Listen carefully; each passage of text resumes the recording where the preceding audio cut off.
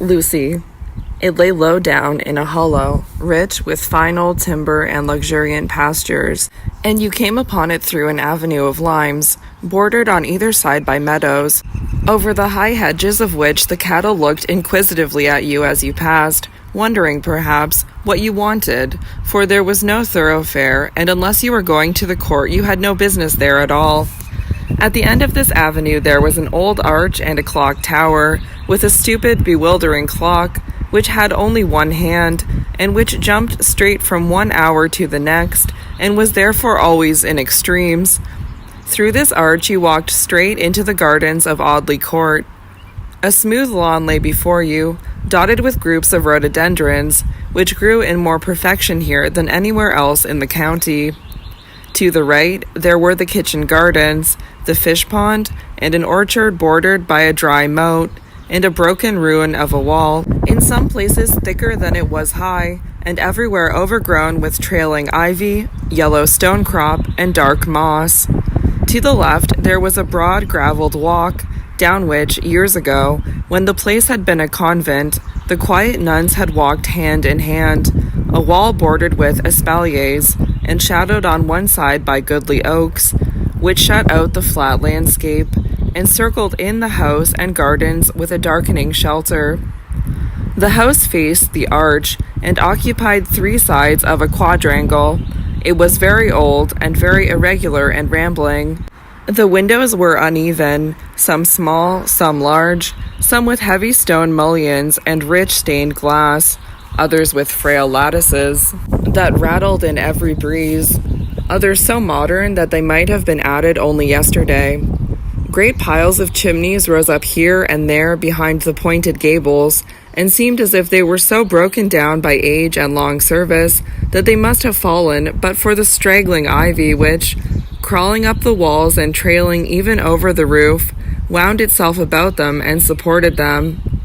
The principal door was squeezed into a corner of a turret at one angle of the building, as if it was in hiding from dangerous visitors, and wished to keep itself a secret. A noble door for all that, old oak, and studded with great square-headed iron nails, and so thick that the sharp iron knocker struck upon it with a muffled sound, and the visitor rang a clanging bell that dangled in a corner amongst the ivy, lest the noise of the knocking should never penetrate the stronghold. A glorious old place, a place that visitors fell into raptures with, feeling a yearning wish to have done with life and to stay there forever, staring into the cool fish ponds and counting the bubbles as the roach and carp rose to the surface of the water, a spot in which peace seemed to have taken up her abode, setting her soothing hand on every tree and flower, on the still ponds and quiet alleys, the shady corners of the old-fashioned rooms, the deep window seats behind the painted glass, the low meadows and the stately avenues, even upon the stagnant well, which, cool and sheltered as all else in the old place, hid itself away in a shrubbery behind the gardens, with an idle handle that was never turned, and a lazy rope so rotten that the pail had broken away from it, and had fallen into the water. A noble place, inside as well as out, a noble place, a house in which you incontinently lost yourself if ever you were so rash as to go about it alone, a house in which no one room had any sympathy with another, every chamber running off at a tangent into an inner chamber, and through that down some narrow staircase leading to a door which, in its turn, led back into that very part of the house from which you thought yourself the furthest, a house that could never have been planned by any mortal architect, but must have been the handiwork of that good old builder, Time, who, adding a room 1 year and knocking down a room another year, toppled over now a chimney covial with the Plantagenets, and setting one up in the style of the Tudors, shaking down a bit of Saxon wall there, and allowing a Norman arch to stand here, throwing in a row of high narrow windows in the reign of Queen Anne, and joining on a dining room after the fashion of the time of Hanoverian George I, to a refectory that had been standing since the Conquest, had contrived, in some 11 centuries, to run up such a mansion as was not elsewhere to be met with throughout the county of Essex, Of course, in such a house, there were secret chambers.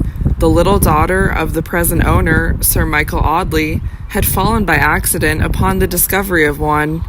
A board had rattled under her feet in the great nursery where she played, and on attention being drawn to it, it was found to be loose and so removed, revealing a ladder leading to a hiding place between the floor of the nursery and the ceiling of the room below, a hiding place so small that he who hid there must have crouched on his hands and knees or lain at full length, and yet large enough to contain a quaint old carved chest, half filled with priest's vestments, which had been hidden away, no doubt, in those cruel days when the life of a man was in danger if he was discovered to have harbored a Roman Catholic priest, or to have had mass said in his house. The broad outer moat was dry and grass-grown, and the laden trees of the orchard hung over it with gnarled straggling branches that drew fantastical patterns upon the green slope. Within this moat there was, as I have said, the fish pond, a sheet of water that extended the whole length of the garden, and bordering which there was an avenue called the Lime Tree Walk, an avenue so shaded from the sun and sky, so screened from observation by the thick shelter of the overarching trees, that it seemed a chosen place for secret meetings or for stolen interviews, a place in which a conspiracy might have been planned or a lover's vow registered with equal safety, and yet it was scarcely 20 paces from the house.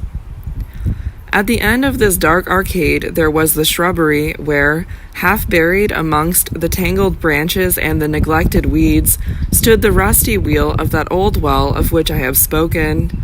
It had been of good service in its time, no doubt, and busy nuns have perhaps drawn the cool water with their own fair hands, but it had fallen with disuse now, and scarcely anyone at Audley Court knew whether the spring had dried up or not.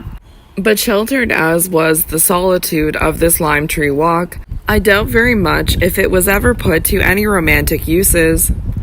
Often in the cool of the evening, Sir Michael Audley would stroll up and down smoking his cigar, with his dog at his heels, and his pretty young wife dawdling by his side, but in about 10 minutes the baronet and his companion would grow tired of the rustling limes and the still water, hidden under the spreading leaves of the water lilies, and the long green vista with the broken well at the end, and would stroll back to the white drawing-room, where my lady played dreamy melodies by Beethoven and Mendelssohn till her husband fell asleep in his easy chair. Sir Michael Audley was 56 years of age, and he had married a second wife 3 months after his 55th birthday. He was a big man, tall and stout, with a deep sonorous voice, handsome black eyes, and a white beard which made him look venerable against his will, for he was as active as a boy, and one of the hardest riders in the county. For 17 years he had been a widower with an only child, a daughter, Alicia Audley, now 18, and by no means too well pleased at having a stepmother brought home to the court, for Miss Alicia had reigned supreme in her father's house since her earliest childhood, and had carried the keys, and jingled them in the pockets of her silk aprons, and lost them in the shrubbery, and dropped them into the pond, and given all manner of trouble about them from the hour in which she entered her teens, and had on that account deluded herself into the sincere belief that for the whole of that period she had been keeping house. But Miss Alicia's day was over, and now, when she asked anything of the housekeeper would tell her that she would speak to my lady, or she would consult my lady, and if my lady pleased, it should be done. So the baronet's daughter, who was an excellent horsewoman and a very clever artist, spent most of her time out of doors, riding about the green lanes, and sketching the cottage children, and the ploughboys, and the cattle, and all manner of animal life that came in her way. She set her face with a sulky determination against any intimacy between herself and the baronet's young wife, and amiable as that lady was, she found it quite impossible to overcome Miss Alicia's prejudices and dislike, or to convince the spoiled girl that she had not done her a cruel injury in marrying Sir Michael Audley. The truth was that Lady Audley had, in becoming the wife of Sir Michael, made one of those apparently advantageous matches which are apt to draw upon a woman the envy and hatred of her sex. She had come into the neighborhood as a governess in the family of a surgeon in the village near Audley Court. No one knew anything of her, except that she came in answer to an advertisement which Mr. Dawson, the surgeon, had inserted in the Times. She came from London, and the only reference she gave was to a lady at a school at Brompton, where she had once been a teacher. But this reference was so satisfactory that none other was needed, and Miss Lucy Graham was received by the surgeon as the instructress of his daughters. Her accomplishments were so brilliant and numerous that it seems strange that she should have answered an advertisement offering such very moderate terms of remuneration as those named by Mr. Dawson. But Miss Graham seemed perfectly well satisfied with her situation, and she taught the girls to play sonatas by Beethoven and to paint from nature after Creswick, and walked through the dull, out-of-the-way village to the humble little church 3 times on Sunday, as contentedly as if she had no higher aspiration in the world than to do so all the rest of her life. People who observed this accounted for it by saying that it was part of her amiable and gentle nature always to be light-hearted, happy, and contented under any circumstances. Wherever she went, she seemed to take joy and brightness with her. In the cottages of the poor, her fair face shone like a sunbeam. She would sit for a quarter of an hour talking to some old woman, and apparently as pleased with the admiration of a toothless crone as if she had been listening to the compliments of a marquis. And when she tripped away, leaving nothing behind her, for her poor salary gave no scope to her benevolence, the old woman would burst out into senile raptures with her grace, her beauty, and her kindliness, such as she never bestowed upon the vicar's wife, who half fed and clothed her. For you see, Miss Lucy Graham was blessed with that magic power of fascination by which a woman can charm with a word or intoxicate with a smile. Everyone loved, admired, and praised her. The boy who opened the 5-barred gate that stood in her pathway ran home to his mother to tell of her pretty looks, and the sweet voice in which she thanked him for the little service. The verger at the church who ushered her into the surgeon's pew, the vicar who saw the soft blue eyes uplifted to his face as he preached his simple sermon, the porter from the railway station who brought her sometimes a letter or a parcel, and who never looked for reward from her, her employer, his visitors, her pupils, the servants, everybody, high and low, united in declaring that Lucy Graham was the sweetest girl that ever lived. Perhaps it was this cry which penetrated into the quiet chambers of Audley Court, or perhaps it was the sight of her pretty face, looking over the surgeon's high pew every Sunday morning. However it was certain that Sir Michael Audley suddenly experienced a strong desire to be better acquainted with Mr. Dawson's governess. He had only to hint this to the worthy doctor for a little party to be got up, to which the vicar and his wife, and the baronet and his daughter were invited. That one quiet evening sealed Sir Michael's fate. He could no more resist the tender fascination of those soft and melting blue eyes, the graceful beauty of that slender throat and drooping head, with its wealth of showering flaxen curls, the low music of that gentle voice, the perfect harmony which pervaded every charm, and made all doubly charming in this woman, than he could resist his destiny. Destiny! Why, she was his destiny. He had never loved before. What had been his marriage with Alicia's mother but a dull, jog-trot bargain, made to keep some estate in the family that would have been just as well out of it? What had been his love for his first wife but a poor, pitiful, smoldering spark, too dull to be extinguished, too feeble to burn? But this was love, this fever, this longing, this restless, uncertain, miserable hesitation, these cruel fears that his age was an insurmountable barrier to his happiness, this sick hatred of his white beard, this frenzied wish to be young again, with glistening raven hair and a slim waist, such as he had had 20 years before. These wakeful nights and melancholy days, so gloriously brightened if he chanced to catch a glimpse of her sweet face behind the window curtains as he drove past the surgeon's house. All these signs gave token of the truth. and told only too plainly that, at the sober age of 55, Sir Michael Audley had fallen ill of the terrible fever called love. I do not think that throughout his courtship the baronet once calculated upon his wealth or his position as a strong reason for his success. If he ever remembered these things, he dismissed the thought of them with a shudder. It pained him too much to believe for a moment that anyone so lovely and innocent could value herself against a splendid house or a good old title. No, his hope was that, as her life had been most likely one of toil and dependence, and as she was very young, nobody exactly knew her age, but she looked little more than 20, she might never have formed any attachment, and that he, being the first to woo her, might by tender attentions, by generous watchfulness, by love which should recall to her the father she had lost, and by a protecting care that should make him necessary to her, win her young heart, and obtain from her fresh and earliest love alone the promise of her hand. It was a very romantic daydream, no doubt, but, for all that, it seemed in a very fair way to be realized. Lucy Graham appeared by no means to dislike the baronet's attentions. There was nothing whatever in her manner of the shallow artifice employed by a woman who wishes to captivate a rich man. She was so used to admiration from everyone, high and low, that Sir Michael's conduct made very little impression upon her. Again, he had been so many years a widower that people had given up on the idea of his ever marrying again. At last, however, Mrs. Dawson spoke to the governess on the subject. The surgeon's wife was sitting in the schoolroom busy at work, while Lucy was putting the finishing touches to some watercolored sketches done by her pupils.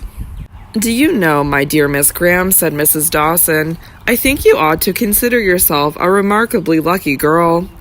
The governess lifted her head from its stooping attitude and stared wonderingly at her employer, shaking back a shower of curls. They were the most wonderful curls in the world, soft and feathery, always floating away from her face, and making a pale halo round her head when the sunlight shone through them. "What do you mean, my dear Mrs. Dawson?" she asked, dipping her camel's hair brush into the wet aquamarine upon the palette, and poising it carefully before putting in the delicate streak of purple, which was to brighten the horizon in her pupil's sketch. "Why, I mean, my dear, that it only rests with yourself to become Lady Audley and the mistress of Audley Court." Lucy Graham dropped the brush upon the picture and flushed scarlet to the roots of her fair hair, and then grew pale again, far paler than Mrs. Dawson had ever seen her before. "My dear, don't agitate yourself," said the surgeon's wife, soothingly. "You know that nobody asks you to marry Sir Michael unless you wish. Of course, it would be a magnificent match. He has a splendid income, and is one of the most generous of men. Your position would be very high, and you would be enabled to do a great deal of good. But, as I said before, you must be entirely guided by your own feelings. Only one thing I must say, and that is, that if Sir Michael's attentions are not agreeable to you, it is really scarcely honorable to encourage him." "His attentions? Encourage him?" muttered Lucy, as if the words bewildered her. Pray don't talk to me, Mrs. Dawson. I had no idea of this. It is the last thing that would have occurred to me." She leaned her elbows on the drawing board before her, and clasping her hands over her face, seemed for some minutes to be thinking deeply. She wore a narrow black ribbon round her neck, with a locket or a cross or a miniature perhaps attached to it, but whatever the trinket was, she always kept it hidden under her dress. Once or twice, while she sat silently thinking, she removed one of her hands from before her face and fidgeted nervously with the ribbon, clutching at it with a half-angry gesture and twisting it backwards and forwards between her fingers. "I think some people are born to be unlucky, Mrs. Dawson," she said by and by. "It would be a great deal too much good fortune for me to become Lady Audley." She said this with so much bitterness in her tone that the surgeon's wife looked up at her with surprise. "You unlucky, my dear," she exclaimed. "I think you're the last person who ought to talk like that. You, such a bright, happy creature, that it does everyone good to see you. I'm sure I don't know what we shall do if Sir Michael robs us of you." After this conversation, they often spoke upon the subject, and Lucy never again showed any emotion whatever when the baronet's admiration for her was canvassed. It was a tacitly understood thing in the surgeon's family that whenever Sir Michael proposed, the governess would quietly accept him, and indeed, the simple Dawsons would have thought it something more than madness in a penniless girl to reject such an offer. So one misty June evening, Sir Michael, sitting opposite to Lucy Graham at a window in the surgeon's little drawing room, took an opportunity, while the family happened by some accident to be absent from the room, of speaking upon the subject nearest to his heart. He made the governess in few but solemn words an offer of his hand. There was something almost touching in the manner and tone in which he spoke to her, half in deprecation, knowing that he could hardly expect to be the choice of a beautiful young girl, and praying rather that she would reject him, even though she broke his heart by doing so, than that she should accept his offer if she did not love him. "I scarcely think there is a greater sin, Lucy," he said solemnly, "than that of the woman who marries a man she does not love. You are so precious to me, my beloved, that deeply as my heart is set on this, and bitter as the mere thought of disappointment is to me, I would not have you commit such a sin for any happiness of mine. If my happiness could be achieved by such an act, which it could not, which it never could," he repeated earnestly, "nothing but misery can result from a marriage dictated by any motive but truth and love." Lucy Graham was not looking at Sir Michael, but straight out into the misty twilight and the dim landscape far away beyond the little garden. The baronet tried to see her face, but her profile was turned to him, and he could not discover the expression of her eyes. If he could have done so, he would have seen a yearning gaze which seemed as if it would have pierced the far obscurity and looked away into another world. "Lucy, you heard me."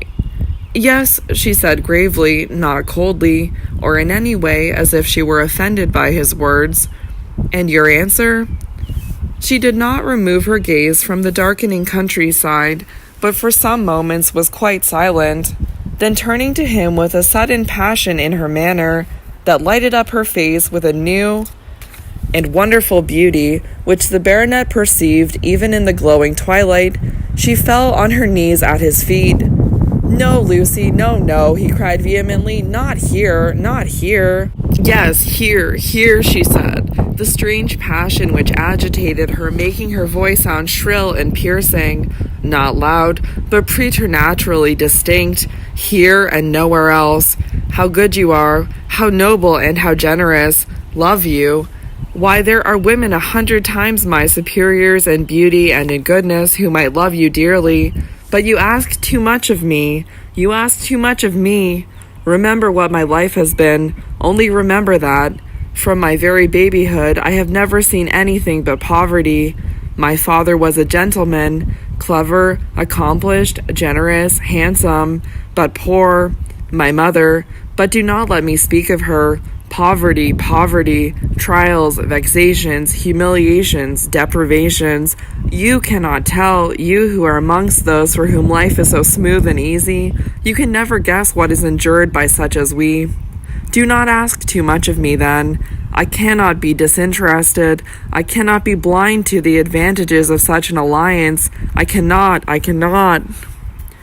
Beyond her agitation and her passionate vehemence, there was an undefined something in her manner which filled the baronet with a vague alarm.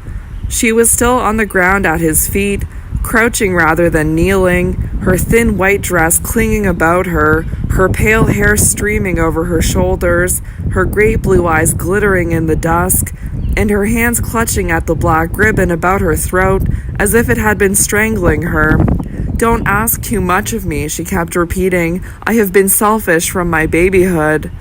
Lucy, speak plainly. Do you dislike me?" "Dislike you? No. But is there anyone else whom you love?" She laughed aloud at his question. "I do not love anyone in the world," she answered. He was glad of her reply, and yet that and the strained laugh jarred upon his feelings. He was silent for some moments, and then said with a kind of effort, "Well, Lucy, I will not ask too much of you. I dare say I am a romantic old fool, but if you do not dislike me, and if you do not love anyone else, I see no reason why we should not make a very happy couple. Is it a bargain, Lucy?" "Yes." The baronet lifted her in his arms and kissed her once upon the forehead. Then, after quietly bidding her good night, he walked straight out of the house. This foolish old man, because there was some strong emotion at work in his heart, neither joy nor triumph, but something almost akin to disappointment, some stifled and unsatisfied longing which lay heavy and dull at his heart, as if he had carried a corpse in his bosom. He carried the corpse of that hope which had died at the sound of Lucy's words. All the doubts and fears and timid aspirations were ended now. He must be contented, like other men of his age, to be married for his fortune and his position. Lucy Graham went slowly up the stairs to her little room at the top of the house. She placed her dim candle on the chest of drawers and seated herself at the edge of the white bed, still and white as the draperies hanging round her. "No more dependence, no more drudgery, no more humiliations," she said. Every trace of the old life melted away, every clue to identity buried and forgotten, except these. She had never taken her left hand from the black ribbon at her throat. She drew it from her bosom as she spoke, and looked at the object attached to it. It was neither a locket, a miniature, nor a cross. It was a ring wrapped in an oblong piece of paper, the paper partly printed, partly written, yellow with age, and crumpled with much folding. On board the Argus. He threw the end of his cigar into the water, and leaning his elbows upon the bulwarks, stared meditatively at the waves. "How wearisome they are," he said, "blue and green and opal and blue and green. All very well in their way, of course, but 3 months of them are rather too much, especially—" He did not attempt to finish his sentence. His thoughts seemed to wander in the very midst of it, and carry him 1,000 miles or so away. "Poor little girl, how pleased she'll be," he muttered, opening his cigar case and lazily surveying its contents. "How pleased and how surprised. Poor little girl. After 3 years and a half, too, she will be surprised." He was a young man of about 25, with a dark face, bronzed by exposure to the sun. He had handsome brown eyes, with a feminine smile in them, that sparkled through his black lashes, and a bushy beard and mustache that covered the whole of the lower part of his face. He was tall and powerfully built. He wore a loose gray suit and a felt hat thrown carelessly upon his black hair.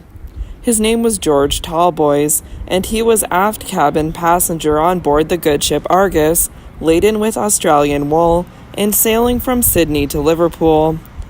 There were very few passengers in the aft cabin of the Argus.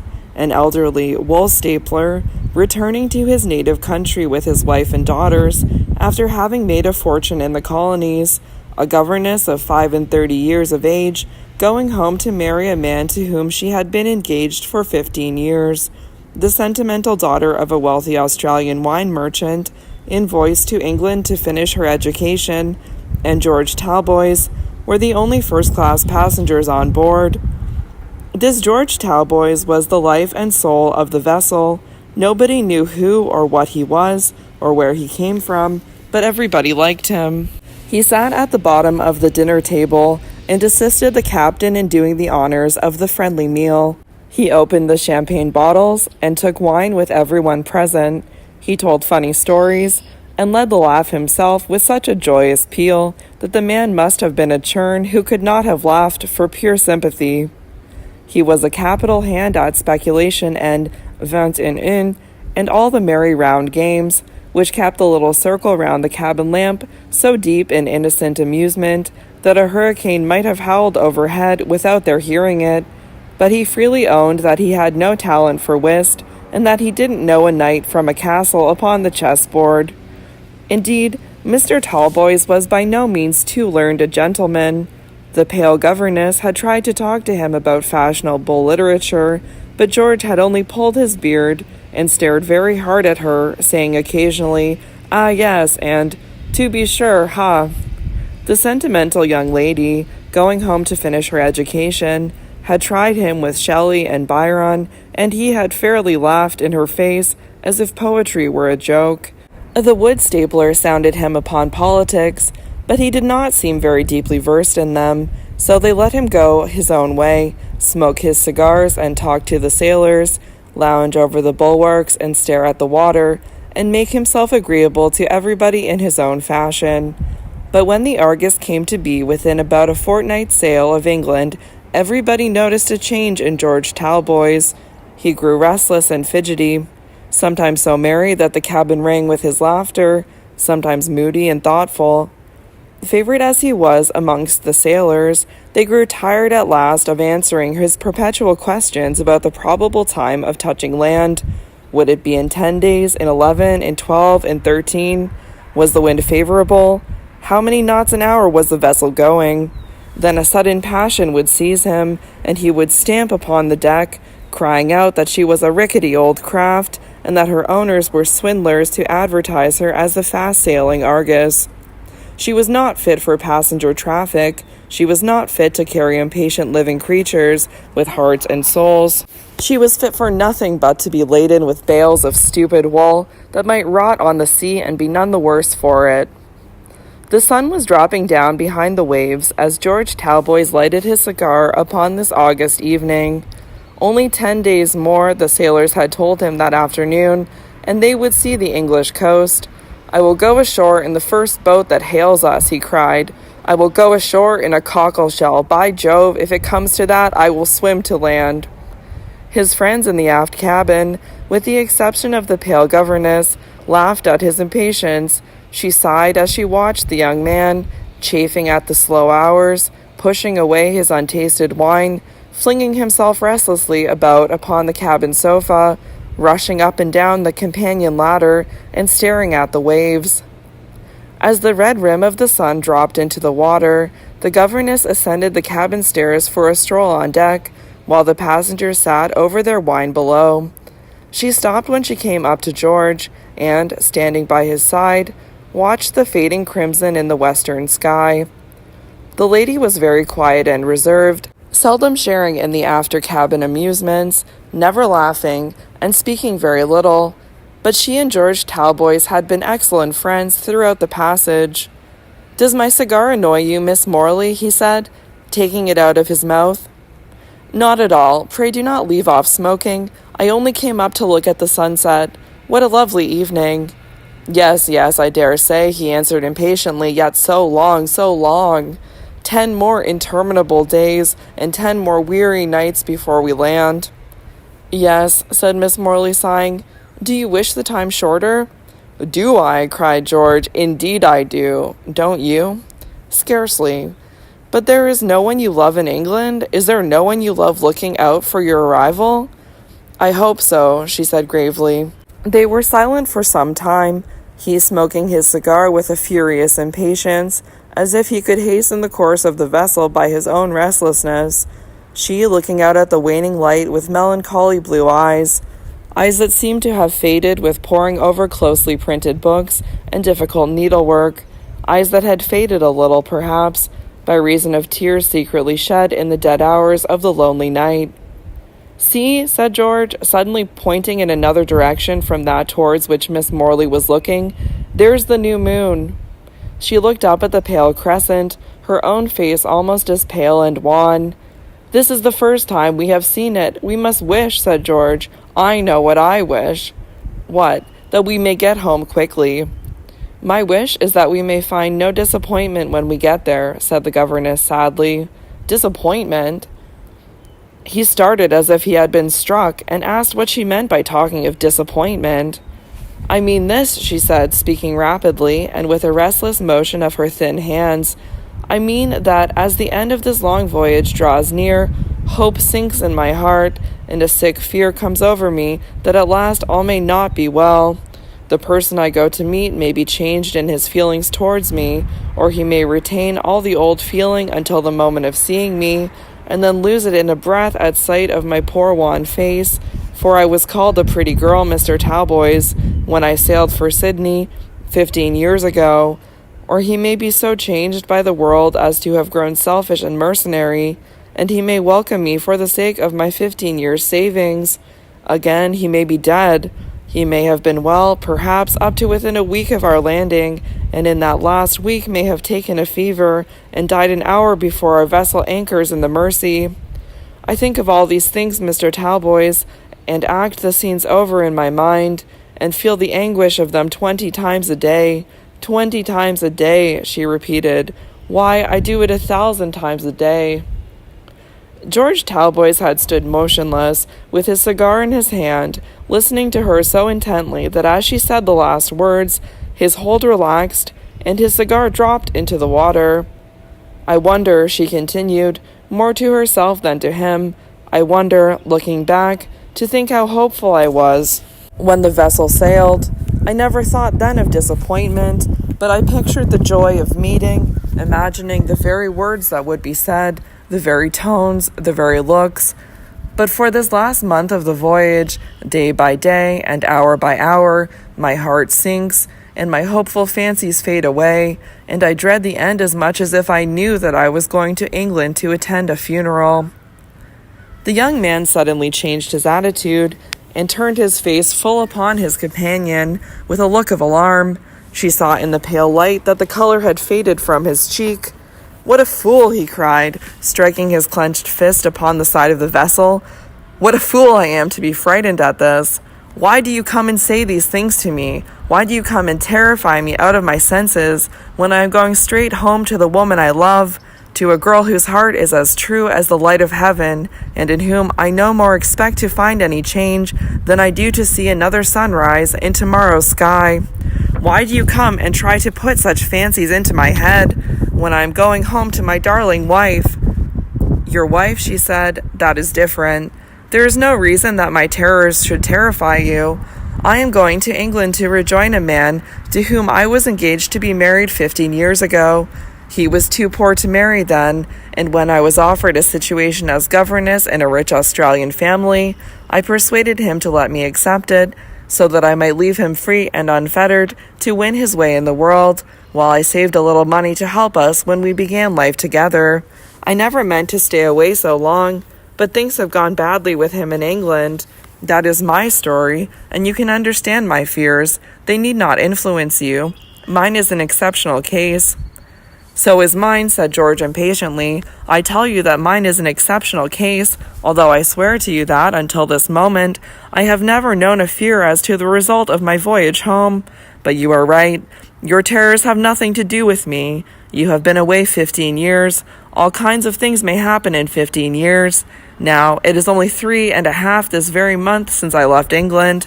What can have happened in such a short time as that?" Miss Morley looked at him with a mournful smile, but did not speak. His feverish ardor, the freshness and impatience of his nature were so strange and new to her that she looked at him half in admiration, half in pity. "My pretty little wife, my gentle, innocent, loving little wife. Do you know, Miss Morley," he said, with all his old hopefulness of manner, "that I left my little girl asleep, with her baby in her arms, and with nothing but a few blotted lines to tell her why her faithful husband had deserted her." "Deserted her?" exclaimed the governess. "Yes, I was a cornet in a cavalry regiment when I first met my little darling. We were quartered at a stupid seaport town, where my pet lived with her shabby old father, a half-pay naval officer, a regular old humbug, as poor as Job, and with an eye for nothing but the main chance. I saw through all his shallow tricks to catch one of us for his pretty daughter. I saw all the pitiful, contemptible, palpable traps he set for big dragoons to walk into.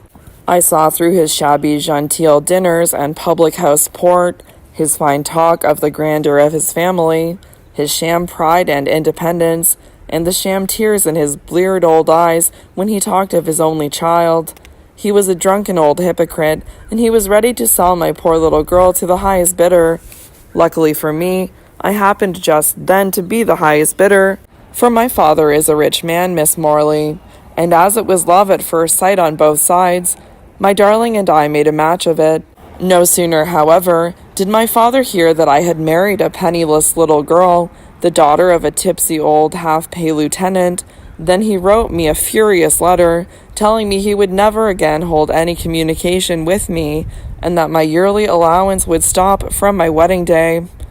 As there was no remaining in such a regiment as mine, with nothing but my pay to live on, and a pretty little wife to keep, I sold out, thinking that before the money that I got from my commission was exhausted, I should be sure to drop into something.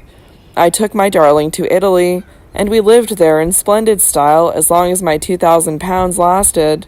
But when that began to dwindle down to a couple of hundred or so, we came back to England, and as my darling had a fancy for being near that tiresome old father of hers, we settled at the watering place where he lived. Well, as soon as the old man heard that I had a couple of £100 left, he expressed a wonderful degree of affection for us, and insisted on us boarding in his house. We consented, still to please my darling, who had just then a peculiar right to have every whim and fancy of her innocent heart indulged. We did board with him, and finally he fleeced us, but when I spoke of it to my little wife, she only shrugged her shoulders and said she did not like to be unkind to poor papa. So poor papa made away with our little stock of money in no time, and as I felt that it was now becoming necessary to look about for something, I ran up to London and tried to get a situation as a clerk in a merchant's office, or as accountant or bookkeeper or something of that kind. But I suppose there was the stamp of a heavy dragoon upon me, for do what I would, I couldn't get anybody to believe in my capacity, and tired out and downhearted, I returned to my darling, to find her nursing a son and heir to her father's poverty. Poor little girl, she was very low-spirited, and when I told her that my London expedition had failed, she fairly broke down and burst into a storm of sobs and lamentations, telling me that I ought not to have married her if I could give her nothing but poverty and misery, and that I had done her a cruel wrong in making her my wife. By heaven, Miss Morley, her tears and reproaches drove me almost mad, and I flew into a rage with her, myself, her father, the world, and everybody in it, and then ran out of the house, declaring that I would never enter it again. I walked about the streets all that day, half out of my mind, and with a strong inclination to throw myself into the sea, so as to leave my poor girl free to make a better match. If I drowned myself, her father must support her, I thought. The old hypocrite could never refuse her a shelter, but while I live, she has no claim on him. I went down to a rickety old wooden pier, meaning to wait there till it was dark, and then drop quietly over the end of it into the water. But while I sat there smoking my pipe and staring vacantly at the seagulls, 2 men came down, and one of them began to talk of the Australian gold diggings and the great things that were to be done there. It appeared that he was going to sail in a day or 2, and he was trying to persuade his companion to join him in the expedition. I listened to these men for upwards of an hour, following them up and down the pier with my pipe in my mouth, and hearing all their talk. After this, I fell into conversation with them myself, and ascertained that there was a vessel going to leave Liverpool in 3 days, by which vessel one of the men was going out. This man gave me all the information I required, and told me, moreover, that a stalwart young fellow such as I could hardly fail to do well in the diggings. The thought flashed upon me so suddenly that I grew hot and red in the face, and trembled in every limb with excitement. This was better than the water at any rate. Suppose I stole away from my darling, leaving her safe under her father's roof, and went and made a fortune in the New World, and came back in a 12-month to throw it into her lap, for I was so sanguine in those days that I counted on making my fortune in a year or so. I thanked the man for his information, and late at night strolled homewards. It was bitter winter weather, but I had been too full of passion to feel cold, and I walked through the quiet streets with the snow drifting in my face and a desperate hopefulness in my heart. The old man was sitting drinking brandy and water in his little dining room, and my wife was upstairs, sleeping peacefully with the baby on her breast.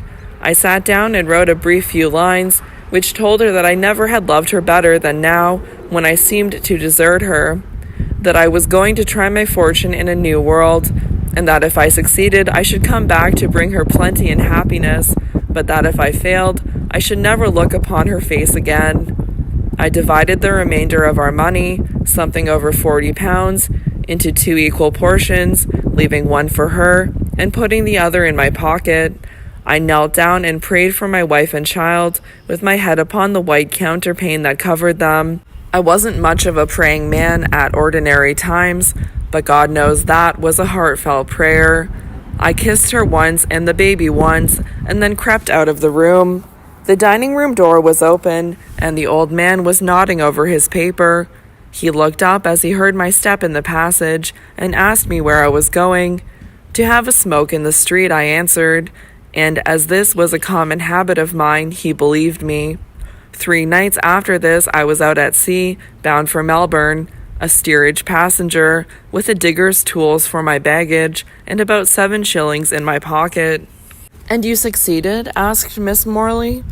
"Not till I had long despaired of success, not until poverty and I had become such old companions and bedfellows that, looking back at my past life, I wondered whether that dashing, reckless, extravagant, luxurious, champagne-drinking dragoon could have really been the same man who sat on the damp ground gnawing a moldy crust in the wilds of the New World. I clung to the memory of my darling, and the trust that I had in her love and truth, as the one keystone that kept the fabric of my past together, the one star that lit the thick black darkness of the future. I was hail fellow, well met with bad men. I was in the center of riot, drunkenness, and debauchery, but the purifying influence of my love kept me safe from all. Thin and gaunt, the half-starved shadow of what I once had been, I saw myself one day in a broken bit of looking-glass, and was frightened of my own face. But I toiled on through all, through disappointment and despair, rheumatism, fever, starvation, at the very gates of death. I toiled on steadily to the end, and in the end I conquered. He was so brave in his energy and determination, in his proud triumph of success, and in the knowledge of the difficulties he had vanquished, that the pale governess could only look at him in wondering admiration. "How brave you were," she said. "Brave?" he cried, with a joyous peal of laughter. "Wasn't I working for my darling? Through all the dreary time of that probation, her pretty white hand beckoning me onwards to a happy future? Why, I have seen her under my wretched canvas tent, sitting by my side, with her boy in her arms, as plainly as I have ever seen her in the one happy year of our wedded life. At last, one dreary, foggy morning, just 3 months ago, with a drizzling rain wetting me to the skin, up to my neck in clay and mire, half-starved, enfeebled by fever, stiff with rheumatism, a monster nugget turned up under my spade, and I came upon a gold deposit of some magnitude. A fortnight afterwards, I was the richest man in all the little colony about me. I travelled post-haste to Sydney, realized my gold findings, which were worth upwards of £20,000, and a fortnight afterwards took my passage for England in this vessel, and in 10 days I shall see my darling." "But in all that time did you never write to your wife?" "Never till a week before this vessel set sail. I could not write when everything looked so black. I could not write and tell her that I was fighting hard with despair and death. I waited for better fortune, and when that came, I wrote, telling her that I should be in England almost as soon as my letter, and giving her an address at a coffee house in London where she could write to me, telling me where to find her, though she is hardly likely to have left her father's house." He fell into a reverie after this, and puffed meditatively at his cigar. His companion did not disturb him. The last ray of the summer daylight had died out, and the pale light of the crescent moon only remained. Presently, George Talboys flung away his cigar and, turning to the governess, cried abruptly, "Miss Morley, if, when I get to England, I hear that anything has happened to my wife, I shall fall down dead." My dear Mr. Talboys, why do you think of these things? God is very good to us. He will not afflict us beyond our power of endurance. I see all things perhaps in a melancholy light, for the long monotony of my life has given me too much time to think over my troubles. And my life has been all action, privation, toil, alternate hope and despair. I have had no time to think upon the chances of anything happening to my darling. What a blind, reckless fool I have been. 3 years and a half, and not one line, one word from her, or from any mortal creature who knows her. Heaven above, what may not have happened? In the agitation of his mind, he began to walk rapidly up and down the lonely deck, the governess following, and trying to soothe him. I swear to you, Miss Morley, he said, that, till you spoke to me tonight, I never felt one shadow of fear, and now I have that sick, sinking dread in my heart, which you talked of an hour ago. Let me alone, please, to get over it in my own way. She drew silently away from him, and seated herself by the side of the vessel, looking over into the water. Hidden relics. The same August sun which had gone down behind the waste of waters glimmered redly upon the broad face of the old clock over that ivy-covered archway which leads into the gardens of Audley Court. A fierce and crimson sunset. The mullioned windows and the twinkling lattices are all ablaze with the red glory. The fading light flickers upon the leaves of the limes in the long avenue and changes the still fish pond into a sheet of burnished copper, even into those dim recesses of briar and brushwood, amidst which the old well is hidden. The crimson brightness penetrates in fitful flashes, till the dank weeds and the rusty iron wheel and broken woodwork seem as if they were flecked with blood. The lowing of a cow in the quiet meadows, the splash of a trout in the fish pond, the last notes of a tired bird, the creaking of wagon wheels upon the distant road, every now and then breaking the evening silence, only made the stillness of the place seem more intense. It was almost oppressive, this twilight stillness. The very repose of the place grew painful from its intensity, and you felt as if a corpse must be lying somewhere within that gray and ivy-covered pile of building, so deathlike was the tranquility of all around. As the clock over the archway struck 8, a door at the back of the house was softly opened, and a girl came out into the gardens. But even the presence of a human being scarcely broke the silence, for the girl crept slowly over the thick grass, and gliding into the avenue by the side of the fish pond, disappeared under the rich shelter of the limes. She was not perhaps positively a pretty girl, but her appearance was of that order which is commonly called interesting. Interesting, it may be, because in the pale face and the light gray eyes, the small features and compressed lips, there was something which hinted at a power of repression and self-control not common in a woman of 19 or 20. She might have been pretty, I think, but for the one fault in her small oval face. This fault was an absence of color. Not one tinge of crimson flushed the waxen whiteness of her cheeks. Not one shadow of brown redeemed the pale insipidity of her eyebrows and eyelashes. Not one glimmer of gold or auburn relieved the dull flaxen of her hair. Even her dress was spoiled by the same deficiency. The pale lavender muslin faded into a sickly gray, and the ribbon knotted round her throat melted into the same neutral hue. Her figure was slim and fragile, and in spite of her humble dress, she had something of the grace and carriage of a gentlewoman, but she was only a simple country girl called Phoebe Marks, who had been nursemaid in Mr. Dawson's family, and whom Lady Audley had chosen for her maid after her marriage with Sir Michael. Of course, this was a wonderful piece of good fortune for Phoebe, who found her wages trebled and her work light in the well-ordered household at the court, and was therefore quite as much the object of envy amongst her particular friends as my lady herself in higher circles. A man who was sitting on the broken woodwork of the well started as the lady's maid came out of the dim shade of the limes and stood before him amongst the weeds and brushwood. I have said before that this was a neglected spot. It lay in the midst of a low shrubbery, hidden away from the rest of the gardens, and only visible from the garret windows at the back of the west wing. "Why, Phoebe," said the man, shutting a clasp knife with which he had been stripping the bark from a blackthorn stake, "you came upon me so still and sudden that I thought you was an evil spirit.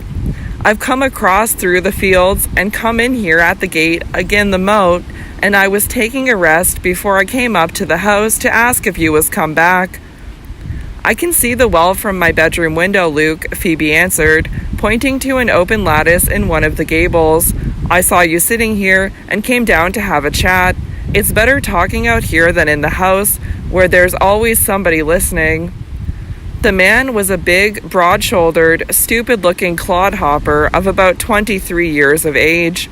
His dark red hair grew low upon his forehead, and his bushy brows met over a pair of greenish-gray eyes. His nose was large and well-shaped, but his mouth was coarse in form and animal in expression.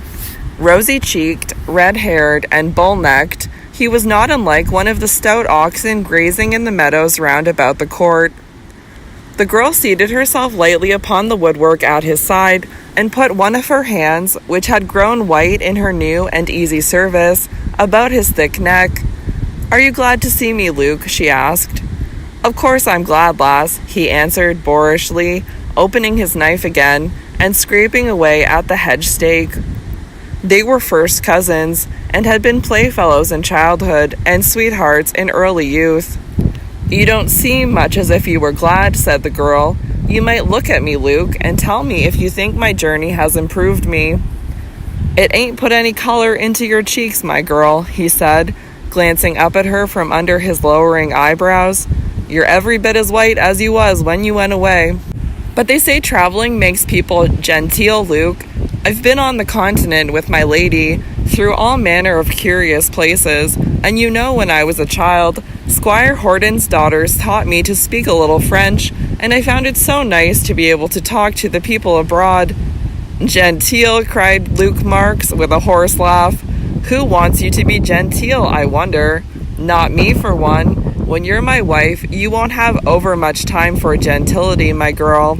French, too? Dang me, Phoebe, I suppose when we've saved money enough between us to buy a bit of a farm, you'll be parlez-vousing to the cows." She bit her lip as her lover spoke, and looked away. He went on cutting and chopping at a rude handle he was fashioning to the stake, whistling softly to himself all the while, and not once looking at his cousin. For some time they were silent, but by and by she said, with her face still turned away from her companion, "What a fine thing it is for Miss Graham, that was, to travel with her maid and her courier, and her chariot and four, and a husband that thinks there isn't one spot upon all the earth that's good enough for her to set her foot upon." "Aye, it is a fine thing, Phoebe, to have lots of money," answered Luke, "and I hope you'll be warned by that, my lass, to save up your wages again we get married." "Why, what was she in Mr. Dawson's house only 3 months ago?" continued the girl, as if she had not heard her cousin's speech. "What was she but a servant like me, taking wages and working for them as hard or harder than I did? You should have seen her shabby clothes, Luke, worn and patched and darned and turned and twisted, yet always looking nice upon her somehow. She gives me more as lady's maid here than she ever got from Mr. Dawson then. Why, I've seen her come out of the parlor with a few sovereigns and a little silver in her hand that master had just given her for her quarter's salary, and now look at her." "Never you mind her," said Luke. "Take care of yourself, Phoebe. That's all you've got to do. What should you say to a public house for you and me by and by, my girl? There's a deal of money to be made out of a public house." The girl still sat with her face averted from her lover, her hands hanging listlessly in her lap, and her pale gray eyes fixed upon the last low streak of crimson dying out behind the trunks of the trees. "You should see the inside of the house, Luke," she said. "It's a tumble-down looking place enough outside, but you should see my lady's rooms, all pictures and gilding, and great looking-glasses that stretch from the ceiling to the floor. Painted ceilings, too, that cost hundreds of pounds, the housekeeper told me, and all done for her." "She's a lucky one," muttered Luke, with lazy indifference. "You should have seen her while we were abroad, with a crowd of gentlemen always hanging about her. Sir Michael not jealous of them, only proud to see her so much admired. You should have heard her laugh and talk with them, throwing all their compliments and fine speeches back at them, as it were, as if they had been pelting her with roses. She set everybody mad about her wherever she went. Her singing, her playing, her painting, her dancing, her beautiful smile, and sunshiny ringlets. She was always the talk of a place as long as we stayed in it." "Is she at home tonight?" "No, she has gone out with Sir Michael to a dinner party at the Beeches. They've 7 or 8 miles to drive, and they won't be back till after 11. "Then I'll tell you what, Phoebe, if the inside of the house is so mighty fine, I should like to have a look at it." "You shall, then. Mrs. Braddon, the housekeeper, knows you by sight, and she can't object to me showing you some of the best rooms."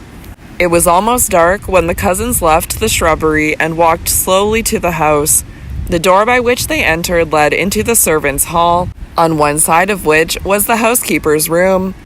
Phoebe Marks stopped for a moment to ask the housekeeper if she might take her cousin through some of the rooms, and having received permission to do so, lighted a candle at the lamp in the hall, and beckoned to Luke to follow her into the other part of the house.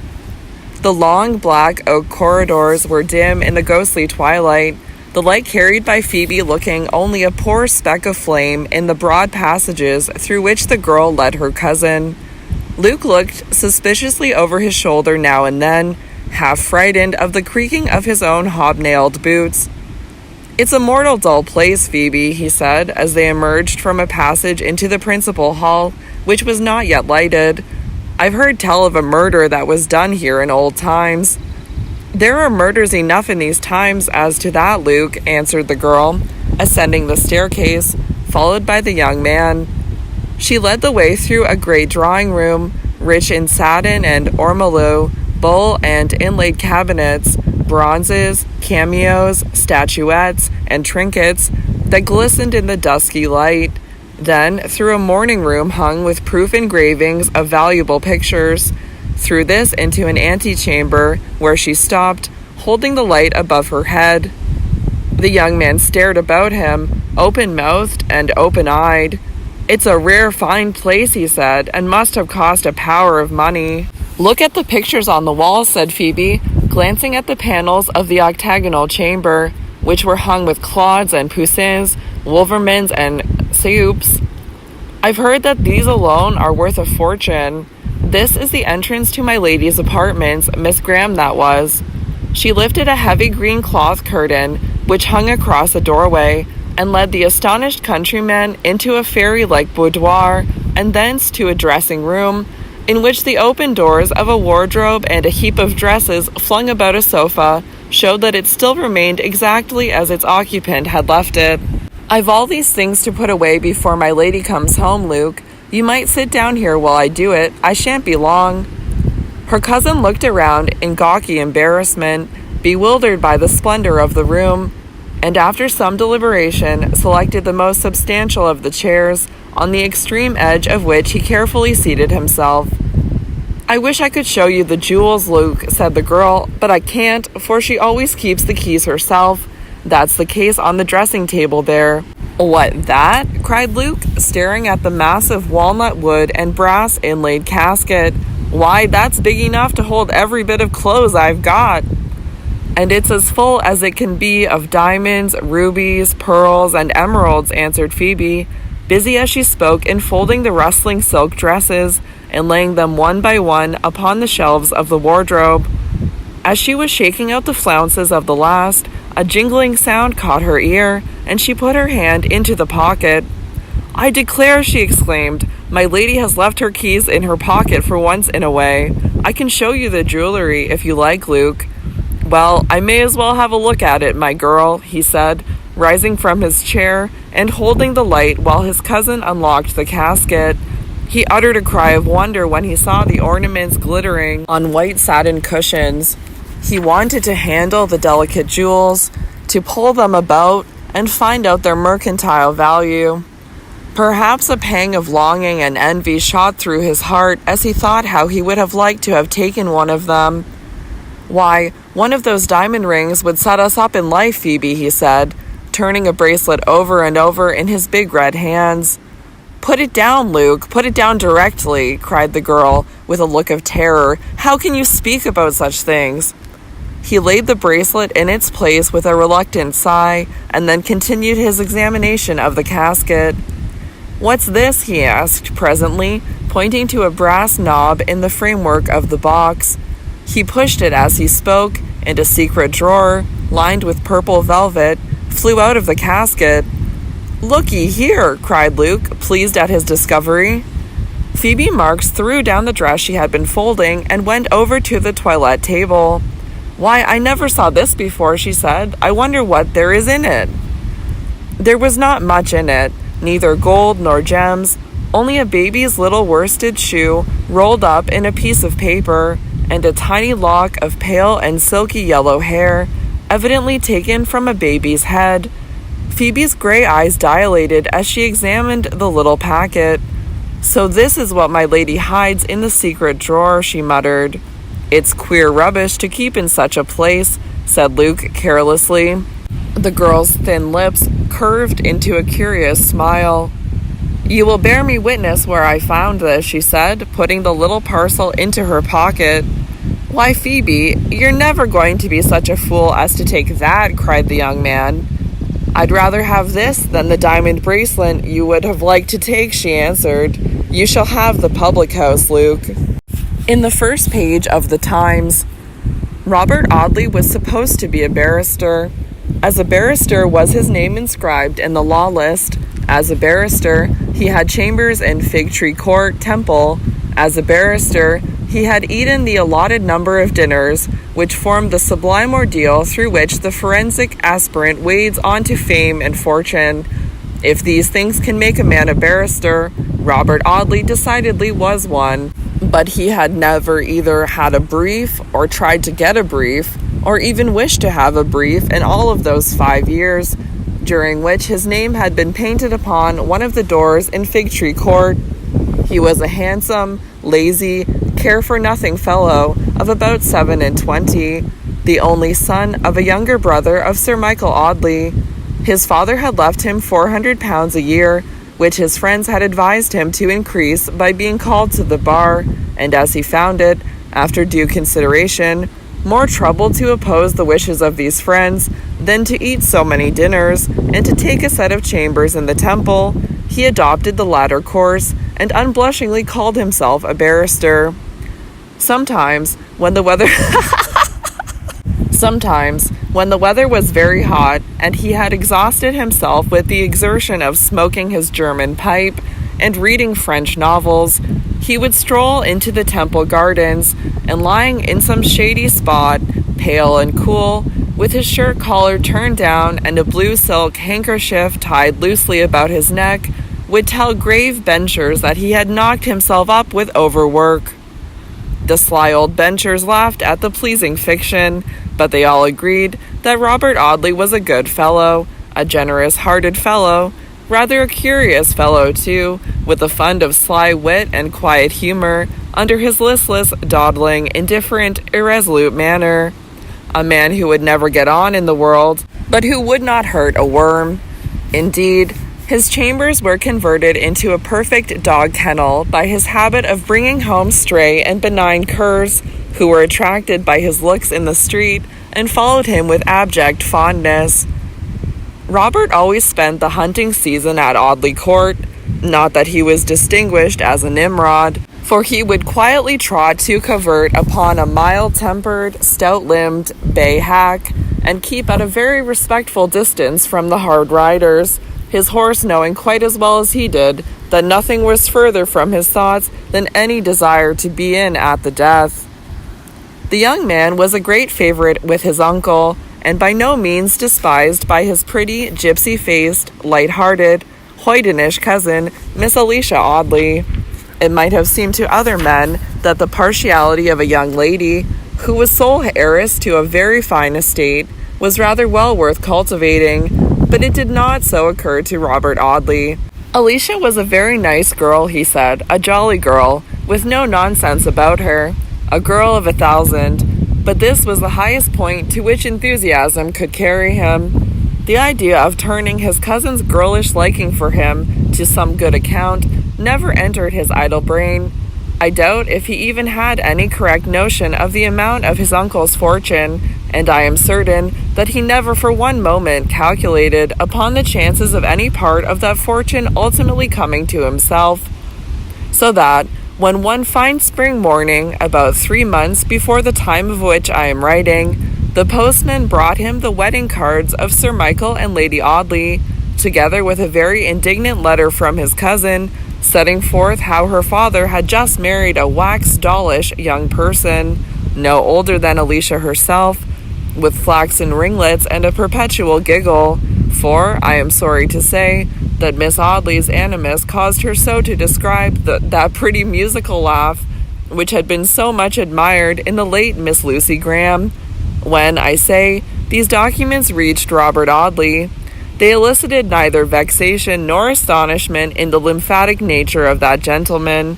He read Alicia's angry, crossed and recrossed letter without so much as removing the amber mouthpiece of his German pipe from his mustachioed lips. When he had finished the perusal of this epistle, which he read with his dark eyebrows elevated to the center of his forehead, his only manner of expressing surprise, by the way, he deliberately threw that and the wedding cards into the waste paper basket, and putting down his pipe, prepared himself for the exertion of thinking out the subject. I always said the old buffer would marry, he muttered, after about half an hour's reverie. Alicia and my lady, the stepmother, will go at it hammer and tongs. I hope they won't quarrel in the hunting season or say unpleasant things to each other at the dinner table. Rows always upset a man's digestion. About 12 o'clock on the morning following that night upon which the events recorded in my last chapter had taken place, the baronet's nephew strolled out of the Temple, Blackfriars Ward, on his way to the city. He had in an evil hour obliged some necessitous friend by putting the ancient name of Audley across a bill of accommodation, which bill not having been met by the drawer, Robert was called upon to pay. For this purpose, he sauntered up Ludgate Hill, with his blue necktie fluttering in the hot August air, and thence to a refreshingly cool banking house in a shady court out of St. Paul's churchyard, where he made arrangements for selling out a couple of £100 worth of consols. He had transacted this business and was loitering at the corner of the court, waiting for a chance hansom to convey him back to the Temple, when he was almost knocked down by a man of about his own age, who dashed headlong into the narrow opening. "Be so good as to look where you're going, my friend," Robert remonstrated mildly to the impetuous passenger. "You might give a man warning before you throw him down and trample upon him." The stranger stopped suddenly, looked very hard at the speaker, and then gasped for breath. "Bob," he cried, in a tone expressive of the most intense astonishment, "I only touched Braddon ground after dark last night, and to think that I should meet you this morning." "I've seen you somewhere before, my bearded friend," said Mr. Audley, calmly scrutinizing the animated face of the other, "but I'll be hanged if I can remember when or where." "What?" exclaimed the stranger reproachfully. "You don't mean to say that you've forgotten George Talboys?" "No, I have not," said Robert, with an emphasis by no means usual to him, and then hooking his arm into that of his friend, he led him into the shady court, saying with his old indifference, "And now, George, tell us all about it." George Talboys did tell him all about it. He told him that very story which he had related 10 days before to the pale governess on board the Argus, and then, hot and breathless, he said that he had a bundle of Australian notes in his pocket, and that he wanted to bank them at Messrs., who had been his bankers many years before. "If you'll believe me, I've only just left their counting house," said Robert. "I'll go back with you, and we'll settle that matter in 5 minutes." They did contrive to settle it in about a quarter of an hour, and then Robert Audley was for starting off immediately for the Crown and Sceptre, or the Castle, Richmond, where they could have a bit of dinner and talk over those good old times when they were together at Eden. But George told his friend that before he went anywhere, before he shaved or broke his fast, or in any way refreshed himself after a night journey from Liverpool by express train, he must call at a certain coffee house in Bridge Street, Westminster, where he expected to find a letter from his wife. "Then I'll go there with you," said Robert. "The idea of your having a wife, George. What a preposterous joke." As they dashed through Ludgate Hill, Fleet Street, and the Strand in a fast hansom, George Talboys poured into his friend's ear all those wild hopes and dreams which had usurped such a dominion over his sanguine nature. "I shall take a villa on the banks of the Thames, Bob," he said, "for the little wife and myself, and we'll have a yacht, Bob, old boy, and you shall lie on the deck and smoke while my pretty one plays her guitar and sings songs to us. She's for all the world like one of those what's-its-names who got poor Ulysses into trouble," added the young man, whose classic lore was not very great. The waiters at the Westminster coffee house stared at the hollow-eyed, unshaven stranger, with his clothes of colonial cut and his boisterous, excited manner.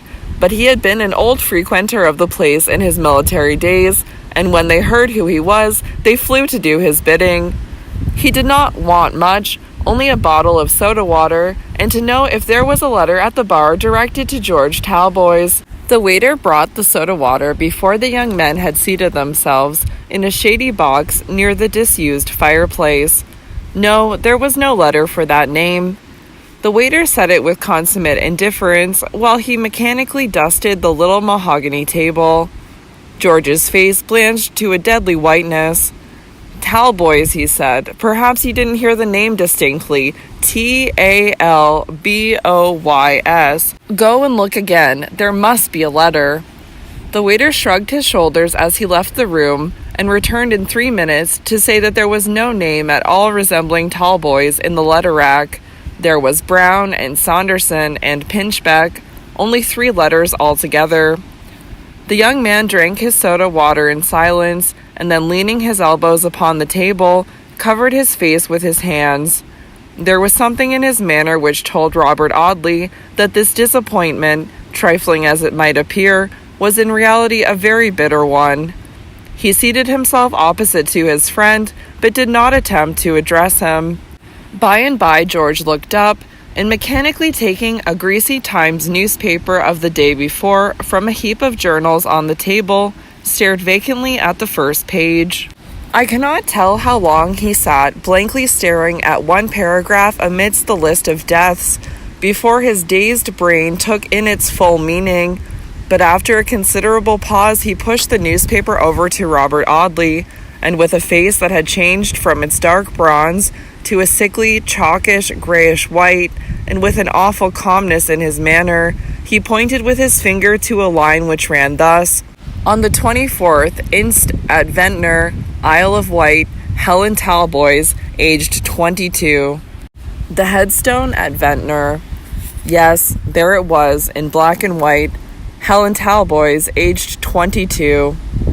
When George told the governess on board the Argus that if he heard any evil tidings of his wife, he should drop down dead, he spoke in perfect good faith, and yet here were the worst tidings that could come to him, and he sat rigid, white, and helpless, staring stupidly at the shocked face of his friend. The suddenness of the blow had stunned him. In his strange and bewildered state of mind, he began to wonder what had happened, and why it was that one line in the Times newspaper could have so horrible an effect upon him. Then by degrees even this vague consciousness of his misfortune faded slowly out of his mind, succeeded by a painful consciousness of external things. The hot August sunshine, the dusty window panes and shabby painted blinds, a file of fly-blown playbills fastened to the wall, the blank and empty fireplace, a bald-headed old man nodding over the morning advertiser, the slipshod waiter folding a tumbled tablecloth, and Robert Audley's handsome face looking at him full of compassionate alarm. He knew that all these things took gigantic proportions, and then, one by one, melted into dark blots that swam before his eyes. He knew that there was a great noise as of half a dozen furious steam engines tearing and grinding in his ears, and he knew nothing more, except that somebody or something fell heavily to the ground. He opened his eyes upon the dusky evening in a cool and shaded room, the silence only broken by the rumbling of wheels at a distance. He looked about him wonderingly, but half indifferently. His old friend, Robert Audley, was seated by his side smoking. George was lying on a low iron bedstead opposite to an open window, in which there was a stand of flowers and 2 or 3 birds in cages.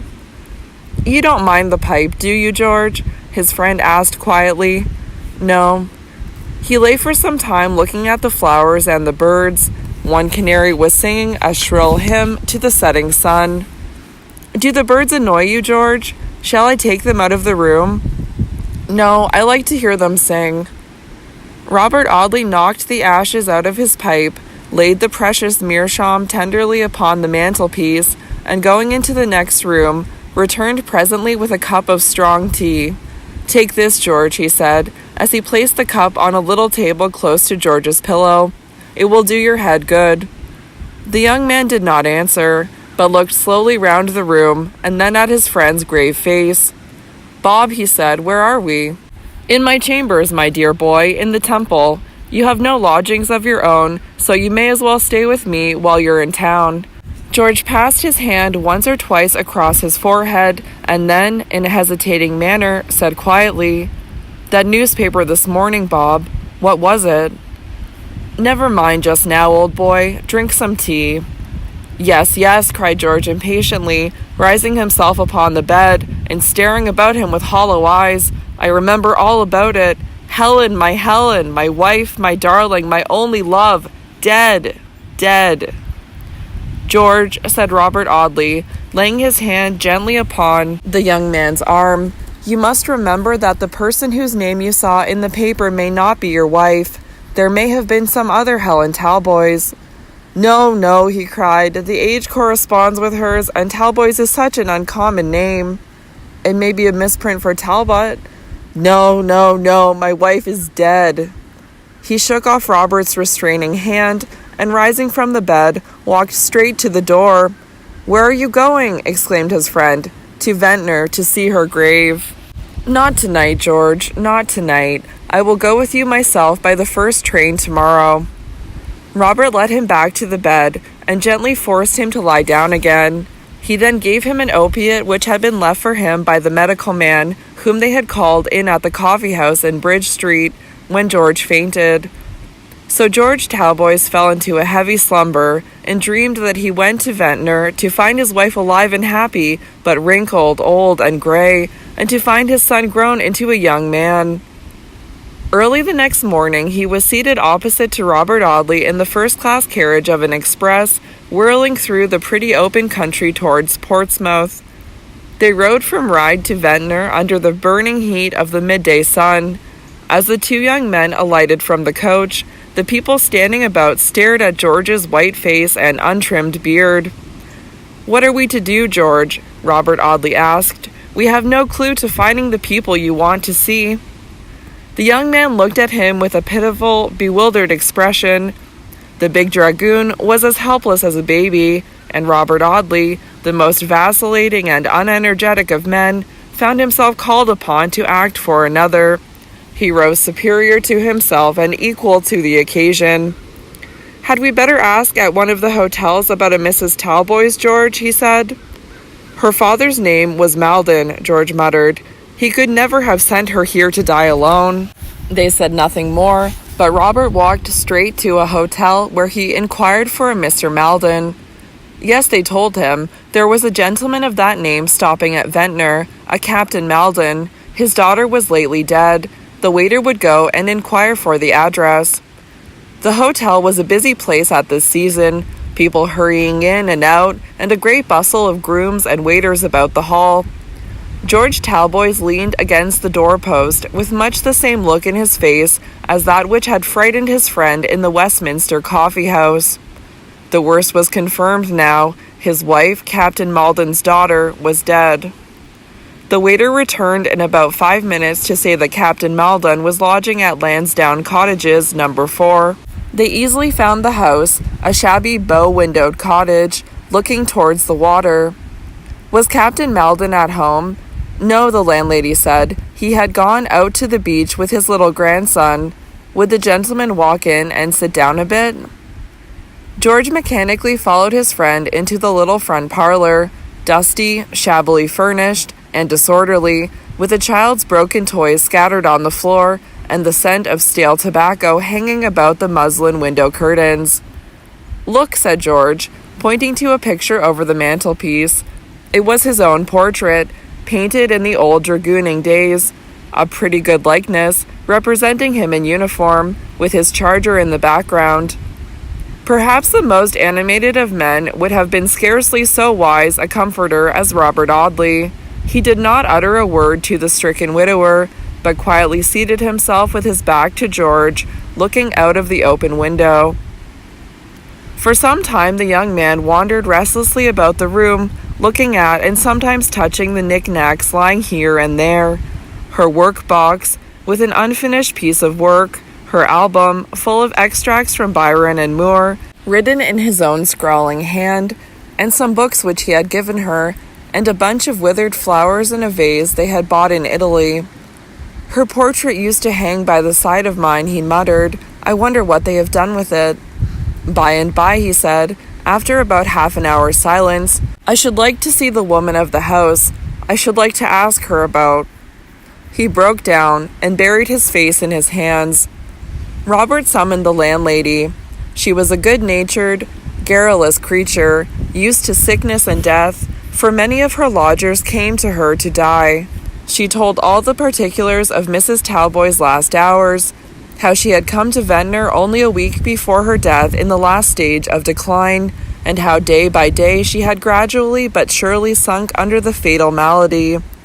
Was the gentleman any relative? She asked of Robert Audley, as George sobbed aloud. "Yes, he is the lady's husband." "What?" the woman cried. "Him as deserted her so cruel, and left her with her pretty boy upon her poor old father's hands, which Captain Maldon has told me often, with the tears in his poor eyes?" "I did not desert her," George cried out, and then he told his history of his 3 years' struggle. "Did she speak of me?" he asked. "Did she speak of me at the last?" "No, she went off as quiet as a lamb. She said very little from the first, but the last day she knew nobody, not even her little boy nor her poor old father, who took on awful. Once she went off wild-like, talking about her mother, and about the cruel shame it was to have to die in a strange place, till it was quite pitiful to hear her." "Her mother died when she was quite a child," said George. "To think that she should remember her and speak of her, but never once of me." The woman took him into the little bedroom in which his wife had died. He knelt down by the bed and kissed the pillow tenderly, the landlady crying as he did so. While he was kneeling, praying perhaps, with his face buried in this humble snow-white pillow, the woman took something from a drawer. She gave it to him when he rose from his knees. It was a long tress of hair wrapped in silver paper. "I cut this off when she lay in her coffin," she said. "Poor dear." He pressed the soft lock to his lips. "Yes," he murmured, "this is the dear hair that I have kissed so often when her head lay upon my shoulder. But it always had a rippling wave in it then, and now it seems smooth and straight." "It changes in illness," said the landlady. "If you'd like to see where they have laid her, Mr. Talboys, my little boy shall show you the way to the churchyard." So George Talboys and his faithful friend walked to the quiet spot where, beneath a mound of earth, to which the patches of fresh turf hardly adhered, lay that wife of whose welcoming smile George had dreamed so often in the far antipodes. Robert left the young man by the side of this new-made grave, and returning in about a quarter of an hour, found that he had not once stirred. He looked up presently, and said that if there was a stonemason's anywhere near, he should like to give an order.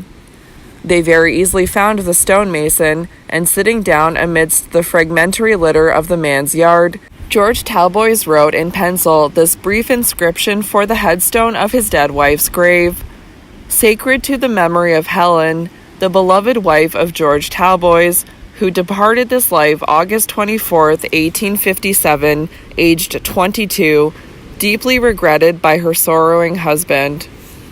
Anywhere, anywhere out of the world. When they returned to Lansdowne College, they found the old man had not yet come in, so they walked down to the beach to look for him. After a brief search, they found him, sitting upon a heap of pebbles, reading a newspaper and eating filberts. The little boy was at some distance from his grandfather, digging in the sand with a wooden spade. The crape round the old man's shabby hat and the child's poor little black frock went to George's heart. Go where he would, he met confirmation of this great grief of his life. His wife was dead. "Mr. Maldon," he said, as he approached his father-in-law. The old man looked up and, dropping his newspaper, rose from the pebbles with a ceremonious bow.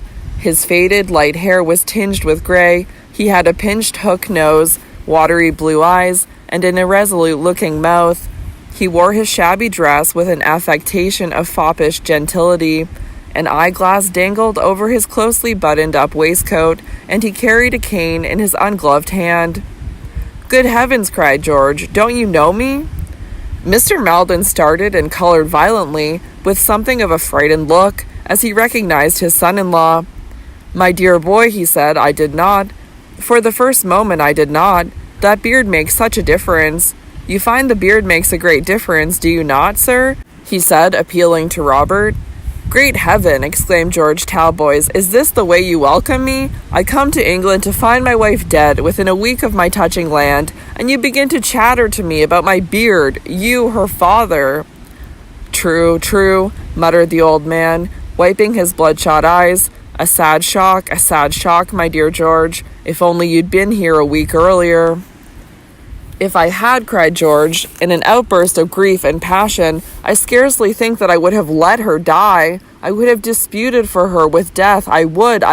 Oh, God! Why did not the Argus go down with every soul on board her before I came to see this day?" He began to walk up and down the beach, his father-in-law looking helplessly at him, rubbing his feeble eyes with a handkerchief.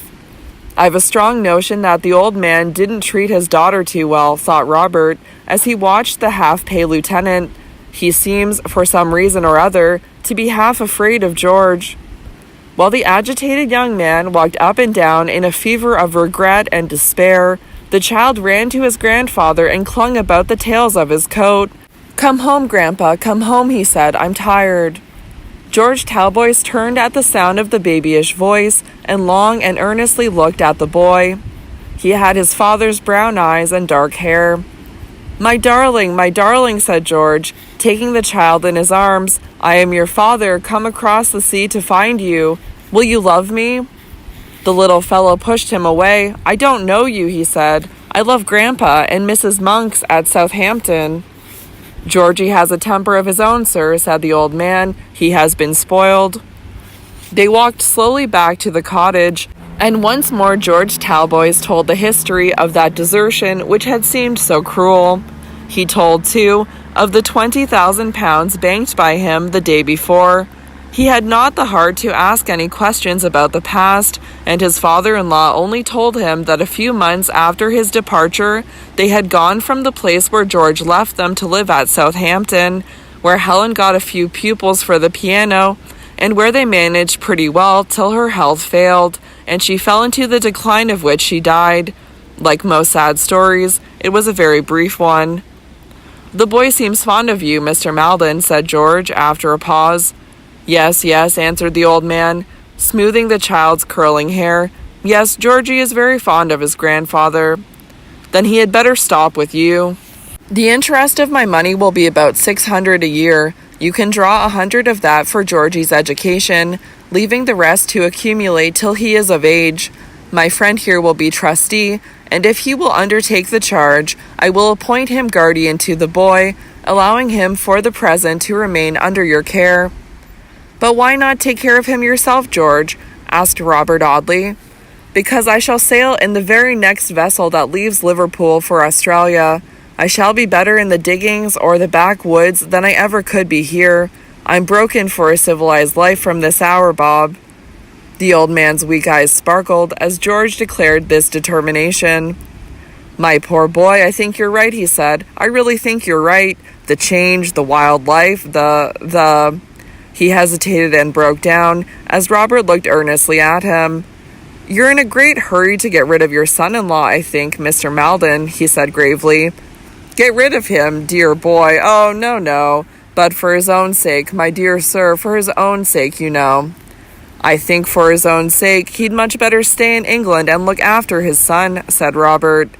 "But I tell you I can't," cried George. "Every inch of this accursed ground is hateful to me. I want to run out of it as I would out of a graveyard. I'll go back to town tonight, get that business about the money settled early tomorrow morning, and start for Liverpool without a moment's delay. I shall be better when I've put half the world between me and her grave."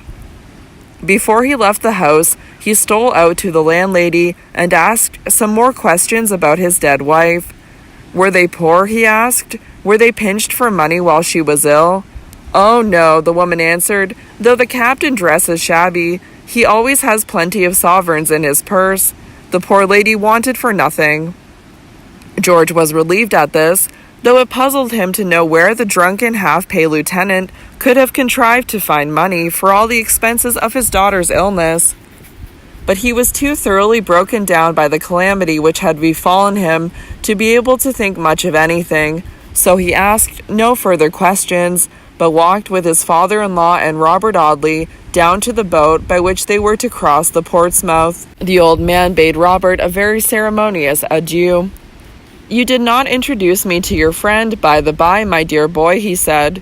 George stared at him, muttered something indistinct, and ran down the ladder to the boat before Mr. Maldon could repeat his request. The steamer sped away through the sunset, and the outlines of the island melted in the horizon as they neared the opposite shore. "To think," said George, "that 2 nights ago at this time I was steaming into Liverpool, full of hope of clasping her to my heart, and tonight I am going away from her grave." The document which appointed Robert Audley as guardian to little George Talboys was drawn up in a solicitor's office the next morning. "It's a great responsibility," exclaimed Robert. "I, guardian to anybody or anything? I, who never in my life could take care of myself?" "I trust in your noble heart, Bob," said George. "I know you will take care of my poor orphan boy, and see that he is well used by his grandfather. I shall only draw enough from George's fortune to take me back to Sydney, and then begin my old work again." But it seemed as if George was destined to be himself the guardian of his son, for when he reached Liverpool, he found that a vessel had just sailed, and that there would not be another for a month. So he returned to London, and once more threw himself upon Robert Audley's hospitality. The barrister received him with open arms. He gave him the room with the birds and flowers, and had a bed put up in his dressing room for himself. Grief is so selfish that George did not know the sacrifices his friend made for his comfort. He only knew that for him the sun was darkened, and the business of life done. He sat all day long smoking cigars, and staring at the flowers and canaries, chafing for the time to pass that he might be far out at sea. But just as the hour was drawing near for the sailing of the vessel, Robert Audley came in one day full of a great scheme. A friend of his, another of those barristers whose last thought is of a brief, was going to St. Petersburg to spend the winter, and wanted Robert to accompany him. Robert would only go on condition that George went too. For a long time the young man resisted, but when he found that Robert was, in a quiet way, thoroughly determined upon not going without him, he gave in, and consented to join the party. What did it matter, he said. One place was the same to him as another, anywhere out of England. What did he care where? This was not a very cheerful way of looking at things, but Robert Audley was quite satisfied with having won his consent. The 3 young men started under very favorable circumstances, carrying letters of introduction to the most influential inhabitants of the Russian capital. Before leaving England, Robert wrote to his cousin Alicia, telling her of his intended departure with his old friend George Talboys, whom he had lately met for the first time after a lapse of years, and who had just lost his wife. Alicia's reply came by return of post and ran thus: "My dear Robert, how cruel of you to run away to that horrid St. Petersburg before the hunting season. I have heard that people lose their noses in that disagreeable climate, and as yours is rather a long one, I should advise you to return before the very severe weather sets in. What sort of person is this young Mr. Talboys? If he is very agreeable, you may bring him to the court as soon as you return from your travel. Lady Audley tells me to request you to secure her a set of sables. You are not to consider the price, but to be sure that they are the handsomest that can be obtained. Papa is perfectly absurd about his new wife, and she and I cannot get on together at all. Not that she is disagreeable to me, for, as far as that goes, she makes herself agreeable to everyone, but she is so irretrievably childish and silly. Believe me to be, my dear Robert, your affectionate cousin, Alicia Audley." After a year. The first year of George Talboys' widowhood passed away. The deep band of crape about his hat grew brown and rusty, and as the last burning day of another August faded out, he sat smoking cigars in the quiet chambers in Fig Tree Court, much as he had done the year before, when the horror of his grief was so new to him, and every object in life, however trifling or however important, seemed saturated with his one great sorrow. But the big ex-dragoon had survived his affliction by a 12-month, and hard as it may be to have to tell it, he did not look much the worse for it. Heaven knows what inner change may have been worked by that bitter disappointment. Heaven knows what wasted agonies of remorse and self-reproach may not have racked George's honest heart as he lay awake at nights, thinking of the wife he had abandoned in the pursuit of a fortune which she never lived to share. Once, while they were abroad, Robert Audley ventured to congratulate him upon his recovered spirits. He burst into a bitter laugh. "Do you know, Bob," he said, "that when some of our fellows were wounded in India, they came home bringing bullets inside them. They did not talk of them, and they were stout and hardy, and looked as well, perhaps, as you or I. But every change in the weather, however slight, every variation of the atmosphere, however trifling, brought back the old agony of their wounds as sharp as they ever had felt it on the battlefield. I've had my wound, Bob. I carry the bullet still, and I shall carry it to my coffin." The travelers returned from St. Petersburg in the spring, and George again took up his quarters in his old friend's chambers, only leaving them now and then to run down to Southampton and take a look at his little boy. He always went loaded with toys and sweetmeats to give to the child, but, for all this, Georgie would not become very familiar with his papa, and the young man's heart sickened as he began to fancy that even his child was lost to him. "What can I do?" he thought. "If I take him away from his grandfather, I shall break his heart. If I let him remain, he will grow up a stranger to me, and care more for that drunken old hypocrite than for his own father. But then what could an ignorant, heavy dragoon like me to do with such a child? What could I teach him except to smoke cigars and idle about all day with his hands in his pockets?" So the anniversary of that 30th of August, upon which George had seen the advertisement of his wife's death in the Times newspaper, came round for the first time, and the young man put off his black clothes and the shabby crape from his hat, and laid his mourning garments in a trunk, in which he kept a packet of his wife's letters, and that lock of hair which had been cut from her head after death.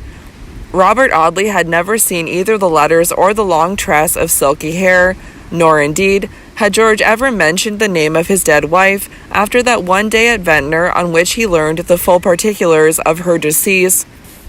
"I shall write to my cousin Alicia today, George," the young barrister said, "upon this very 30th of August. Do you know that the day after tomorrow is the 1st of September? I shall write and tell her that we will both run down to the court for a week's shooting." No, Bob, go by yourself. They don't want me, and I'd rather—" "Bury yourself in Fig Tree Court, with no company but my dogs and canaries? No, George, you shall do nothing of the kind.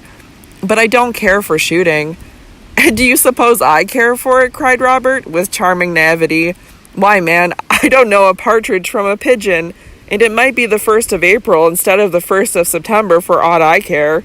I never hit a bird in my life, but I have hurt my own shoulder with the weight of my gun. I only go down to Essex for the change of air, the good dinners, and the sight of my uncle's honest, handsome face.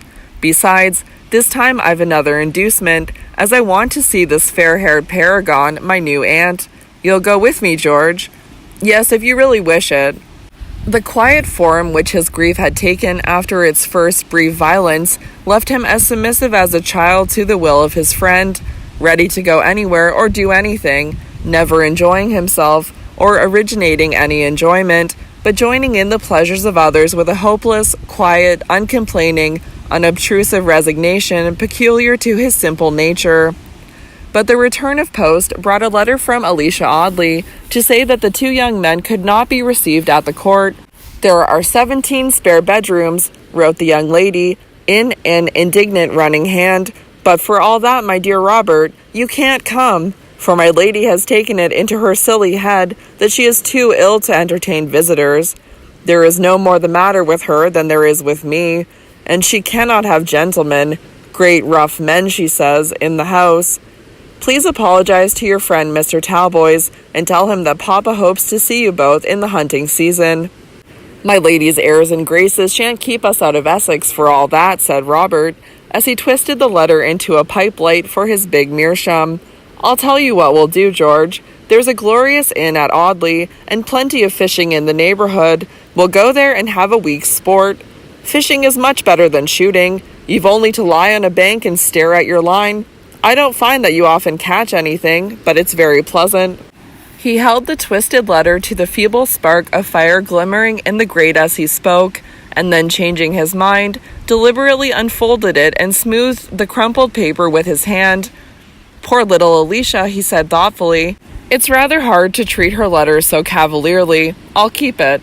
Upon which Mr. Robert Audley put the note back into its envelope and afterward thrust it into a pigeonhole in his office desk marked important. Heaven knows what wonderful documents there were in this particular pigeonhole, but I do not think it likely to have contained anything of great judicial value.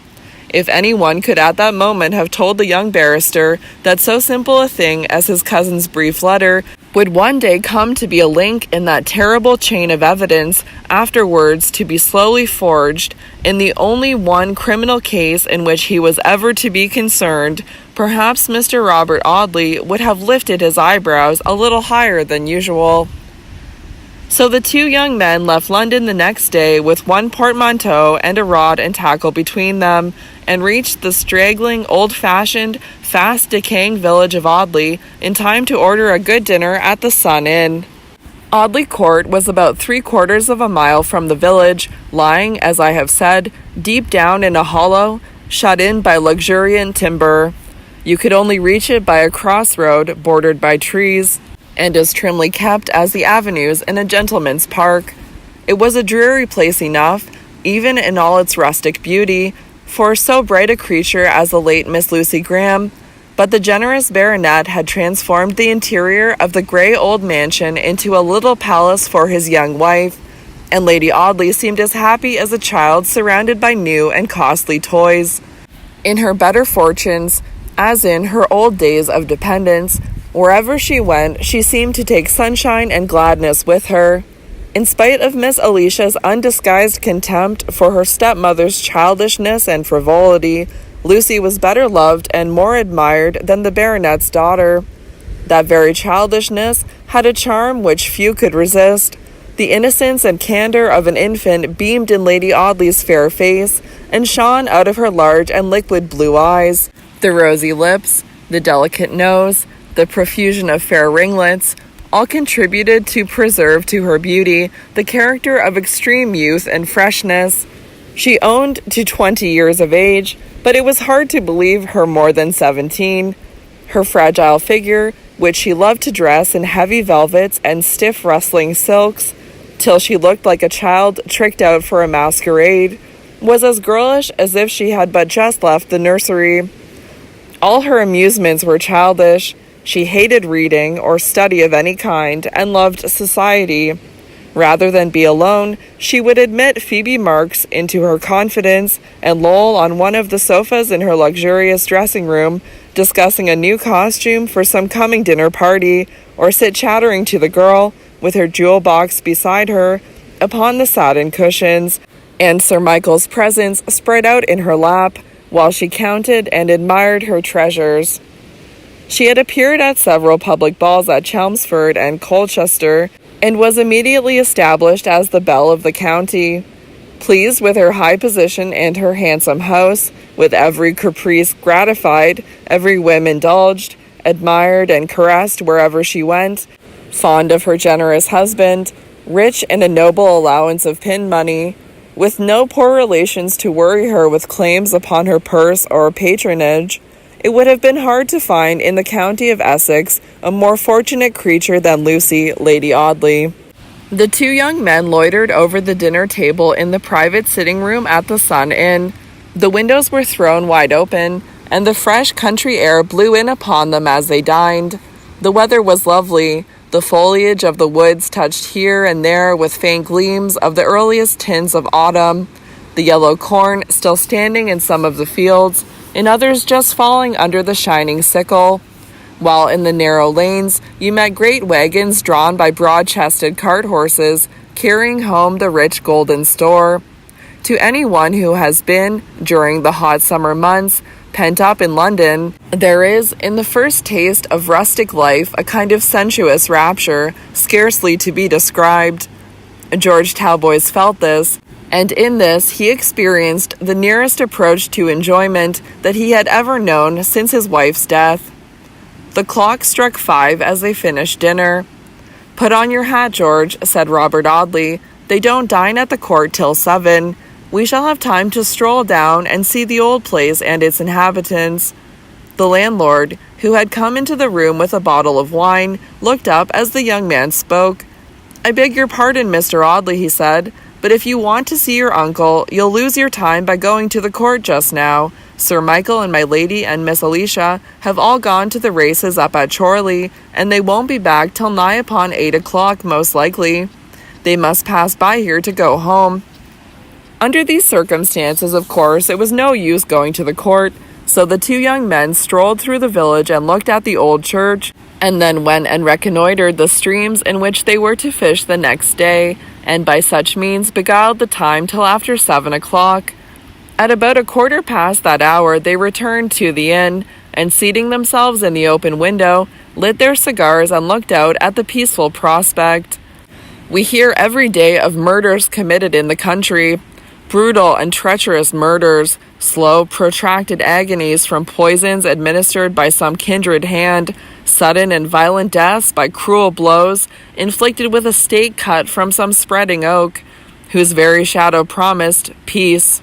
In the county of which I write, I have been shown a meadow in which, on a quiet summer Sunday evening, a young farmer murdered the girl who had loved and trusted him, and yet even now, with the stain of that foul deed upon it, the aspect of the spot is peace.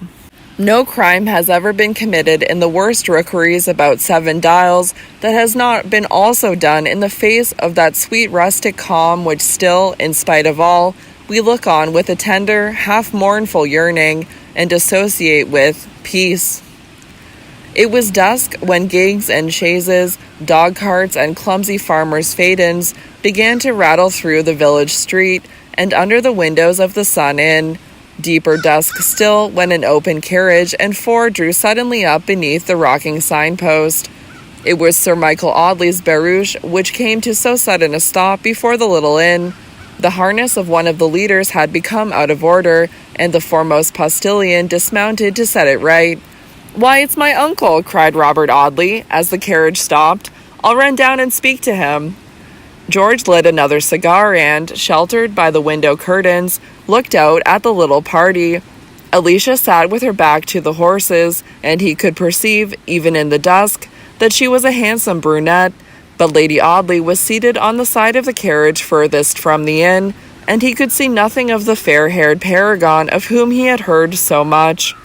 "Why, Robert," exclaimed Sir Michael, as his nephew emerged from the inn, "this is a surprise." "I have not come to intrude upon you at the court, my dear uncle," said the young man, as the baronet shook him by the hand in his own hearty fashion.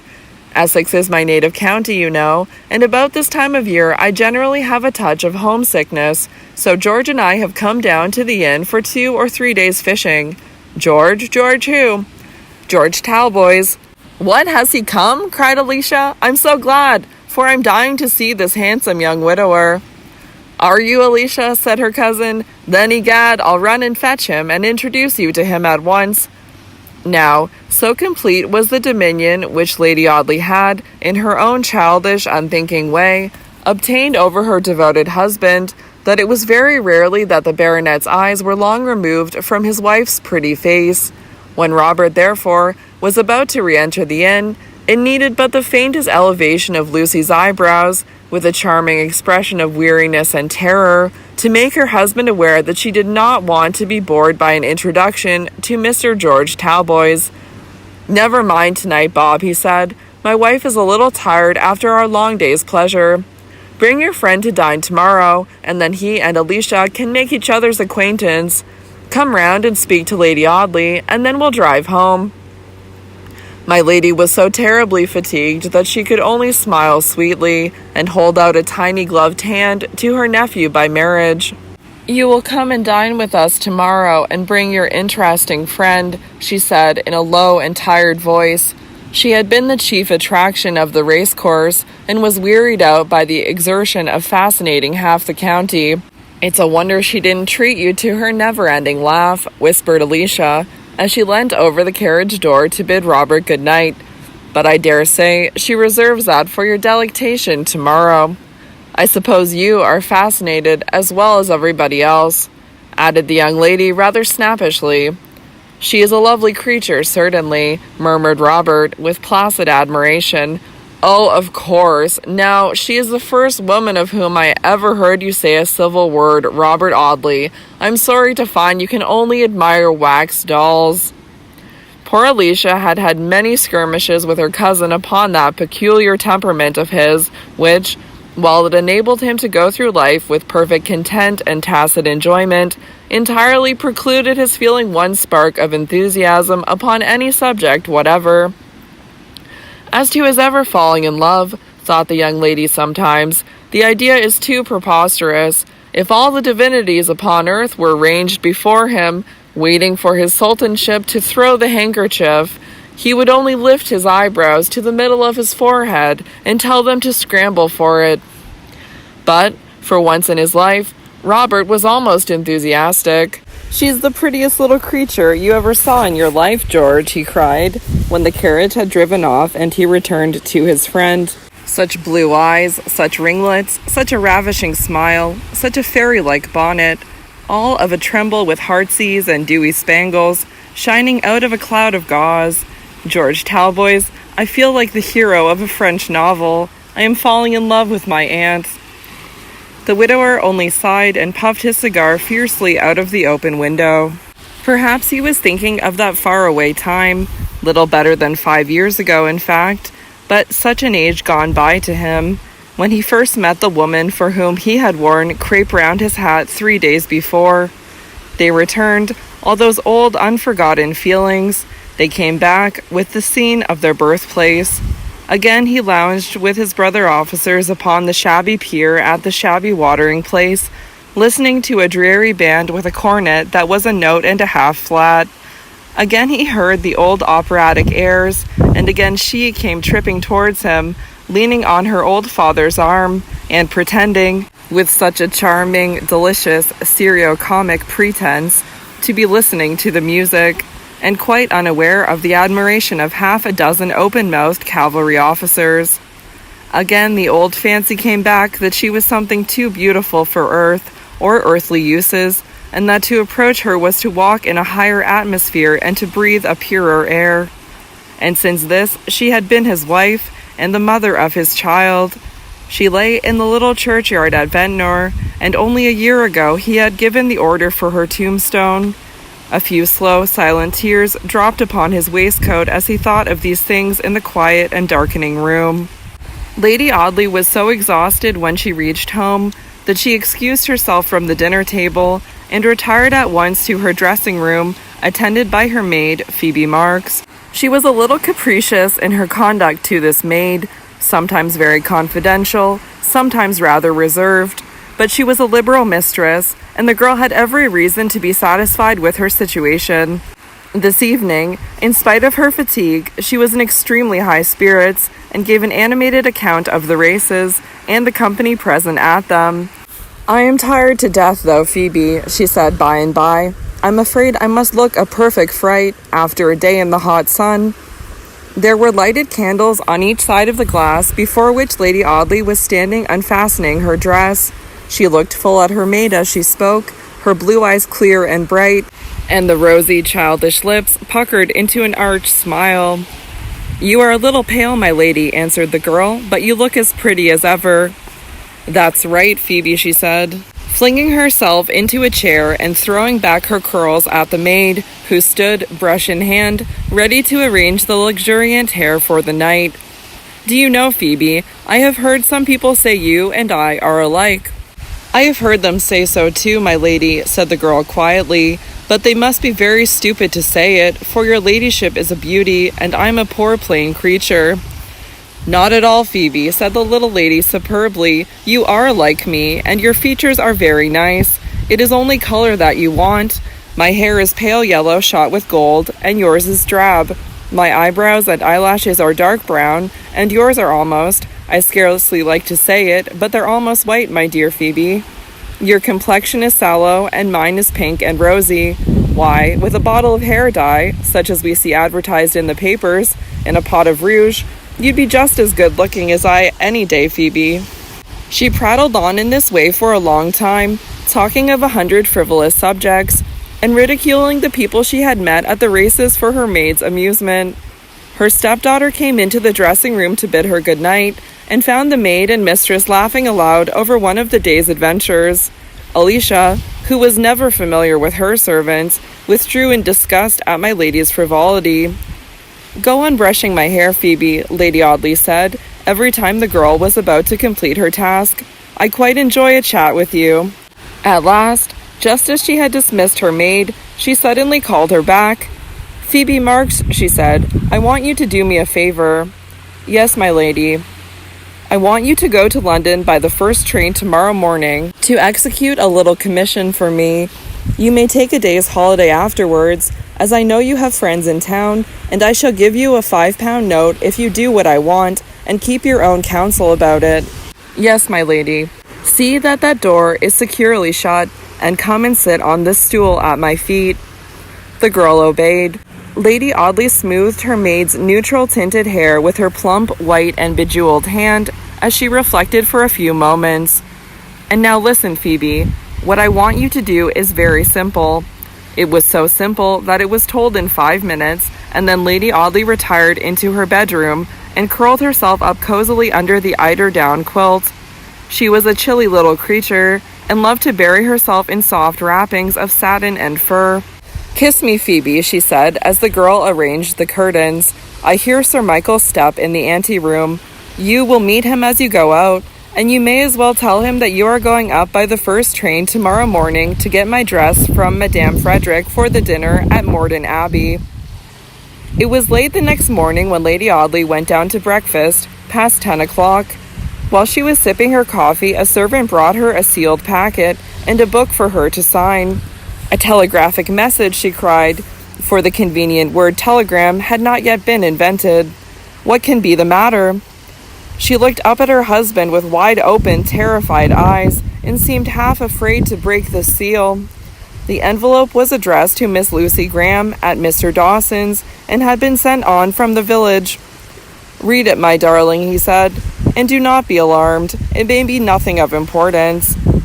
It came from a Mrs. Vincent, the school mistress to whom she had referred on entering Mr. Dawson's family. The lady was dangerously ill, and implored her old pupil to go and see her. "Poor soul, she always meant to leave me her money," said Lucy with a mournful smile. "She has never heard of the change in my fortunes. Dear Sir Michael, I must go to her." "To be sure you must, dearest. If she was kind to my poor girl in her adversity, she has a claim upon her prosperity that shall never be forgotten. Put on your bonnet, Lucy. We shall be in time to catch the express." You will go with me? Of course, my darling. Do you suppose I would let you go alone? I was sure you would go with me, she said thoughtfully. Does your friend send any address? No, but she always lived at Crescent Villa, West Brompton, and no doubt she lives there still. There was only time for Lady Audley to hurry on her bonnet and shawl before she heard the carriage drive round to the door, and Sir Michael calling to her at the foot of the staircase.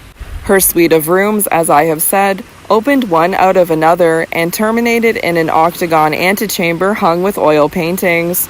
Even in her haste, she paused deliberately at the door of this room, double-locked it, and dropped the key into her pocket. This door, once locked, cut off all access to my lady's apartments. Before the storm. So the dinner at Audley Court was postponed, and Miss Alicia had to wait still longer for an introduction to the handsome young widower, Mr. George Talboys. I am afraid, if the real truth is to be told, there was perhaps something of affectation in the anxiety this young lady expressed to make George's acquaintance. But if poor Alicia for a moment calculated upon arousing any latent spark of jealousy lurking in her cousin's breast by this exhibition of interest, she was not so well acquainted with Robert Audley's disposition as she might have been. Indolent, handsome, and indifferent, the young barrister took life as altogether too absurd a mistake for any one event in its foolish course to be for a moment considered seriously by a sensible man. His pretty, gypsy-faced cousin might have been over head and ears in love with him, and she might have told him so in some charming, roundabout, womanly fashion 100 times in a day for all the 365 days in the year. But unless she had waited for some privileged 29th of February and walked straight up to him saying, "Robert, please will you marry me?" I very much doubt if he ever would have discovered the state of her feelings. Again, had he been in love with her himself, I fancy that the tender passion would, with him, have been so vague and feeble a sentiment that he might have gone down to his grave with a dim sense of some uneasy sensation, which might be love or indigestion, and with, beyond this, no knowledge whatever of his state. So it was not the least use, my poor Alicia, to ride about the lanes round Audley during those 3 days which the two young men spent in Essex. It was wasted trouble to wear that pretty cavalier hat and plume, and to be always, by the most singular of chances, meeting Robert and his friend. The black curls, nothing like Lady Audley's feathery ringlets, but heavy clustering locks that clung about your slender brown throat, the red and pouting lips, the nose inclined to be retroussé, the dark complexion with its bright crimson flush, always ready to glance up like a signal light in a dusky sky. When you came suddenly upon your apathetic cousin, all this coquettish espègle brunette beauty was thrown away upon the dull eyes of Robert Audley, and you might as well have taken your rest in the cool drawing-room at the court, instead of working your pretty mare to death under the hot September sun. Now fishing, except to the devoted disciple of Isaac Walton, is not the most lively of occupations.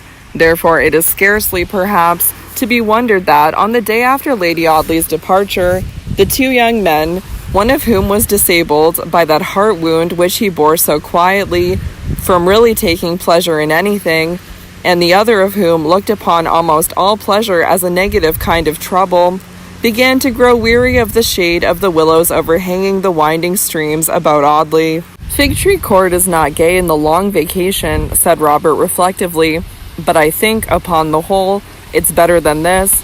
At any rate, it's nearer tobacconist's, he added, puffing resignedly at an execrable cigar procured from the landlord of the Sun Inn. George Talboys, who had only consented to the Essex expedition in a passive submission to his friend, was by no means inclined to object to their immediate return to London. "I shall be glad to get back, Bob," he said, "for I want to take a run down to Southampton. I haven't seen the little one for upwards of a month." He always spoke of his son as the little one, always spoke of him mournfully rather than hopefully. It seemed as if he could take no comfort from the thought of his boy. He accounted for this by saying that he had a fancy that the child would never learn to love him, and worse even than this fancy, a dim presentiment that he would not live to see his little Georgie reach manhood. "I'm not a romantic man, Bob," he would say sometimes, "and I never read a line of poetry in my life that was any more to me than so many words and so much jingle. But a feeling has come over me since my wife's death, that I am like a man standing upon a long low shore, with hideous cliffs frowning down upon him from behind, and the rising tide crawling slowly but surely about his feet. It seems to grow nearer and nearer every day, that black, pitiless tide, not rushing upon me with a great noise and a mighty impetus, but crawling, creeping, stealing, gliding towards me, ready to close in above my head when I am least prepared for the end." Robert Audley stared at his friend in silent amazement, and after a pause of profound deliberation, said solemnly, "George Talboys, I could understand this if you had been eating heavy suppers. Cold pork now, especially if underdone, might produce this sort of thing. You want change of air, dear boy. You want the refreshing breezes of Fig Tree Court and the soothing atmosphere of Fleet Street. Or stay," he added suddenly, "I have it. You've been smoking our friend, the landlord's cigars. That accounts for everything." They met Alicia Audley on her mare about half an hour after they had come to the determination of leaving Essex early the next morning. The young lady was very much surprised and disappointed at hearing her cousin's determination, and for that very reason pretended to take the matter with supreme indifference. "You are very soon tired of Audley, Robert," she said carelessly, "but of course you have no friends here, except your relations at the court, while in London, no doubt, you have the most delightful society and—" "I get good tobacco," murmured Robert, interrupting his cousin. "Audley is the dearest old place, but when a man has to smoke dried cabbage leaves, you know, Alicia." "Then you really are going tomorrow morning?" "Positively, by the express that leaves at 10:50. "Then Lady Audley will lose an introduction to Mr. Talboys, and Mr. Talboys will lose the chance of seeing the prettiest woman in Essex." "Really," stammered George, "the prettiest woman in Essex would have a poor chance of getting much admiration out of my friend George Talboys," said Robert. "His heart is at Southampton, where he has a curly-headed little urchin, about as high as his knee, who calls him the big gentleman, and asks him for sugar plums." "I am going to write to my stepmother by tonight's post," said Alicia. "She asked me particularly in her letter how long you were going to stop, and whether there was any chance of her being back in time to receive you." Miss Audley took a letter from the pocket of her riding jacket as she spoke, a pretty, fairy-like note, written on shining paper of a peculiar creamy hue. She says in her postscript, "Be sure you answer my question about Mr. Audley and his friend, you volatile, forgetful Alicia." "What a pretty hand she writes," said Robert, as his cousin folded the note. "Yes, it is pretty, is it not? Look at it, Robert." She put the letter into his hand, and he contemplated it lazily for a few minutes, while Alicia patted the graceful neck of her chestnut mare, which was anxious to be off once more. "Presently, Atlanta, presently. Give me back my note, Bob. It is the prettiest, most coquettish little hand I ever saw. Do you know, Alicia, I never believed in those fellows who ask you for 13 postage stamps and offer to tell you what you have never been able to find out yourself. But upon my word, I think that if I had never seen your aunt, I should know what she was like by this slip of paper. Yet here it all is, the feathery, gold-shot flaxen curls, the penciled eyebrows, the tiny straight nose, the winning childish smile, all to be guessed in these few graceful upstrokes and downstrokes. George, look here." But absent-minded and gloomy George Talboys had strolled away along the margin of a ditch, and stood striking the bulrushes with his cane, half a dozen paces away from Robert and Alicia. "Never mind," said the young lady impatiently, for she by no means relished this long disquisition upon my lady's little note. "Give me the letter and let me go. It's past 8, and I must answer it by tonight's post. Come, Atlanta. Goodbye, Robert. Goodbye, Mr. Talboys. A pleasant journey to town." The chestnut mare cantered briskly through the lane, and Miss Audley was out of sight before those two big bright tears that stood in her eyes for one moment, before her pride sent them back again, rose from her angry heart. "To have only one cousin in the world," she cried passionately, "my nearest relation after Papa, and for him to care about as much for me as he would for a dog." By the merest of accidents, however, Robert and his friend did not go by the 10:50 express on the following morning, for the young barrister awoke with such a splitting headache that he asked George to send him a cup of the strongest green tea that had ever been made at the Sun, and to be furthermore so good as to defer their journey until the next day. Of course George assented, and Robert Audley spent the forenoon lying in a darkened room, with a 5-days-old Chelmsford paper to entertain himself withal. "It's nothing but the cigars, George," he said repeatedly. "Get me out of this place without my seeing the landlord, for if that man and I meet, there will be bloodshed." Fortunately for the peace of Audley, it happened to be market day at Chelmsford, and the worthy landlord had ridden off in his chaise cart to purchase supplies for his house, amongst other things, perhaps, a fresh stock of those very cigars which had been so fatal in their effect upon Robert. The young men spent a dull, dawdling, stupid, unprofitable day, and towards dusk Mr. Audley proposed that they should stroll down to the court and ask Alicia to take them over to the house. "It will kill a couple of hours, you know, George, and it seems a great pity to drag you away from Audley without having shown you the old place, which I give you my honor is very well worth seeing." The sun was low in the skies as they took a short cut through the meadows and crossed a stile into the avenue leading to the archway, a lurid, heavy-looking, ominous sunset, and a deathly stillness in the air, which frightened the birds that had a mind to sing, and left the field open to a few captious frogs croaking in the ditches. Still as the atmosphere was, the leaves rustled with that sinister, shivering motion, which proceeds from no outer cause, but is rather an instinctive shudder of the frail branches, prescient of a coming storm. That stupid clock, which knew no middle course, and always skipped from 1 hour to the other, pointed to 7 as the young men passed under the archway, but for all that, it was nearer 8. They found Alicia in the lime walk, wandering listlessly up and down under the black shadow of the trees, from which every now and then a withered leaf flopped slowly to the ground.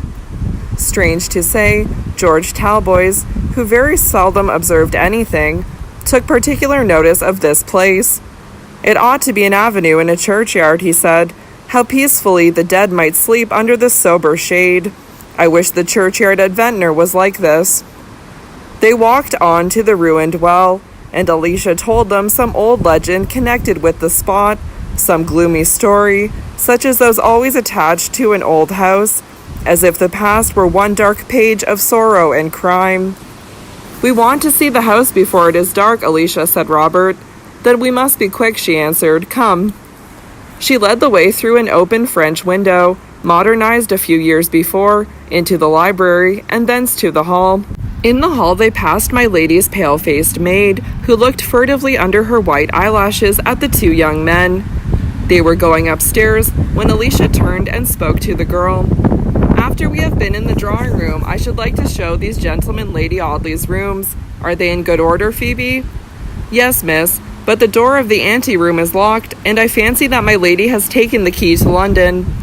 "Taken the key? Impossible!" cried Alicia. "Indeed, miss, I think she has. I cannot find it, and it always used to be in the door." "I declare," said Alicia impatiently, "that it is not at all unlike my lady to have taken this silly freak into her head. I dare say she was afraid we should go into her rooms and pry about amongst her pretty dresses and meddle with her jewellery.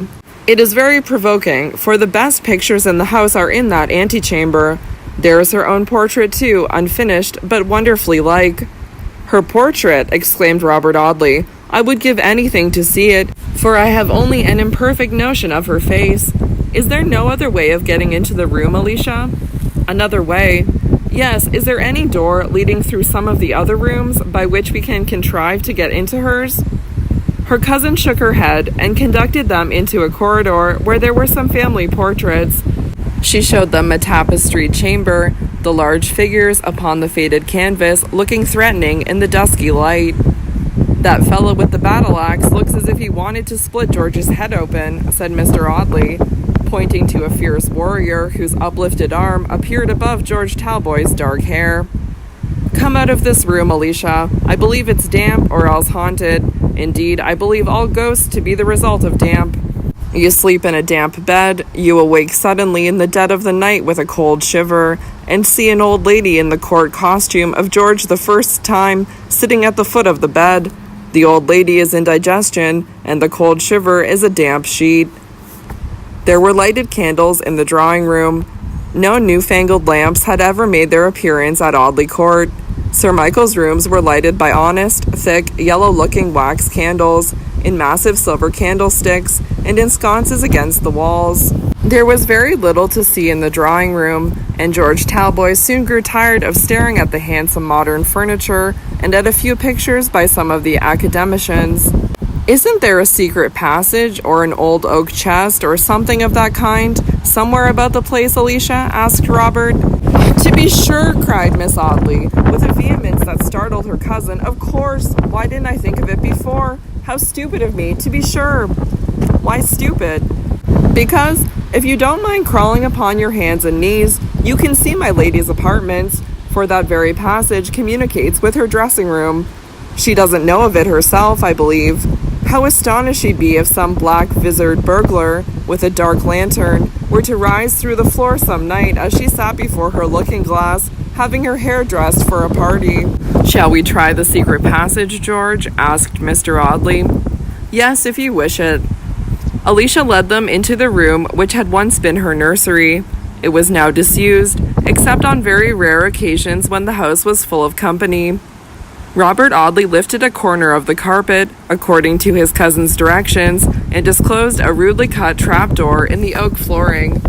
"Now listen to me," said Alicia. "You must let yourself down by your hands into the passage, which is about 4 feet high. Stoop your head, and walk straight along it till you come to a sharp turn, which will take you to the left, and at the extreme end of it, you will find a short ladder below a trapdoor like this, which you will have to unbolt. That door opens into the flooring of my lady's dressing room, which is only covered with a square Parisian carpet that you can easily manage to raise. You understand me?" "Perfectly." "Then take the light. Mr. Talboys will follow you. I give you 20 minutes for your inspection of the paintings.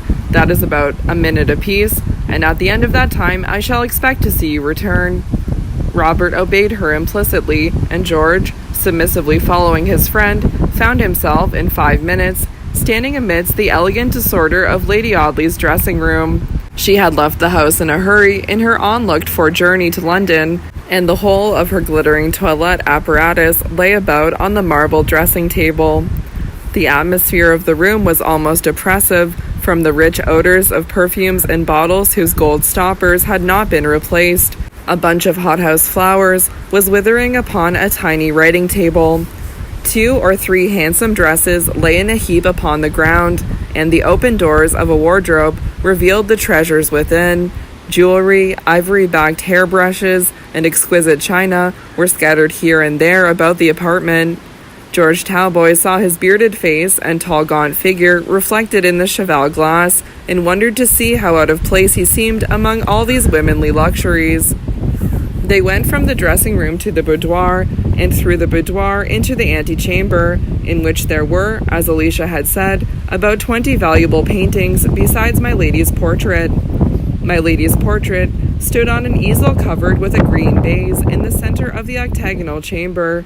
It had been a fancy of the artist to paint her standing in this very room, and to make his background a faithful reproduction of the pictured walls. I am afraid the young man belonged to the Pre-Raphaelite Brotherhood, for he had spent a most unconscionable time upon the accessories of this picture, upon my lady's crispy ringlets and the heavy folds of her crimson velvet dress. The 2 young men looked at the paintings on the walls first, leaving this unfinished portrait for a bonne bouche. By this time it was dark, the one candle carried by Robert only making one bright nucleus of light as he moved about holding it before the pictures one by one. The broad bare window looked out upon the pale sky, tinged with the last cold flicker of the dead twilight. The ivy rustled against the glass with the same ominous shiver as that which agitated every leaf in the garden, prophetic of the storm that was to come. "There are our friend's eternal white horses," said Robert, stopping before Wouvermans, Nicolas Poussin, Salvator, ha-hum. "Now for the portrait." He paused with his hand on the baize and solemnly addressed his friend.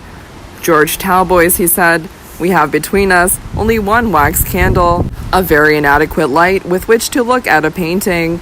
Let me, therefore, request that you will suffer us to look at it one at a time. If there is one thing more disagreeable than another, it is to have a person dodging behind your back and peering over your shoulder when you're trying to see what a picture's made of." George fell back immediately. He took no more interest in my lady's picture than in all the other weariness of this troublesome world. He fell back, and leaning his forehead against the window panes, looked out at the night.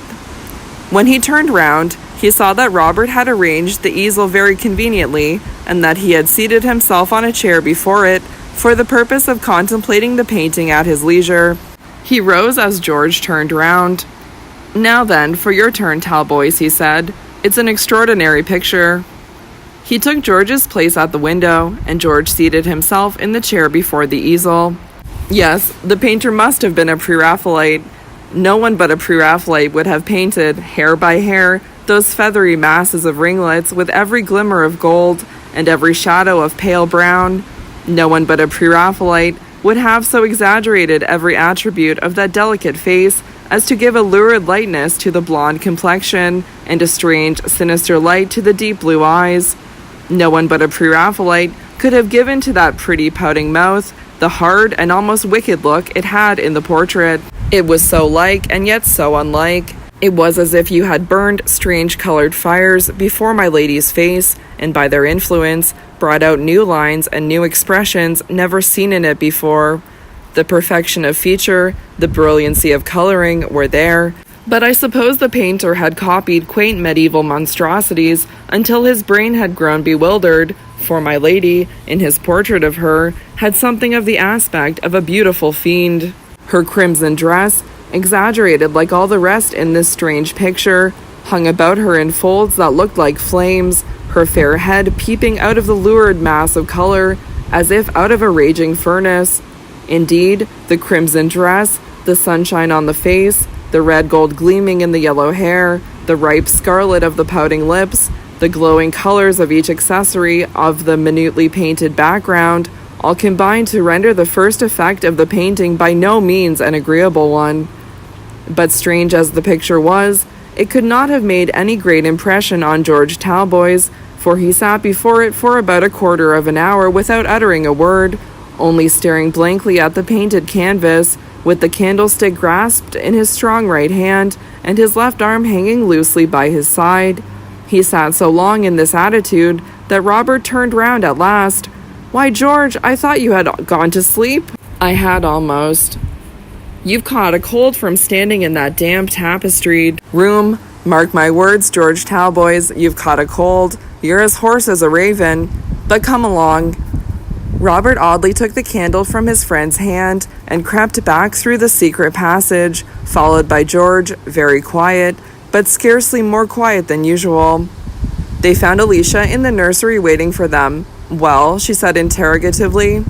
"We managed it capitally, but I don't like the portrait. There's something odd about it." "There is," said Alicia. "I've a strange fancy on that point. I think that sometimes a painter is in a manner inspired, and is able to see, through the normal expression of the face, another expression that is equally a part of it, though not to be perceived by common eyes. We have never seen my lady look as she does in that picture, but I think that she could look so." "Alicia," said Robert Audley imploringly, "don't be German." "But Robert—" "Don't be German, Alicia, if you love me. The picture is the picture, and my lady is my lady. That's my way of taking things, and I'm not metaphysical. Don't unsettle me." He repeated this several times with an air of terror perfectly sincere, and then, having borrowed his umbrella in case of being overtaken by the coming storm, left the court, leading passive George Talboys away with him. The one hand of the stupid old clock had skipped to 9 by the time they reached the archway, but before they could pass under its shadow, they had to step aside to allow a carriage to dash by them. It was a fly from the village, but Lady Audley's fair face peeped out at the window. Dark as it was, she could see the two figures of the young men black against the dusk. "Who is that?" she asked, putting out her head. "Is it the gardener?" "No, my dear aunt," said Robert, laughing. "It is your most dutiful nephew." He and George stopped by the archway while the fly drew up at the door, and the surprised servants came out to welcome their master and mistress. "I think the storm will hold off tonight," said the baronet, looking up at the sky, "but we shall certainly have it tomorrow." After the storm, Sir Michael was mistaken in his prophecy upon the weather. The storm did not hold off until next day, but burst with terrible fury over the village of Audley about half an hour before midnight. Robert Audley took the thunder and lightning with the same composure with which he accepted all the other ills of life. He lay on a sofa in the sitting room, ostensibly reading the 5-days-old Chelmsford paper, and regaling himself occasionally with a few sips from a large tumbler of cold punch. But the storm had quite a different effect upon George Talboys. His friend was startled when he looked at the young man's white face as he sat opposite the open window listening to the thunder and staring at the black sky, rent every now and then by forked streaks of steel-blue lightning. "George," said Robert after watching him for some time, "are you frightened of the lightning?" "No," he answered curtly. "But, my dear fellow, some of the most courageous men have been frightened at it. It is scarcely to be called a fear. It is constitutional. I am sure you are frightened at it." "No, I am not." "But, George, if you could see yourself, white and haggard, with your great hollow eyes staring out at the sky as if they were fixed upon a ghost, I tell you that you are frightened." "And I tell you that I am not. George Talboys, you are not only afraid of the lightning, but you are savage with yourself for being afraid, and with me for telling you of your fear." "Robert Audley, if you say another word to me, I shall knock you down." Having said which, Mr. Talboys strode out of the room, banging the door after him with a violence that shook the house. Those inky clouds, which had shut in the sultry earth, as if with a roof of hot iron, poured out their blackness in a sudden deluge as George left the room. But if the young man was afraid of the lightning, he certainly was not afraid of the rain, for he walked straight downstairs to the inn door and went out into the wet high road, walked up and down in the soaking shower for about 20 minutes, and then, re-entering the inn, strode up to his bedroom. Robert Audley met him on the landing, with his hair beaten about his white face and his garments dripping wet. "Are you going to bed, George?" "Yes." "But you have no candle." "I don't want one." "But look at your clothes, man. Do you see the wet streaming down your coat sleeves? What on earth made you go out upon such a night?" "I am tired and I want to go to bed. Don't bother me." "You'll take some hot brandy and water, George?" Robert Audley stood in his friend's way as he spoke, anxious to prevent his going to bed in the state he was in, but George pushed him fiercely aside and, striding past him, said, in the same hoarse voice Robert had noticed at the court, "Let me alone, Robert Audley, and keep clear of me if you can." Robert followed George to his bedroom, but the young man banged the door in his face, so there was nothing for it but to leave Mr. Talboys to himself, to recover his temper as best he might. He was irritated at my noticing his terror at the lightning, thought Robert, as he calmly retired to rest, serenely indifferent to the thunder, which seemed to shake him in his bed, and the lightning playing fitfully round the razors in his open dressing-case. The storm rolled away from the quiet village of Audley, and when Robert awoke the next morning, it was to see bright sunshine and a peep of cloudless sky between the white curtains of his bedroom window. It was one of those serene and lovely mornings that sometimes succeed a storm. The birds sung loud and cheerily, the yellow corn uplifted itself in the broad fields and waved proudly after its sharp tussle with the storm, which had done its best to beat down the heavy ears with cruel wind and driving rain half the night through. The vine leaves clustering round Robert's window fluttered with a joyous rustling, shaking the raindrops in diamond showers from every spray and tendril. Robert Audley found his friend waiting for him at the breakfast table. George was very pale, but perfectly tranquil, if anything, indeed, more cheerful than usual. He shook Robert by the hand with something of that old hearty manner for which he had been distinguished before the one affliction of his life overtook and shipwrecked him. "Forgive me, Bob," he said frankly, "for my surly temper of last night. You were quite correct in your assertion. The thunderstorm did upset me. It always had the same effect upon me in my youth." "Poor old boy. Shall we go up by the express, or shall we stop here and dine with my uncle tonight?" asked Robert. "To tell the truth, Bob, I would rather do neither. It's a glorious morning. Suppose we stroll about all day, take another turn with the rod and line, and go up to town by the train that leaves here at 6:15 in the evening." Robert Audley would have assented to a far more disagreeable proposition than this, rather than have taken the trouble to oppose his friend, so the matter was immediately agreed upon, and after they had finished their breakfast and ordered a 4 o'clock dinner, George Talboys took the fishing rod across his broad shoulders and strode out of the house with his friend and companion. But if the equable temperament of Mr. Robert Audley had been undisturbed by the crackling peals of thunder that shook the very foundations of the Sun Inn, it had not been so with the more delicate sensibilities of his uncle's young wife. Lady Audley confessed herself terribly frightened of the lightning. She had her bedstead wheeled into a corner of the room, and with the heavy curtains drawn tightly round her, she lay with her face buried in the pillows, shuddering convulsively at every sound of the tempest without. Sir Michael, whose stout heart had never known a fear, almost trembled for this fragile creature, whom it was his happy privilege to protect and defend. My lady would not consent to undress till nearly 3 o'clock in the morning, when the last lingering peal of thunder had died away amidst the distant hills. Until that hour she lay in the handsome silk dress in which she had travelled, huddled together amongst the bedclothes, only looking up now and then with a scared face to ask if the storm was over.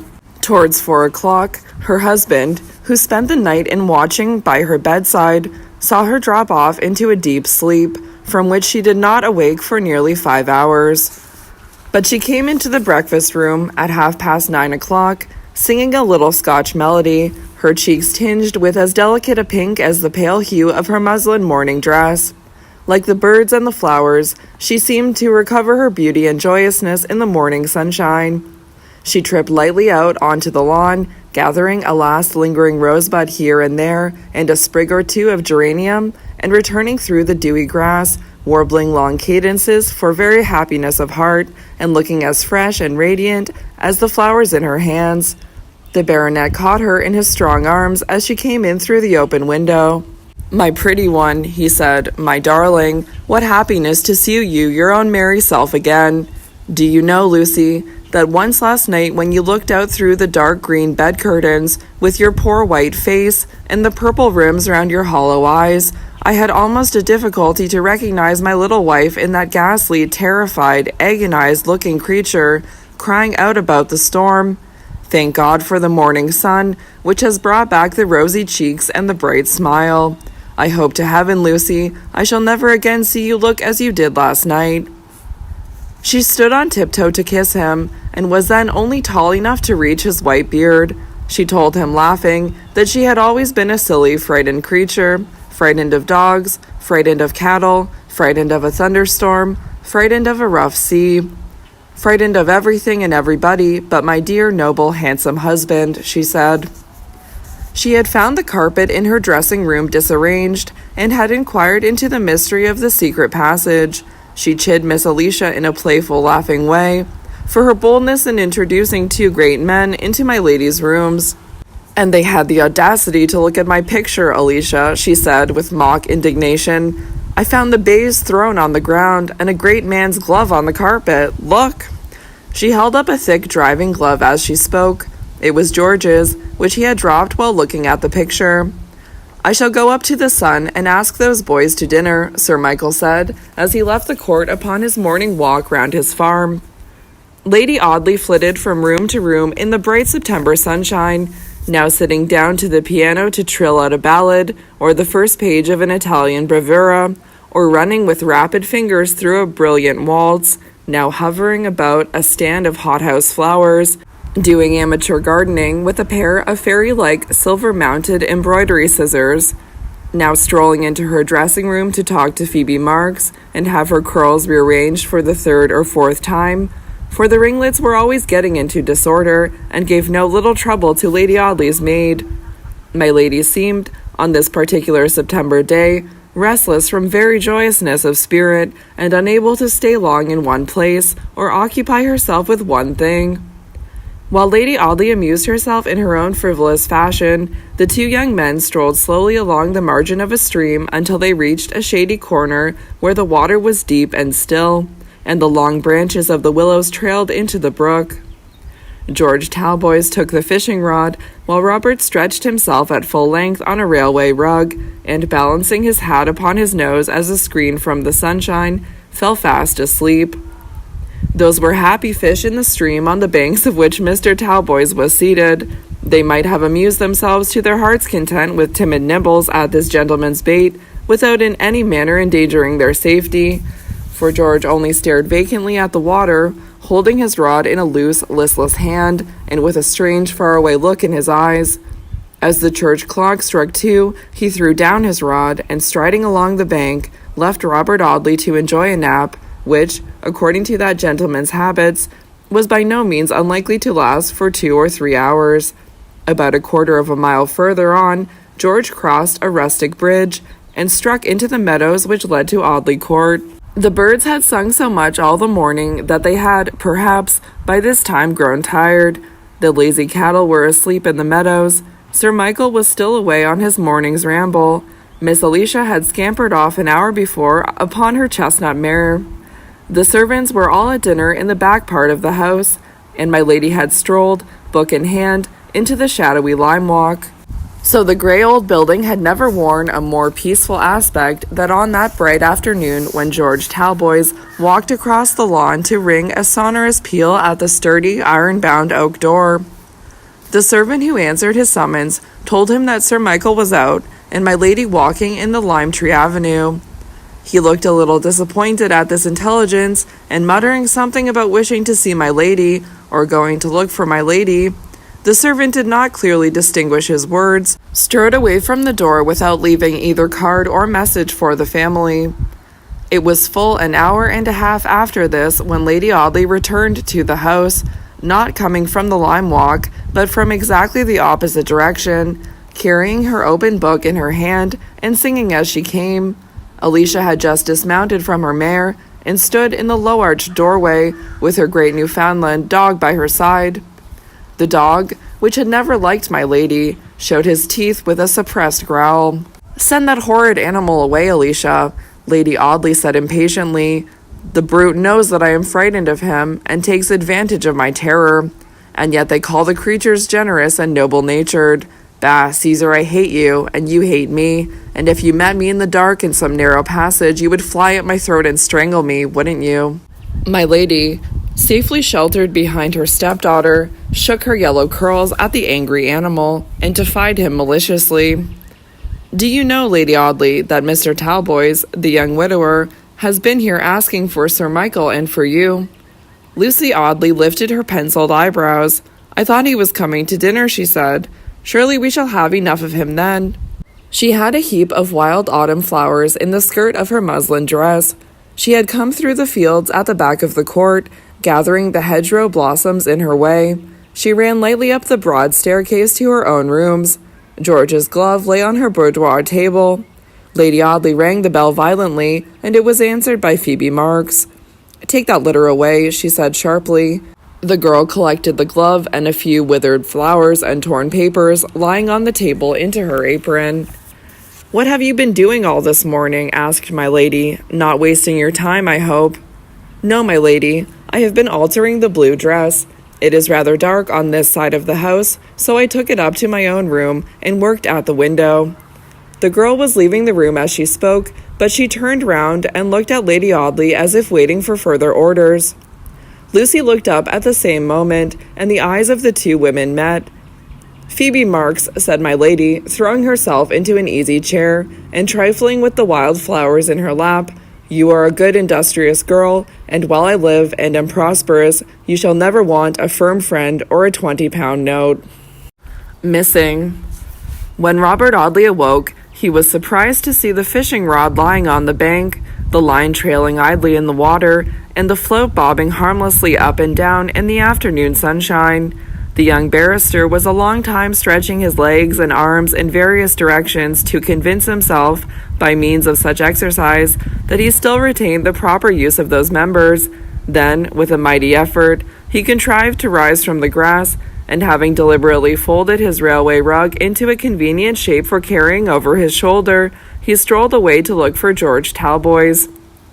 Once or twice he gave a sleepy shout, scarcely loud enough to scare the birds in the branches above his head or the trout in the stream at his feet, but receiving no answer, grew tired of the exertion and dawdled on, yawning as he went, and still looking for George Talboys.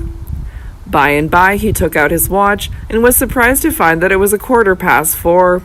Why, the selfish beggar must have gone home to his dinner, he muttered reflectively. And yet, that isn't much like him, for he seldom remembers even his meals unless I jog his memory. Even a good appetite, and the knowledge that his dinner would very likely suffer by this delay, could not quicken Mr. Robert Audley's constitutional dawdle, and by the time he strolled in at the front door of the Sun, the clocks were striking 5. He so fully expected to find George Talboys waiting for him in the little sitting room, that the absence of that gentleman seemed to give the apartment a dreary look, and Robert groaned aloud. "This is lively," he said, "a cold dinner and nobody to eat it with." The landlord of the Sun came himself to apologize for his ruined dishes. "As fine a pair of ducks, Mr. Audley, as ever you clapped eyes on, but burnt up to a cinder, along of being kept hot." "Never mind the ducks," said Robert impatiently. "Where's Mr. Talboys?" "He ain't been in, sir, since you went out together this morning." "What?" cried Robert. "Why, in heaven's name, what has the man done with himself?" He walked to the window and looked out upon the broad white high road.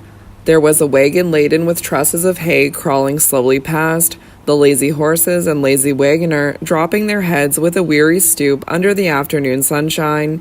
There was a flock of sheep straggling about the road, with a dog running himself into a fever in the endeavor to keep them decently together. There were some bricklayers just released from work, a tinker mending some kettles by the roadside. There was a dog cart dashing down the road, carrying the master of the Audley hounds to his 7 o'clock dinner. There were a dozen common village sights and sounds that mixed themselves up into a cheerful bustle and confusion, but there was no George Talboys. "Of all the extraordinary things that ever happened to me in the whole course of my life," said Mr. Robert Audley, "this is the most miraculous." The landlord, still in attendance, opened his eyes as Robert made this remark. What could there be so extraordinary in the simple fact of a gentleman being late for his dinner? "I shall go and look for him," said Robert, snatching up his hat and walking straight out of the house. But the question was where to look for him. He certainly was not by the trout stream, so it was no good going back there in search of him.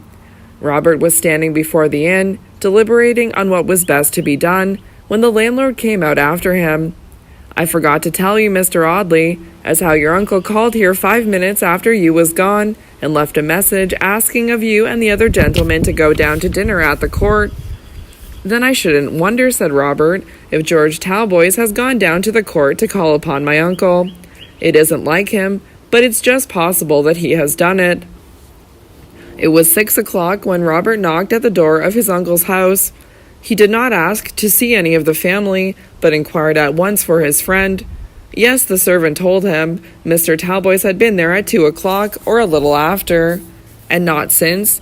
"No, not since." "Was the man sure that it was at 2 Mr. Talboys called?" Robert asked. "Yes, perfectly sure. He remembered the hour because it was the servant's dinner hour, and he had left the table to open the door to Mr. Talboys." "Why, what can have become of the man?" thought Robert, as he turned his back upon the court. "From 2 till 6, 4 good hours, and no signs of him." If anyone had ventured to tell Mr. Robert Audley that he could possibly feel a strong attachment to any creature breathing, that cynical gentleman would have elevated his eyebrows in supreme contempt at the preposterous notion. Yet here he was, flurried and anxious, bewildering his brain by all manner of conjectures about his missing friend, and, false to every attribute of his nature, walking fast.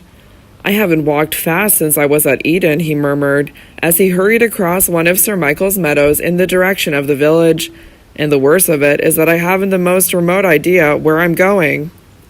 He crossed another meadow, and then seating himself upon a stile, rested his elbows upon his knees, buried his face in his hands, and set himself seriously to think the matter out. "I have it," he said after a few minutes' thought. "The railway station." He sprang over the stile and started off in the direction of the little red brick building. There was no train expected for another half hour, and the clerk was taking his tea in an apartment on one side of the office, on the door of which was inscribed, in large white letters, "Private." But Mr. Audley was too much preoccupied with the one idea of looking for his friend to pay any attention to this warning. He strode at once to the door, and rattling his cane against it, brought the clerk out of his sanctum in a perspiration from hot tea and with his mouth full of bread and butter. "Do you remember the gentleman that came down to Audley Court with me, Smithers?" asked Robert. "Well, to tell you the real truth, Mr. Audley, I can't say I do. You came by the 4 o'clock, if you remember, and there's always a many by that train." "You don't remember him, then?" "Not to my knowledge, sir." "That's provoking. I want to know, Smithers, whether he has taken a ticket for London since 2 o'clock today. He's a tall, broad-chested young fellow, with a big brown beard. You couldn't well mistake him." "There was 4 or 5 gentlemen as took tickets for the 3:30 up," said the clerk rather vaguely, casting an anxious glance over his shoulder at his wife, who looked by no means pleased at this interruption to the harmony of the tea-table. "4 or 5 gentlemen? But did either of them answer to the description of my friend?" "Well, I think one of them had a beard, sir." "A dark brown beard?" "Well, I don't know, but it was brownish-like." "Was he dressed in grey?" "I believe it was grey. A many gents wears grey. He asked for the ticket sharp and short-like, and when he'd got it, walked straight out onto the platform whistling." "That's George," said Robert. "Thank you, Smithers. I needn't trouble you any more. It's as clear as daylight," he muttered, as he left the station. "He's got one of his gloomy fits on him, and he's gone back to London without saying a word about it. I'll leave Audley myself tomorrow morning, and for tonight, why, I may as well go down to the court and make the acquaintance of my uncle's young wife. They don't dine till 7. If I get back across the fields, I shall be in time. Bob, otherwise Robert Audley, this sort of thing will never do. You are falling over head and ears in love with your aunt." The mark upon my lady's wrist. Robert found Sir Michael and Lady Audley in the drawing-room. My lady was sitting on a music stool before the grand piano, turning over the leaves of some new music. She twirled round upon this revolving seat, making a rustling with her silk flounces, as Mr. Robert Audley's name was announced. Then, leaving the piano, she made her nephew a pretty mock, ceremonious curtsy. "Thank you so much for the sables," she said, holding out her little fingers, all glittering and twinkling with the diamonds she wore upon them. "Thank you for those beautiful sables. How good it was of you to get them for me." Robert had almost forgotten the commission he had executed for Lady Audley during his Russian expedition. His mind was so full of George Talboys that he only acknowledged my lady's gratitude by a bow. "Would you believe it, Sir Michael," he said, "that foolish chum of mine has gone back to London, leaving me in the lurch?" "Mr. George Talboys returned to town!" exclaimed my lady, lifting her eyebrows. "What a dreadful catastrophe," said Alicia maliciously, "since Pythias, in the person of Mr. Robert Audley, cannot exist for half an hour without Damon, commonly known as George Talboys." "He's a very good fellow," said Robert stoutly, "and to tell the honest truth, I'm rather uneasy about him." "Uneasy about him?" My lady was quite anxious to know why Robert was uneasy about his friend. "I'll tell you why, Lady Audley," answered the young barrister. "George had a bitter blow a year ago in the death of his wife. He has never got over that trouble.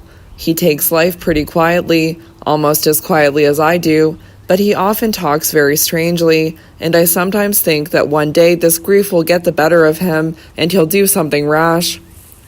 Mr. Robert Audley spoke vaguely, but all 3 of his listeners knew that the something rash to which he alluded was that one deed for which there is no repentance. There was a brief pause, during which Lady Audley arranged her yellow ringlets by the aid of the glass over the console table opposite to her. "Dear me," she said, "this is very strange. I did not think men were capable of these deep and lasting affections. I thought that one pretty face was as good as another pretty face to them, and that when number one with blue eyes and fair hair died, they had only to look out for number two with black eyes and hair, by way of variety. George Talboys is not one of those men. I firmly believe that his wife's death broke his heart. How sad, murmured Lady Audley. It seems almost cruel of Mrs. Talboys to die and grieve her poor husband so much. Alicia was right. She is childish, thought Robert, as he looked at his aunt's pretty face. My lady was very charming at the dinner table. She professed the most bewitching incapacity for carving the pheasant set before her, and called Robert to her assistance. I could carve a leg of mutton at Mr. Dawson's, she said, laughing, but a leg of mutton is so easy, and then I used to stand up. Sir Michael watched the impression my lady made upon his nephew with a proud delight in her beauty and fascination. I am so glad to see my poor little woman in her usual good spirits once more, he said. She was very downhearted yesterday at a disappointment she met with in London. A disappointment? Yes, Mr. Audley, a very cruel one, answered my lady. I received the other morning a telegraphic message from my dear old friend and schoolmistress, telling me that she was dying, and that if I wanted to see her again, I must hasten to her immediately. The telegraphic dispatch contained no address, and of course, from that very circumstance, I imagined that she must be living in the house in which I left her 3 years ago. Sir Michael and I hurried up to town immediately and drove straight to the old address. The house was occupied by strange people who could give me no tidings of my friend. It is in a retired place where there are very few tradespeople about. Sir Michael made inquiries at the few shops there are, but, after taking an immense deal of trouble, could discover nothing whatever likely to lead to the information we wanted. I have no friends in London, and had therefore no one to assist me except my dear, generous husband, who did all in his power, but in vain, to find my friend's new residence. It was very foolish not to send the address in the telegraphic message, said Robert. When people are dying, it is not easy to think of all these things, murmured my lady, looking reproachfully at Mr. Audley with her soft blue eyes. In spite of Lady Audley's fascination, and in spite of Robert's very unqualified admiration of her, the barrister could not overcome a vague feeling of uneasiness on this quiet September evening. As he sat in the deep embrasure of a mullioned window, talking to my lady, his mind wandered away to shady Fig Tree Court, and he thought of poor George Talboys smoking his solitary cigar in the room with the dogs and the canaries. I wish I'd never felt any friendliness for the fellow, he thought. I feel like a man who has an only son whose life has gone wrong with him. I wish to heaven I could give him back his wife and send him down to Ventnor to finish his days in peace.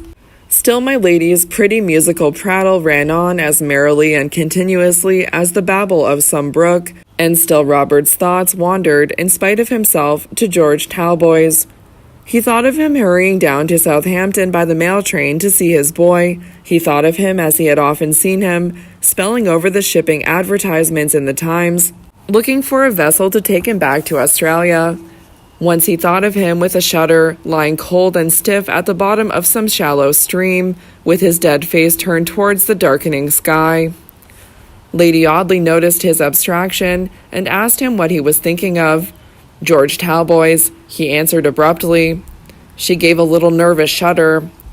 Upon my word, she said, you make me quite uncomfortable by the way in which you talk of Mr. Talboys. One would think that something extraordinary had happened to him. God forbid, but I cannot help feeling uneasy about him. Later in the evening, Sir Michael asked for some music, and my lady went to the piano. Robert Audley strolled after her to the instrument to turn over the leaves of her music, but she played from memory, and he was spared the trouble his gallantry would have imposed upon him. He carried a pair of lighted candles to the piano and arranged them conveniently for the pretty musician. She struck a few chords and then wandered into a pensive sonata of Beethoven's. It was one of the many paradoxes in her character, that love of sober and melancholy melodies, so opposite to her gay, frivolous nature. Robert Audley lingered by her side, and as he had no occupation in turning over the leaves of her music, He amused himself by watching her jeweled white hands gliding softly over the keys, with the lace sleeves dropping away from her graceful arched wrists. He looked at her pretty fingers one by one, this one glittering with a ruby heart, that encoiled by an emerald serpent, and about them all a starry glitter of diamonds. From the fingers his eyes wandered to the rounded wrists. The broad, flat gold bracelet upon her right wrist dropped over her hand as she executed a rapid passage. She stopped abruptly to rearrange it, but before she could do so, Robert Audley noticed a bruise upon her delicate skin. "You have hurt your arm, Lady Audley," he exclaimed. She hastily replaced the bracelet. "It is nothing," she said. "I am unfortunate in having a skin which the slightest touch bruises." She went on playing, but Sir Michael came across the room to look into the matter of the bruise upon his wife's pretty wrist. "What is it, Lucy?" he asked, "and how did it happen?" "How foolish you all are to trouble yourselves about anything so absurd," said Lady Audley, laughing. "I am rather absent in mind, and amused myself a few days ago by tying a piece of ribbon round my arm so tightly that it left a bruise when I removed it." Thought Robert. "My lady tells little childish white lies. The bruise is of a more recent date than a few days ago. The skin has only just begun to change color." Sir Michael took the slender wrist in his strong hand. "Hold the candles, Robert," he said, "and let us look at this poor little arm." It was not one bruise, but 4 slender purple marks, such as might have been made by the 4 fingers of a powerful hand that had grasped the delicate wrist a shade too roughly. A narrow ribbon, bound tightly, might have left some such marks, it is true, and my lady protested once more that, to the best of her recollection, that must have been how they were made. Across one of the faint purple marks there was a darker tinge, as if a ring worn on one of those strong and cruel fingers had been ground into the tender flesh. "I am sure my lady must tell white lies," thought Robert, "for I can't believe the story of the ribbon." He wished his relations good night and goodbye at about 10:30 o'clock. He said that he should run up to London by the first train to look for George in Fig Tree Court. "If I don't find him there, I shall go to Southampton," he said, "and if I don't find him there—" "What then?" asked my lady. "I shall think that something strange has happened." Robert Audley felt very low-spirited as he walked slowly home between the shadowy meadows, more low-spirited still when he re-entered the sitting-room at the Sun Inn, where he and George had lounged together, staring out of the window and smoking their cigars. "To think," he said meditatively, "that it is possible to care so much for a fellow. But come what may, I'll go up to town after him the first thing tomorrow morning, and sooner than be balked in finding him, I'll go to the very end of the world." With Mr. Robert Audley's lymphatic nature, determination was so much the exception, rather than the rule, that when he did for once in his life resolve upon any course of action, he had a certain dogged, iron-like obstinacy that pushed him on to the fulfillment of his purpose.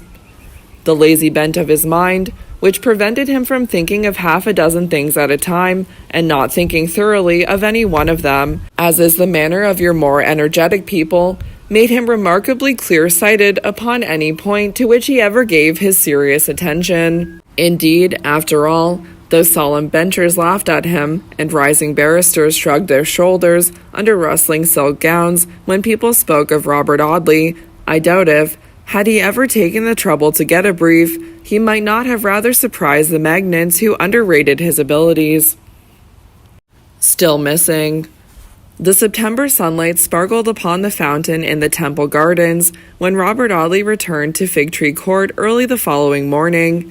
He found the canaries singing in the pretty little room in which George had slept, but the apartment was in the same prim order in which the laundress had arranged it after the departure of the 2 young men. Not a chair displaced, or so much as the lid of a cigar-box lifted, to bespeak the presence of George Talboys. With the last lingering hope, he searched upon the mantelpieces and tables of his rooms on the chance of finding some letter left by George.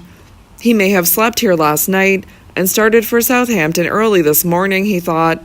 Mrs. Maloney has been here very likely, to make everything tidy after him. But as he sat looking lazily round the room, now and then whistling to his delighted canaries, A slipshod foot upon the staircase without bespoke the advent of that very Mrs. Maloney who waited upon the two young men. No, Mr. Talboys had not come home. She had looked in as early as 6 o'clock that morning and found the chambers empty. Had anything happened to the poor dear gentleman? She asked, seeing Robert Audley's pale face. He turned round upon her quite savagely at this question. Happened to him? What should happen to him? They had only parted at 2 o'clock the day before. Mrs. Maloney would have related to him the history of a poor dear young engine driver who had once lodged with her, and who went out, after eating a hearty dinner, in the best of spirits, to meet with his death from the concussion of an express and a luggage train. But Robert put on his hat again, and walked straight out of the house, before the honest Irish woman could begin her pitiful story. It was growing dusk when he reached Southampton. He knew his way to the poor little terrace of houses, in a dull street leading down to the water, where George's father-in-law lived. Little Georgie was playing at the open parlor window as the young man walked down the street. Perhaps it was this fact, and the dull and silent aspect of the house, which filled Robert Audley's mind with a vague conviction that the man he came to look for was not there. The old man himself opened the door, and the child peeped out of the parlor to look at the strange gentleman. He was a handsome boy, with his father's brown eyes and dark waving hair, and yet with some latent expression which was not his father's, and which pervaded his whole face, so that although each feature of the child resembled the same feature in George Talboys, the boy was not actually like him. The old man was delighted to see Robert Audley. He remembered having had the pleasure of meeting him at Ventnor on the melancholy occasion of. He wiped his watery old eyes by way of conclusion to the sentence. Would Mr. Audley walk in? Robert strode into the little parlor. The furniture was shabby and dingy, and the place reeked with the smell of stale tobacco and brandy and water. The boy's broken playthings and the old man's broken clay pipes and torn brandy and water-stained newspapers were scattered upon the dirty carpet. Little Georgie crept towards the visitor, watching him furtively out of his big brown eyes. Robert took the boy on his knee and gave him his watch chain to play with while he talked to the old man. I need scarcely ask the question that I came to ask, he said. I was in hopes I should have found your son-in-law here. What? You knew he was coming to Southampton? Knew that he was coming, cried Robert, brightening up. He is here, then? No, he is not here now, but he has been here. When? Late last night. He came by the mail. And left again immediately? He stayed little better than an hour. Good heavens, said Robert, what useless anxiety that man has given me. What can be the meaning of all this? You knew nothing of his intention, then? Of what intention? I mean of his determination to go to Australia. I knew that it was always in his mind more or less, but not more just now than usual. He sails tonight from Liverpool. He came here at 1 o'clock this morning to have a look at the boy, he said, before he left England, perhaps never to return. He told me he was sick of the world, and that the rough life out there was the only thing to suit him. He stayed an hour, kissed the boy, without waking him, and left Southampton by the mail that starts at 2:15. What can be the meaning of all this? Said Robert. What could be his motive for leaving England in this manner, without a word to me, his most intimate friend, without even a change of clothes, for he has left everything at my chambers. It is the most extraordinary proceeding. The old man looked very grave. Do you know, Mr. Audley, he said, tapping his forehead significantly, I sometimes fancy that Helen's death had a strange effect upon poor George. Psh! Cried Robert contemptuously. He felt the blow most cruelly, but his brain was as sound as yours or mine. Perhaps he will write to you from Liverpool, said George's father-in-law. He seemed anxious to smooth over any indignation that Robert might feel at his friend's conduct. He ought, said Robert gravely, for we've been good friends from the days when we were together at Eton. It isn't kind of George Talboys to treat me like this. But even at the moment that he uttered the reproach, a strange thrill of remorse shot through his heart. It isn't like him, he said. It isn't like George Talboys. Little Georgie caught at the sound. That's my name, he said, and my papa's name, the big gentleman's name. Yes, little Georgie, and your papa came last night and kissed you in your sleep. Do you remember? "No," said the boy, shaking his curly little head. "You must have been very fast asleep, little Georgie, not to see poor Papa." The child did not answer, but presently, fixing his eyes upon Robert's face, he said abruptly, "Where's the pretty lady?" "What pretty lady?" "The pretty lady that used to come a long while ago." "He means his poor mamma," said the old man. "No," cried the boy resolutely, "not mamma. Mamma was always crying. I didn't like mamma." "Hush, little Georgie." "But I didn't, and she didn't like me. She was always crying. I mean the pretty lady, the lady that was dressed so fine, and that gave me my gold watch." "He means the wife of my old captain, an excellent creature, who took a great fancy to Georgie, and gave him some handsome presents." "Where's my gold watch? Let me show the gentleman my gold watch," cried Georgie. "It's gone to be cleaned, Georgie," answered his grandfather. "It's always going to be cleaned," said the boy. "The watch is perfectly safe, I assure you, Mr. Audley," murmured the old man apologetically, and taking out a pawnbroker's duplicate, he handed it to Robert. It was made out in the name of Captain Mortimer. "Watch, set with diamonds, 11 pounds. "I'm often hard-pressed for a few shillings, Mr. Audley," said the old man. "My son-in-law has been very liberal to me, but there are others, Mr. Audley, and I've not been treated well." He wiped away some genuine tears as he said this in a pitiful, crying voice. "Come, Georgie, it's time the brave little man was in bed. Come along with Grandpapa. Excuse me for a quarter of an hour, Mr. Audley." The boy went very willingly. At the door of the room, the old man looked back at his visitor and said, in the same peevish voice, "This is a poor place for me to pass my declining years in, Mr. Audley. I've made many sacrifices, and I make them still, but I've not been treated well." Left alone in the dusky little sitting room, Robert Audley folded his arms and sat absently staring at the floor. George was gone then. He might receive some letter of explanation, perhaps, when he returned to London, but the chances were that he would never see his old friend again. "And to think that I should care so much for the fellow," he said, lifting his eyebrows to the center of his forehead. "The place smells of stale tobacco like a tap room," he muttered presently. "There can be no harm in my smoking a cigar here." He took one from the case in his pocket. There was a spark of fire in the little grate, and he looked about for something to light his cigar with. A twisted piece of paper lay half-burned upon the hearthrug. He picked it up and unfolded it, in order to get a better pipe light by folding it the other way of the paper. As he did so, absently glancing at the penciled writing upon the fragment of thin paper, a portion of a name caught his eye, a portion of the name that was most in his thoughts. He took the scrap of paper to the window and examined it by the declining light. It was part of a telegraphic dispatch. The upper portion had been burnt away, but the more important part, the greater part of the message itself, remained. "Alboys came to last night, and left by the mail for London on his way to Liverpool, whence he was to sail for Sydney." The date and the name and address of the sender of the message had been burnt with the heading. Robert Audley's face blanched to a deathly whiteness. He carefully folded the scrap of paper and placed it between the leaves of his pocketbook. "My God," he said, "what is the meaning of this? I shall go to Liverpool tonight and make inquiries there." Troubled dreams. Robert Audley left Southampton by the mail and let himself into his chambers just as the dawn was creeping cold and gray into the solitary rooms, and the canaries were beginning to rustle their feathers feebly in the early morning. There were several letters in the box behind the door, but there was none from George Talboys. The young barrister was worn out by a long day spent in hurrying from place to place. The usual lazy monotony of his life had been broken, as it had never been broken before in 28 tranquil, easy-going years. His mind was beginning to grow confused upon the point of time. It seemed to him months since he had lost sight of George Talboys. It was so difficult to believe that it was less than 48 hours ago that the young man had left him asleep under the willows by the trout stream. His eyes were painfully weary for want of sleep.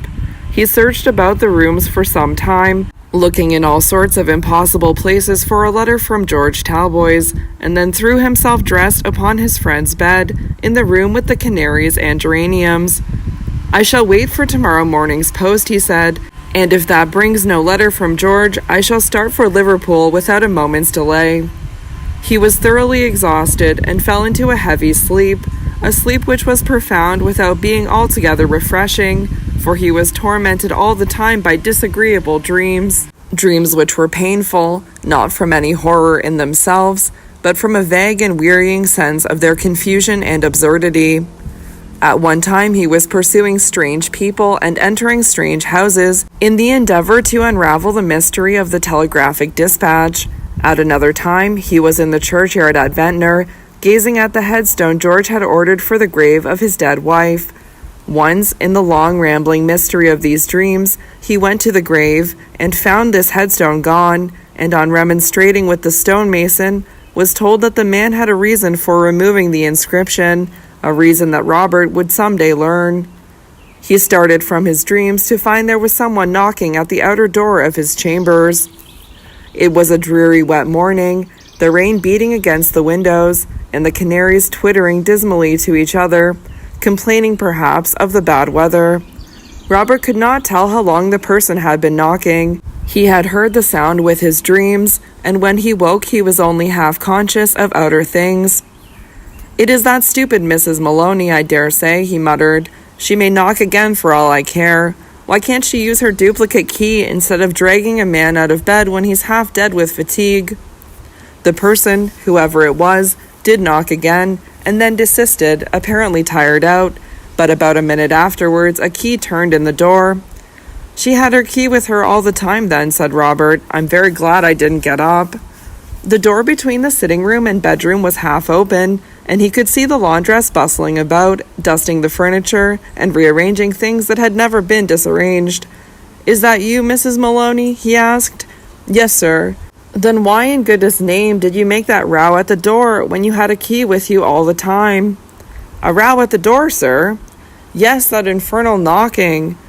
"Sure, I never knocked, Mr. Audley, but walked straight in with the key."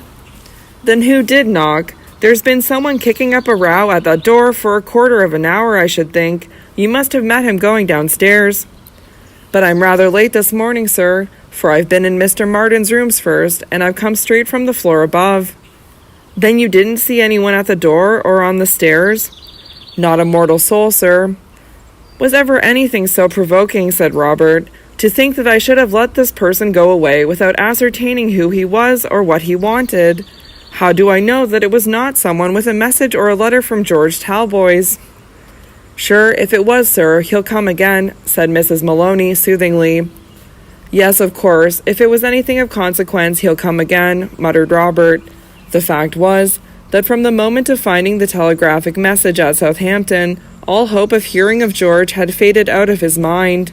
He felt that there was some mystery involved in the disappearance of his friend, some treachery towards himself or towards George. What if the young man's greedy old father-in-law had tried to separate them on account of the monetary trust lodged in Robert Audley's hands? Or what if, since even in these civilized days all kinds of unsuspected horrors are constantly committed, what if the old man had decoyed George down to Southampton and made away with him in order to get possession of that £20,000 left in Robert's custody for little Georgie's use? But neither of these suppositions explained the telegraphic message, and it was the telegraphic message which had filled Robert's mind with a vague sense of alarm. The postman brought no letter from George Talboys, and the person who had knocked at the door of the chambers did not return between 7 and 9 o'clock, so Robert Audley left Fig Tree Court once more in search of his friend. This time he told the cabman to drive to the Euston station, and in 20 minutes he was on the platform, making inquiries about the trains. The Liverpool Express had started half an hour before he reached the station, and he had to wait an hour and a quarter for a slow train to take him to his destination. Robert Audley chafed cruelly at this delay. Half a dozen vessels might sail for Australia while he roamed up and down the long platform, tumbling over trucks and porters and swearing at his ill luck. He bought the Times newspaper and looked instinctively at the second column with a morbid interest in the advertisements of people missing, sons, brothers, and husbands who had left their homes never to return or to be heard of more. There was one advertisement of a young man who was found drowned somewhere on the Lambeth shore. What if that should have been George's fate? No, the telegraphic message involved his father-in-law in the fact of his disappearance, and every speculation about him must start from that one point. It was 8 o'clock in the evening when Robert got into Liverpool, too late for anything except to make inquiries as to what vessels had sailed within the last 2 days for the Antipodes. An emigrant ship had sailed at 4 o'clock that afternoon, the Victoria Regia, bound for Melbourne. The result of his inquiries amounted to this: if he wanted to find out who had sailed in the Victoria Regia, he must wait till the next morning and apply for information of that vessel. Robert Audley was at the office at 9 o'clock the next morning and was the first person after the clerks who entered it. He met with every civility from the clerk to whom he applied. The young man referred to his books and, running his pen down the list of passengers who had sailed in the Victoria Regia, told Robert that there was no one amongst them of the name of Talboys. He pushed his inquiries further. Had any of the passengers entered their names within a short time of the vessel's sailing? One of the other clerks looked up from his desk as Robert asked this question. Yes, he said. He remembered a young man's coming into the office at 3:30 o'clock in the afternoon and paying his passage money. His name was the last on the list, Thomas Brown. Robert Audley shrugged his shoulders. There could have been no possible reason for George's taking a feigned name. He asked the clerk who had last spoken if he could remember the appearance of this Mr. Thomas Brown. No, the office was crowded at the time. People were running in and out, and he had not taken any particular notice of this last passenger. Robert thanked them for their civility and wished them good morning. As he was leaving the office, one of the young men called after him. "Oh, by the by, sir," he said, "I remember one thing about this Mr. Thomas Brown. His arm was in a sling." There was nothing more for Robert Audley to do but to return to town. He re-entered his chambers at 6 o'clock that evening, thoroughly worn out once more with his useless search. Mrs. Maloney brought him his dinner and a pint of wine from a tavern in the Strand. The evening was raw and chilly, and the laundress had lighted a good fire in the sitting-room grate. After eating about half a mutton chop, Robert sat with his wine untasted upon the table before him, smoking cigars and staring into the blaze. "George Talboys never sailed for Australia," he said, after long and painful reflection. "If he is alive, he is still in England, and if he is dead, his body is hidden in some corner of England." He sat for hours smoking and thinking, troubled and gloomy thoughts, leaving a dark shadow upon his moody face, which neither the brilliant light of the gas nor the red blaze of the fire could dispel. Very late in the evening he rose from his chair, pushed away the table, wheeled his desk over to the fireplace, took out a sheet of foolscap, and dipped a pen in the ink. But after doing this he paused, leaned his forehead upon his hand, and once more relapsed into thought. "I shall draw up a record of all that has occurred between our going down to Essex and tonight, beginning at the very beginning." He drew up this record in short detached sentences, which he numbered as he wrote. It ran thus: Journal of facts connected with the disappearance of George Talboys, inclusive of facts which have no apparent relation to that circumstance. In spite of the troubled state of his mind, he was rather inclined to be proud of the official appearance of this heading. He sat for some time looking at it with affection, and with the feather of his pen in his mouth. "Upon my word," he said, "I begin to think that I ought to have pursued my profession, instead of dawdling my life away as I have done." He smoked half a cigar before he had got his thoughts in proper train, and then began to write. 1. I write to Alicia, proposing to take George down to the court. 2. Alicia writes, objecting to the visit on the part of Lady Audley. 3. We go to Essex in spite of this objection. I see my lady. My lady refuses to be introduced to George that particular evening on the score of fatigue. 4.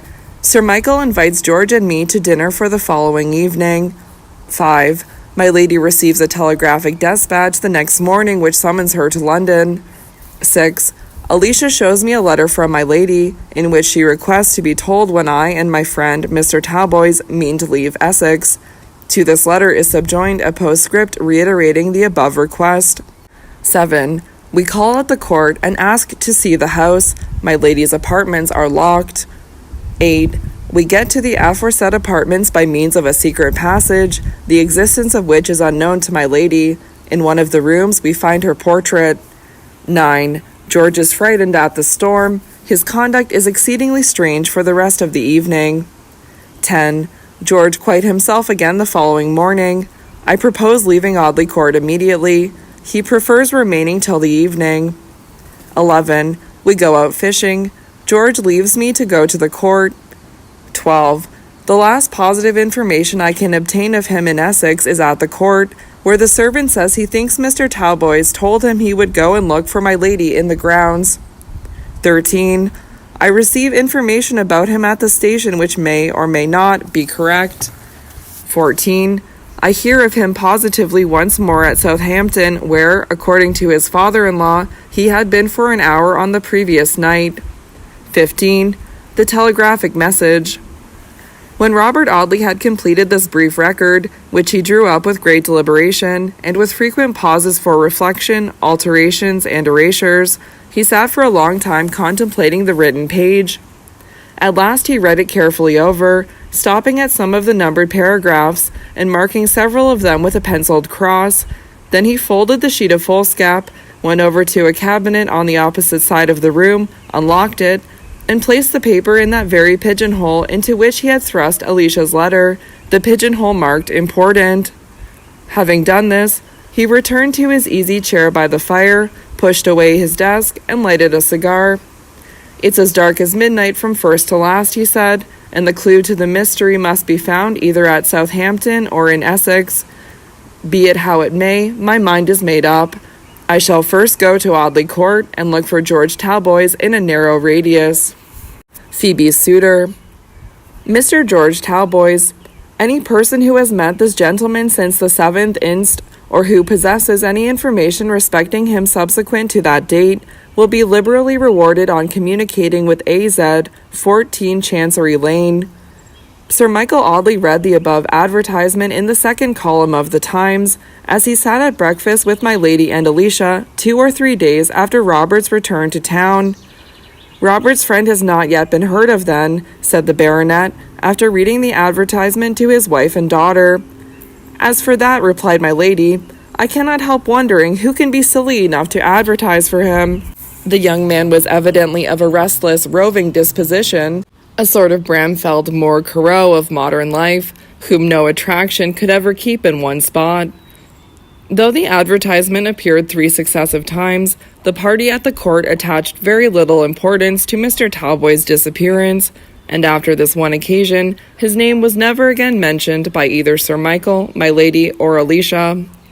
Alicia Audley and her pretty stepmother were by no means any better friends after that quiet evening on which the young barrister had dined at the court. She is a vain, frivolous, heartless little coquette, said Alicia, addressing herself to her Newfoundland dog, Caesar, who was the sole recipient of the young lady's confidences. She is a practiced and consummate flirt, Caesar, and not contented with setting her yellow ringlets and her silly giggle at half the men in Essex, she must needs make that stupid cousin of mine dance attendance upon her. I haven't common patience with her. In proof of which last assertion, Miss Alicia Audley treated her stepmother with such very palpable impertinence that Sir Michael felt himself called upon to remonstrate with his only daughter.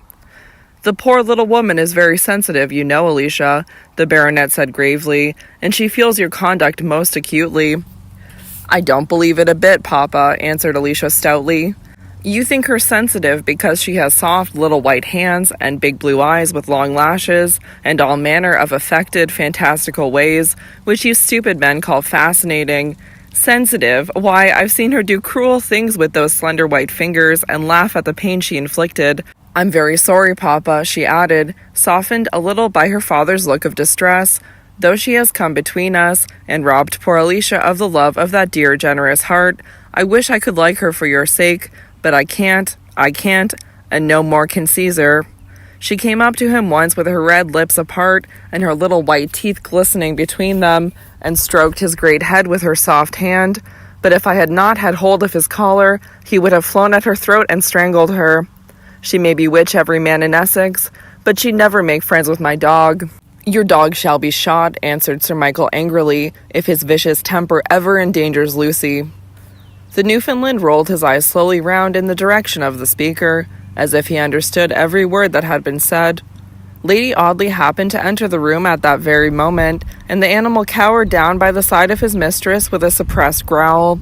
There was something in the manner of the dog which was, if anything, more indicative of terror than of fury, indescribable as it appears that Caesar should be frightened of so fragile a creature as Lucy Audley.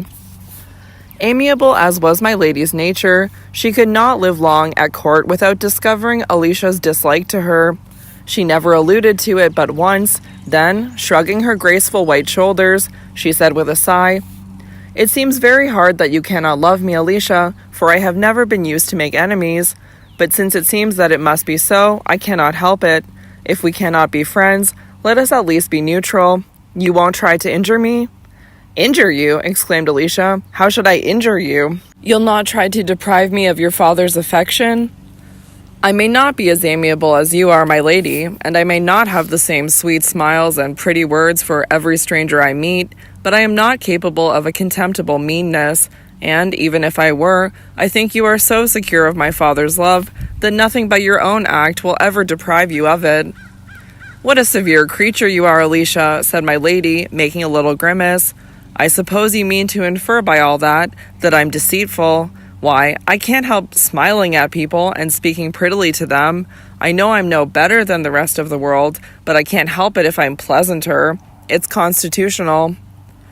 Alicia having thus entirely shut the door upon all intimacy between Lady Audley and herself, and Sir Michael being chiefly occupied in agricultural pursuits and manly sports, which kept him away from home, it was perhaps only natural that my lady, being of an eminently social disposition, should find herself thrown a good deal upon her white eyelashed maid for society. Phoebe Marks was exactly the sort of girl who is generally promoted from the post of lady's maid to that of companion. She had just sufficient education to enable her to understand her mistress when Lucy chose to allow herself to run riot in a species of intellectual tarantella, in which her tongue went mad to the sound of its own rattle, as the Spanish dancer at the noise of his castanets. Phoebe knew enough of the French language to be able to dip into the yellow paper-covered novels which my lady ordered from the Burlington Arcade, and to discourse with her mistress upon the questionable subjects of those romances. The likeness which the lady's maid bore to Lucy Audley was, perhaps, a point of sympathy between the two women. It was not to be called a striking likeness. A stranger might have seen them both together, and yet have failed to remark it, but there were certain dim and shadowy lights in which, meeting Phoebe Marks gliding softly through the dark oak passages of the court, or under the shrouded avenues in the garden, you might have easily mistaken her for my lady. Sharp October winds were sweeping the leaves from the limes in the long avenue, and driving them in withered heaps with a ghostly rustling noise along the dry gravel walks. The old well must have been half choked up with the leaves that drifted about it, and whirled in eddying circles into its black, broken mouth. On the still bosom of the fish pond, the same withered leaves slowly rotted away, mixing themselves with the tangled weeds that discolored the surface of the water. All the gardeners Sir Michael could employ could not keep the impress of autumn's destroying hand from the grounds about the court. "How I hate this desolate month," my lady said, as she walked about the garden, shivering beneath her sable mantle. Everything dropping to ruin and decay, and the cold flicker of the sun lighting up the ugliness of the earth, as the glare of gas lamps lights the wrinkles of an old woman. Shall I ever grow old, Phoebe?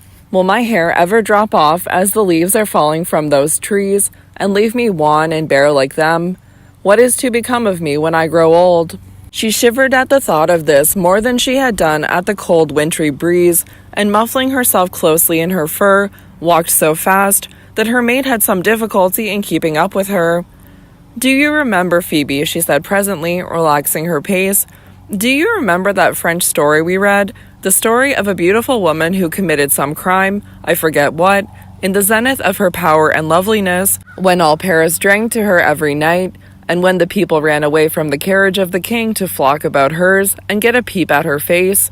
Do you remember how she kept the secret of what she had done for nearly half a century, spending her old age in her family chateau, beloved and honored by all the province, as an uncanonized saint and benefactress to the poor, and how, when her hair was white and her eyes almost blind with age, the secret was revealed through one of those strange accidents by which such secrets always are revealed in romances, and she was tried, found guilty, and condemned to be burned alive.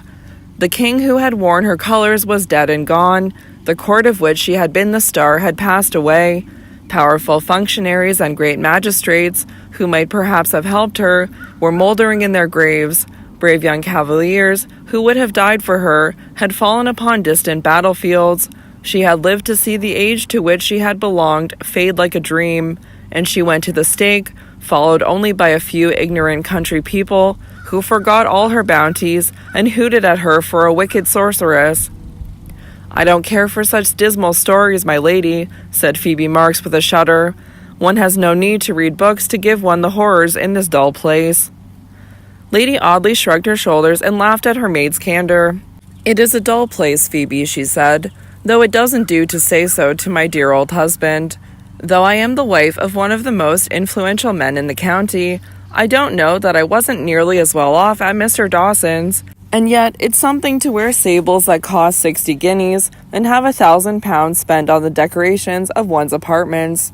Treated as a companion by her mistress, in the receipt of the most liberal wages, and with prerequisites such as perhaps no lady's maid ever had before, it was strange that Phoebe Marks should wish to leave her situation, but it was not the less a fact that she was anxious to exchange all the advantages of Audley Court for the very unpromising prospect which awaited her as the wife of her cousin Luke. The young man had contrived in some manner to associate himself with the improved fortunes of his sweetheart.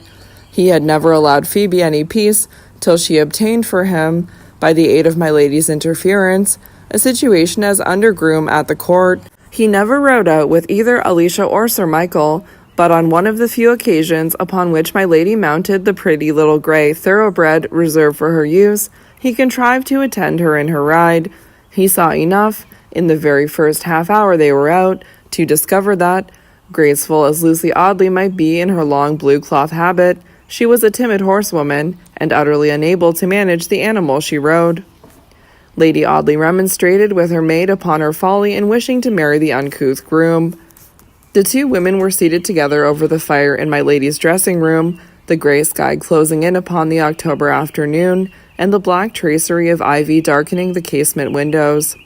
"You surely are not in love with the awkward, ugly creature, are you, Phoebe?" asked my lady sharply. The girl was sitting on a low stool at her mistress's feet. She did not answer my lady's question immediately, but sat for some time looking vacantly into the red abyss in the hollow fire.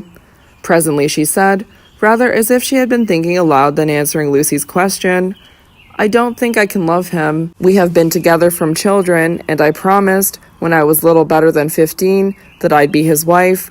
I daren't break that promise now. There have been times when I've made up the very sentence I meant to say to him, telling him that I couldn't keep my faith with him, but the words have died upon my lips, and I've sat looking at him, with a choking sensation in my throat that wouldn't let me speak. I daren't refuse to marry him. I've often watched and watched him, as he has sat slicing away at a hedge stake with his great clasp knife, till I have thought that it is just such men as he who have decoyed their sweethearts into lonely places and murdered them for being false to their word. When he was a boy, he was always violent and revengeful. I saw him once take up that very knife in a quarrel with his mother. I tell you, my lady, I must marry him." "You silly girl, you shall do nothing of the kind," answered Lucy. "You think he'll murder you, do you? Do you think, then, if murder is in him, you would be any safer as his wife? If you thwarted him, or made him jealous, if he wanted to marry another woman, or to get hold of some poor, pitiful bit of money of yours, couldn't he murder you then? I tell you, you shan't marry him, Phoebe. In the first place, I hate the man, and in the next place, I can't afford to part with you. We'll give him a few pounds and send him about his business." Phoebe Marks caught my lady's hands in hers and clasped them convulsively. "My lady, my good, kind mistress," she cried vehemently, "don't try to thwart me in this. Don't ask me to thwart him. I tell you I must marry him. You don't know what he is. It will be my ruin and the ruin of others if I break my word. I must marry him." "Very well then, Phoebe," answered her mistress. "I can't oppose you. There must be some secret at the bottom of all this." "There is, my lady," said the girl, with her face turned away from Lucy. "I shall be very sorry to lose you, but I have promised to stand your friend in all things. What does your cousin mean to do for a living when you are married?" "He would like to take a public house." "Then he shall take a public house, and the sooner he drinks himself to death, the better. Sir Michael dines at a bachelor's party at Major Margrave's this evening, and my stepdaughter is away with her friends at the Grange.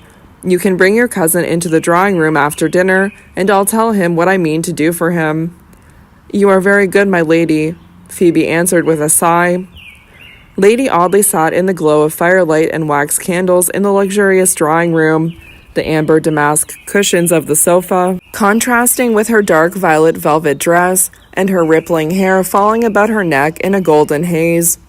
Everywhere around her were the evidences of wealth and splendor, while in strange contrast to all this, and to her own beauty, the awkward groom stood rubbing his bullet head as my lady explained to him what she meant to do for her confidential maid. Lucy's promises were very liberal, and she had expected that, uncouth as the man was, he would on his own rough manner have expressed his gratitude. To her surprise, he stood staring at the floor without uttering a word in answer to her offer. Phoebe was standing close to his elbow and seemed distressed at the man's rudeness. "Tell my lady how thankful you are, Luke," she said. "But I'm not so over and above thankful," answered her lover savagely. £50 ain't much to start a public. You'll make it 100, my lady." "I shall do nothing of the kind," said Lady Audley, her clear blue eyes flashing with indignation, "and I wonder at your impertinence in asking it." "Oh, yes, you will, though," answered Luke, with quiet insolence that had a hidden meaning. "You'll make it 100, my lady." Lady Audley rose from her seat, looked the man steadfastly in the face till his determined gaze sank under hers. Then walking straight up to her maid, she said in a high, piercing voice, peculiar to her in moments of intense agitation, "Phoebe Marks, you have told this man?" The girl fell on her knees at my lady's feet. "Oh, forgive me, she cried. "He forced it from me, or I would never, never have told." On the watch. Upon a lowering morning late in November, with the yellow fog low upon the flat meadows, and the blinded cattle groping their way through the dim obscurity, and blundering stupidly against black and leafless hedges, or stumbling into ditches, undistinguishable in the hazy atmosphere, with the village church looming brown and dingy through the uncertain light, with every winding path and cottage door, every gable end and grey old chimney, every village child and straggling cur, seeming strange and weird of aspect in the semi-darkness, Phoebe Marks and her cousin Luke made their way through the churchyard of Audley, and presented themselves before a shivering curate, whose surplice hung in damp folds, soddened by the morning mist, and whose temper was not improved by his having waited 5 minutes for the bride and bridegroom. Luke Marks, dressed in his ill-fitting Sunday clothes, looked by no means handsomer than in his everyday apparel, but Phoebe, arrayed in a rustling silk of delicate grey that had been worn about half a dozen times by her mistress, looked, as the few spectators of the ceremony remarked, quite the lady. A very dim and shadowy lady, vague of outline and faint of colouring, with eyes, hair, complexion, and dress all melting into such pale and uncertain shades that, in the obscure light of the foggy November morning, a superstitious stranger might have mistaken the bride for the ghost of some other bride, dead and buried in the vaults below the church. Mr. Luke Marks, the hero of the occasion, thought very little of all this. He had secured the wife of his choice and the object of his lifelong ambition, a public house. My lady had provided the £75 necessary for the purchase of the goodwill and fixtures, with the stock of ales and spirits, of a small inn in the centre of a lonely little village, perched on the summit of a hill and called Mount Stanning. It was not a very pretty house to look at. It had something of a tumble-down, weather-beaten appearance, standing as it did upon high ground, sheltered only by 4 or 5 bare and overgrown poplars that had shot up too rapidly for their strength, and had a blighted, forlorn look in consequence. The wind had had its own way with the Castle Inn, and had sometimes made cruel use of its power, It was the wind that battered and bent the low thatched roofs of outhouses and stables, till they hung over and lurched forward, as a slouched hat hangs on the low forehead of some village ruffian.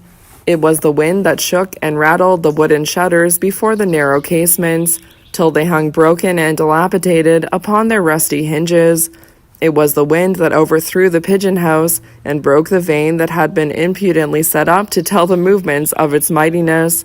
It was the wind that made light of any little bit of wooden trellis work, or creeping plant, or tiny balcony, or any modest decoration whatsoever, and tore and scattered it in its scornful fury. It was the wind that left mossy secretions on the discolored surface of the plaster walls. It was the wind, in short, that shattered and ruined and rent and trampled upon the tottering pile of buildings, and then flew shrieking off, to riot and glory in its destroying strength. The dispirited proprietor grew tired of his long struggle with this mighty enemy, so the wind was left to work its own will, and the Castle Inn fell slowly to decay. But for all that it suffered without, it was not the less prosperous within doors. Sturdy drovers stopped to drink at the little bar. Well-to-do farmers spent their evenings and talked politics in the low wainscoted parlor, while their horses munched some suspicious mixture of moldy hay and tolerable beans in the tumble-down stables. Sometimes even the members of the Audley hunt stopped to drink and bait their horses at the Castle Inn, while, on one grand and never-to-be-forgotten occasion, a dinner had been ordered by the master of the hounds for some 13 gentlemen, and the proprietor driven nearly mad by the importance of the demand. So Luke Marks, who was by no means troubled with an eye for the beautiful, thought himself very fortunate in becoming landlord of the Castle Inn, Mount Stanning. A chaise cart was waiting in the fog to convey the bride and bridegroom to their new home, and a few of the simple villagers, who had known Phoebe from a child, were lingering round the churchyard gate to bid her goodbye. Her pale eyes were still paler from the tears she had shed, and the red rims which surrounded them. The bridegroom was annoyed at this exhibition of emotion. "What are you blubbering for, lass?" he said fiercely. "If you didn't want to marry me, you should have told me so. I ain't going to murder you, am I?" The lady's maid shivered as he spoke to her, and dragged her little silk mantle closely round her. "You're cold in all this here finery," said Luke, staring at her costly dress with no expression of goodwill. "Why can't women dress according to their station? You won't have no silk gowns out of my pocket, I can tell you." He lifted the shivering girl into the chaise, wrapped a rough greatcoat about her, and drove off through the yellow fog, followed by a feeble cheer from 2 or 3 urchins clustered round the gate. A new maid was brought from London to replace Phoebe Marks about the person of my lady, a very showy damsel, who wore a black satin gown and rose-colored ribbons in her cap, and complained bitterly of the dullness of Audley Court. But Christmas brought visitors to the rambling old mansion. A country squire and his fat wife occupied the tapestried chamber. Merry girls scampered up and down the long passages, and young men stared out of the lattice windows watching for southerly winds and cloudy skies. There was not an empty stall in the roomy old stables. An extempore forge had been set up in the yard for the shoeing of hunters. Yelping dogs made the place noisy with their perpetual clamor. Strange servants hoarded together on the garret story, and every little casement hidden away under some pointed gable, and every dormer window in the quaint old roof glimmered upon the winter's night with its separate taper, till, coming suddenly upon Audley Court, the benighted stranger, misled by the light and noise and bustle of the place, might have easily fallen into young Marlowe's error, and have mistaken the hospitable mansion for a good old-fashioned inn, such as have faded from this earth since the last mail coach and prancing tits took their last melancholy journey to the knacker's yard. Amongst other visitors, Mr. Robert Audley came down to Essex for the hunting season, with 6 French novels, a case of cigars, and 3 pounds of Turkish tobacco in his portmanteau. The honest young country squires, who talked all breakfast time of Flying Dutchman fillies and Vaudreuil colts, of glorious runs of 7 hours hard riding over 3 counties, and a midnight homeward ride of 30 miles upon their covert hacks, and who ran away from the well-spread table with their mouths full of cold sirloin to look at that off-pastern or that sprained forearm, or the colt that had just come back from the veterinary surgeon's, set down Mr. Robert Audley, dawdling over a slice of bread and marmalade, as a person utterly unworthy of any remark whatsoever. The young barrister had brought a couple of dogs with him, and the country gentleman who gave £50 for a pointer and travelled a couple of 100 miles to look at a leash of setters before he struck a bargain, laughed aloud at the two miserable curs, one of which had followed Robert Audley through Chancery Lane and half the length of Holborn, while his companion had been taken by the barrister, viet armis, from a costermonger who was ill-using him. And as Robert furthermore insisted on having these two deplorable animals under his easy chair in the drawing-room, much to the annoyance of my lady, who, as we know, hated all dogs, the visitors at Audley Court looked upon the baronet's nephew as an inoffensive species of maniac. During other visits to the court, Robert Audley had made a feeble show of joining in the sports of the merry assembly. He had jogged across half a dozen ploughed fields on a quiet grey pony of Sir Michael's, and drawing up breathless and panting at the door of some farmhouse, had expressed his intention of following the hounds no further that morning. He had even gone so far as to put on, with great labour, a pair of skates, with a view to taking a turn on the frozen surface of the fish pond, and had fallen ignominiously at the first attempt, lying placidly extended on the flat of his back until such time as the bystanders should think fit to pick him up. He had occupied the back seat in a dog-cart during a pleasant morning drive, vehemently protesting against being taken uphill, and requiring the vehicle to be stopped every 10 minutes for the readjustment of the cushions. But this year he showed no inclination for any of these outdoor amusements. He spent his time entirely in lounging in the drawing-room and making himself agreeable, after his own lazy fashion, to my lady and Alicia.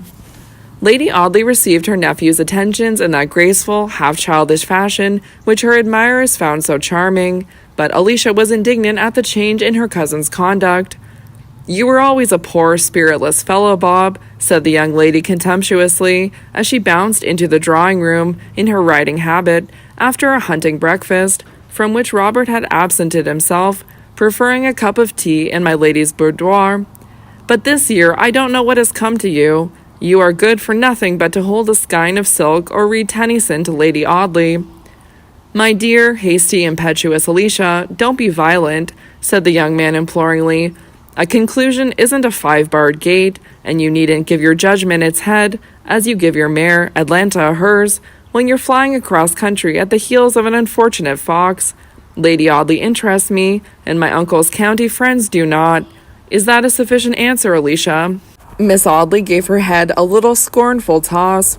"It's as good an answer as I shall ever get from you, Bob," she said impatiently, "but pray amuse yourself in your own way. Loll in an easy chair all day, with those two absurd dogs asleep on your knees. Spoil my lady's window curtains with your cigars, and annoy everybody in the house with your stupid, inanimate countenance." Mr. Robert Audley opened his handsome grey eyes to their widest extent at this tirade, and looked helplessly at Miss Alicia. The young lady was walking up and down the room, slashing the skirt of her habit with her riding whip. Her eyes sparkled with an angry flash, and a crimson glow burned under her clear brown skin. The young barrister knew very well by these diagnostics that his cousin was in a passion. "Yes," she repeated, "your stupid, inanimate countenance. Do you know, Robert Audley, that with all your mock amiability, you are brimful of conceit and superciliousness. You look down upon our amusements, you lift up your eyebrows, and you shrug your shoulders, and throw yourself back in your chair, and wash your hands of us and our pleasures. You are a selfish, cold-hearted sybarite." "Alicia, good gracious, me?" The morning paper dropped out of his hands, and he sat feebly staring at his assailant. "Yes, selfish, Robert Audley. You take home half-starved dogs because you like half-starved dogs. You stoop down and pat the head of every good-for-nothing cur in the village street because you like good-for-nothing curs. You notice little children and give them halfpence because it pleases you to do so. But you lift your eyebrows a quarter of a yard when poor Sir Harry Towers tells a stupid story, and stare the poor fellow out of countenance with your lazy insolence. As to your amiability, you would let a man hit you and say thank you for the blow, rather than take the trouble to hit him again, but you wouldn't go half a mile out of your way to serve your dearest friend. Sir Harry is worth 20 of you, though he did write to ask if my MAIR Atlanta had recovered from the sprain. He can't spell or lift his eyebrows to the roots of his hair, but he would go through fire and water for the girl he loves, while you... At this very point, when Robert was most prepared to encounter his cousin's violence, and when Miss Alicia seemed about to make her strongest attack, the young lady broke down altogether and burst into tears. Robert sprang from his easy chair, upsetting his dogs on the carpet. "Alicia, my darling, what is it?" It's the feather of my hat that got into my eyes," sobbed his cousin, and before Robert could investigate the truth of this assertion, Alicia had darted out of the room. Mr. Audley was preparing to follow her when he heard her voice in the courtyard below, amidst the trampling of horses and the clamor of visitors, dogs, and grooms.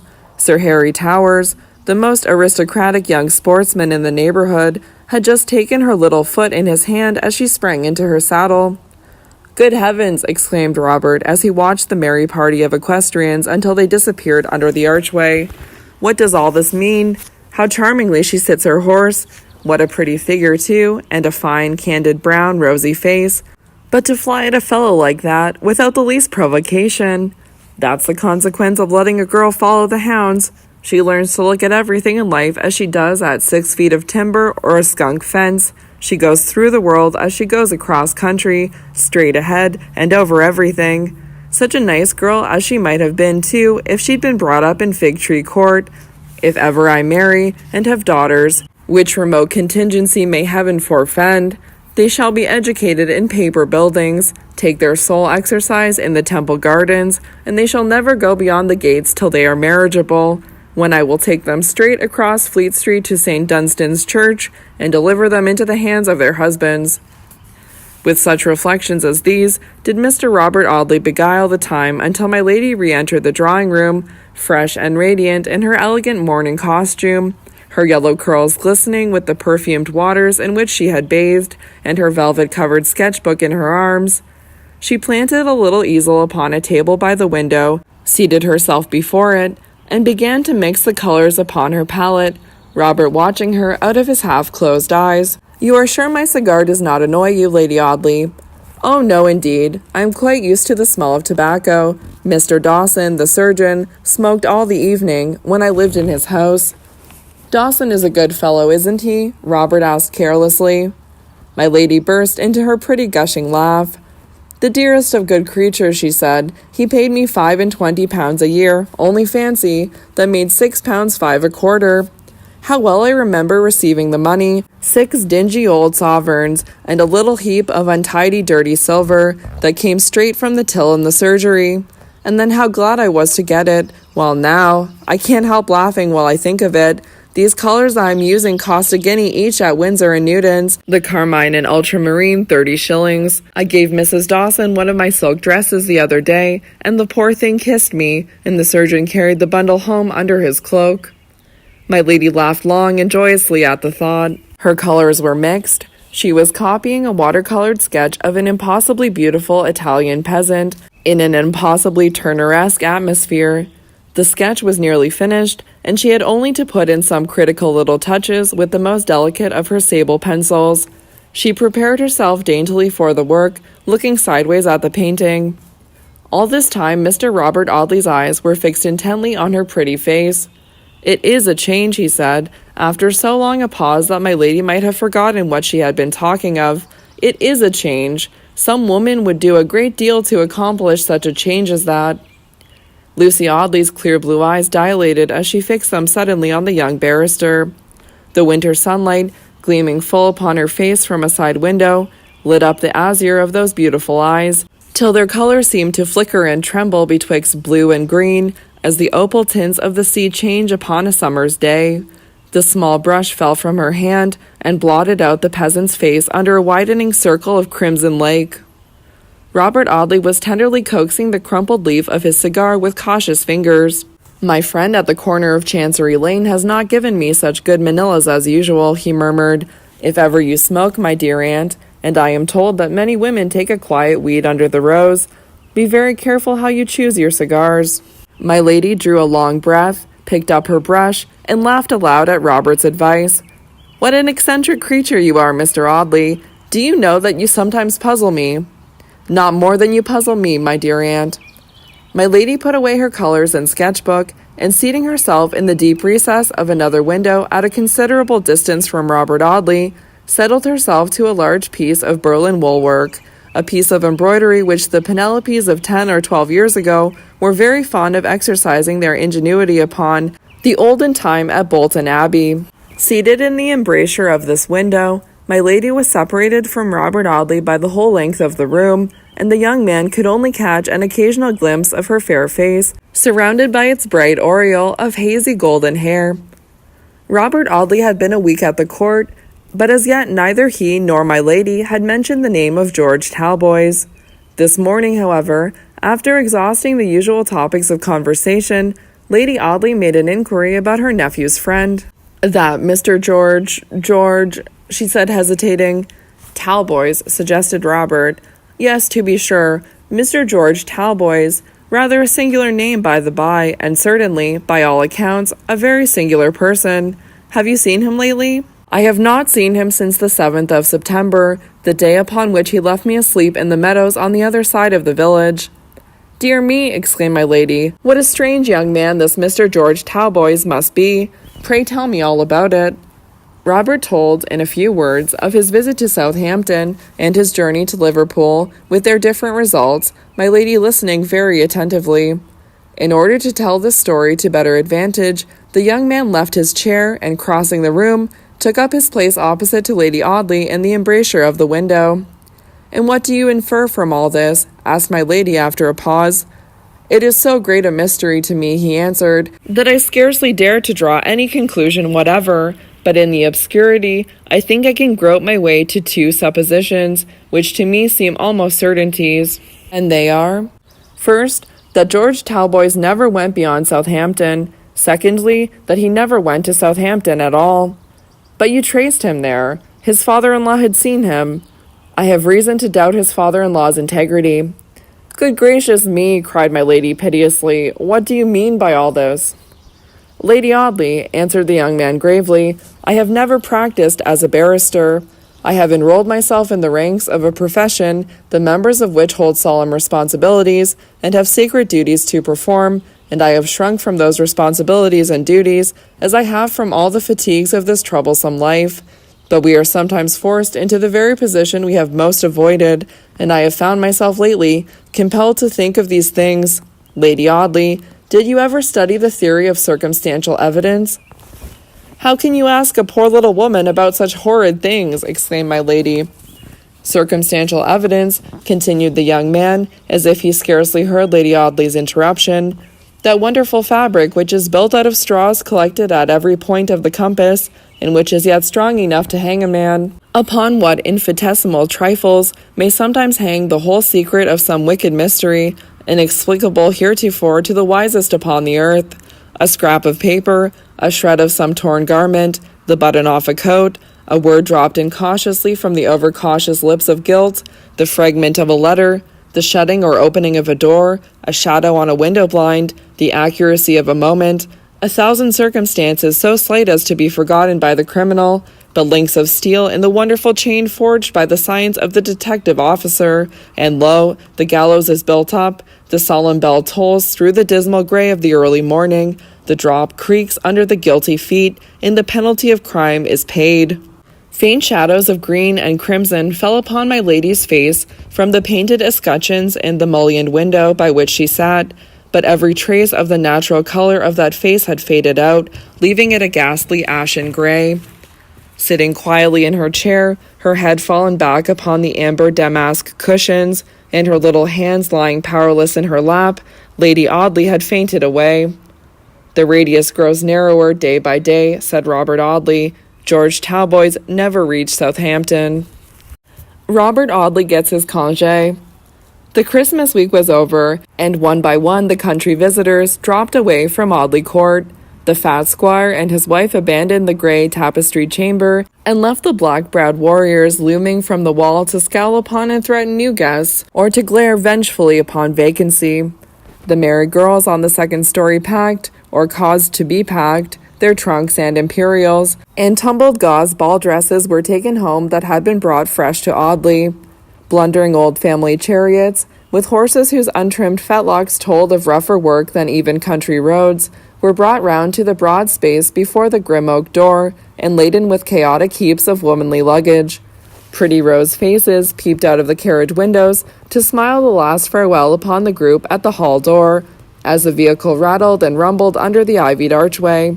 Sir Michael was in request everywhere, shaking hands with the young sportsmen, kissing the rosy-cheeked girls, sometimes even embracing portly matrons who came to thank him for their pleasant visit. Everywhere genial, hospitable, generous, happy, and beloved, the baronet hurried from room to room, from the hall to the stables, from the stables to the courtyard, from the courtyard to the arched gateway, to speed the parting guest. My lady's yellow curls flashed hither and thither like wandering gleams of sunshine on these busy days of farewell. Her great blue eyes had a pretty mournful look, in charming unison with the soft pressure of her little hand, and that friendly, though perhaps rather stereotyped speech, in which she told her visitors how she was so sorry to lose them, and how she didn't know what she should do till they came once more to enliven the court by their charming society. But however sorry my lady might be to lose her visitors, there was at least one guest whose society she was not deprived of. Robert Audley showed no intention whatever of leaving his uncle's house. He had no professional duties, he said. Fig Tree Court was delightfully shady in hot weather, but there was a sharp corner round which the wind came in the winter months, armed with avenging rheumatisms and influenzas. Everybody was so good to him at the court that really he had no inclination to hurry away. Sir Michael had but one answer to this. "Stay, my dear boy, stay, my dear Bob, as long as ever you like. I have no son, and you stand to me in the place of one. Make yourself agreeable to Lucy, and make the court your home as long as you live." To which Robert would merely reply by grasping his uncle's hand vehemently and muttering something about a jolly old prince. It was to be observed that there was sometimes a certain vague sadness in the young man's tone when he called Sir Michael a jolly old prince, some shadow of affectionate regret that brought a mist into Robert's eyes as he sat in a corner of the room looking thoughtfully at the white-bearded baronet.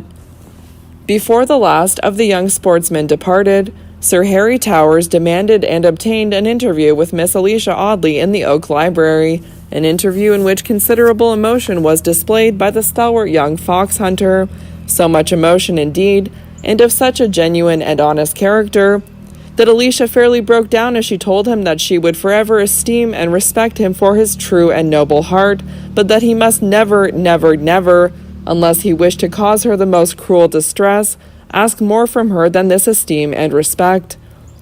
Sir Harry left the library by the French window opening into the pond garden. He strolled into that very lime walk which George Talboys had compared to an avenue in a churchyard, and under the leafless trees fought the battle of his brave young heart. "What a fool I am to feel it like this," he cried, stamping his foot upon the frosty ground. "I always knew it would be so. I always knew that she was 100 times too good for me. God bless her! How nobly and tenderly she spoke. How beautiful she looked with the crimson blushes under her brown skin and the tears in her big gray eyes. Almost as handsome as the day she took the sunk fence and let me put the brush in her hat as we rode home. God bless her. I can get over anything as long as she doesn't care for that sneaking lawyer, but I couldn't stand that." That sneaking lawyer, by which appellation Sir Harry alluded to Mr. Robert Audley, was standing in the hall, looking at a map of the Midland counties, when Alicia came out of the library, with red eyes, after her interview with the fox-hunting baronet. Robert, who was short-sighted, had his eyes within half an inch of the surface of the map as the young lady approached him. "Yes," he said, "Norwich is in Norfolk, and that fool, young Vincent, said it was in Hertfordshire. Ha, Alicia, is that you?" He turned round so as to intercept Miss Audley on her way to the staircase. "Yes," replied her cousin curtly, trying to pass him. "Alicia, you've been crying?" The young lady did not condescend to reply. "You've been crying, Alicia. Sir Harry Towers of Towers Park, in the county of Herts, has been making you an offer of his hand, eh?" "Have you been listening at the door, Mr. Audley?"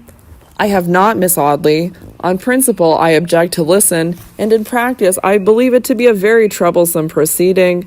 But I am a barrister, Miss Alicia, and able to draw a conclusion by induction. Do you know what inductive evidence is, Miss Audley? No, replied Alicia, looking at her cousin as a handsome young panther might look at its daring tormentor.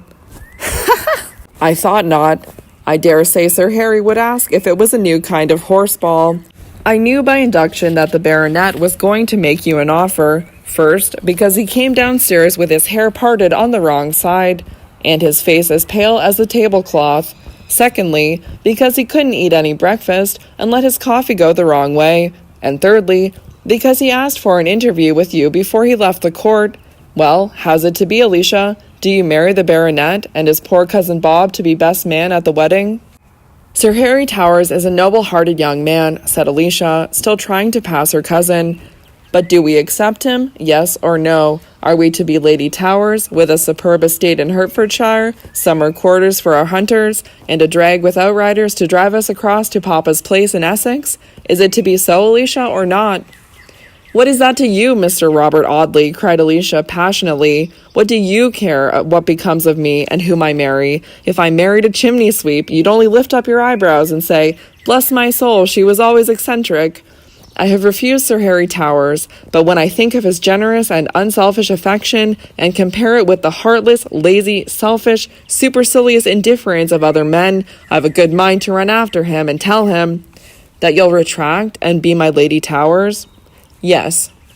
Then don't, Alicia, don't, said Robert Audley, grasping his cousin's slender little wrist and leading her upstairs. Come into the drawing-room with me, Alicia, my poor little cousin, my charming, impetuous, alarming little cousin. Sit down here in this mullioned window, and let us talk seriously, and leave off quarreling if we can. The cousins had the drawing-room all to themselves. Sir Michael was out, my lady was in her own apartments, and poor Sir Harry Towers walking up and down upon the gravel walk, darkened with the flickering shadows of the leafless branches in the cold winter sunshine. My poor little Alicia, said Robert, as tenderly as if he had been addressing some spoiled child. Do you suppose that because people don't wear vinegar tops, or part their hair on the wrong side, or conduct themselves altogether after the manner of well-meaning maniacs, by way of proving the vehemence of their passion, do you suppose because of this, Alicia Audley, that they may not be just as sensible of the merits of a dear little, warm-hearted, and affectionate girl as ever their neighbors can be? Life is such a very troublesome matter, when all is said and done, that it's as well even to take its blessings quietly. I don't make a great howling because I can get good cigars one door from the corner of Chancery Lane, and have a good, dear girl for my cousin, but I am not the less grateful to Providence that it is so. Alicia opened her gray eyes to their widest extent, looking her cousin full in the face with a bewildered stare. Robert had picked up the ugliest and leanest of his attendant curs, and was placidly stroking the animal's ears. "Is this all you have to say to me, Robert?" Miss Audley asked, meekly. "Well, yes, I think so," replied her cousin, after considerable deliberation. "I fancy that what I wanted to say was this. Don't marry the fox-hunting baronet if you like anybody else better, for if you'll only be patient and take life easily, and try and reform yourself of banging doors, bouncing in and out of rooms, talking of the stables, and riding cross-country, I've no doubt the person you prefer will make you a very excellent husband."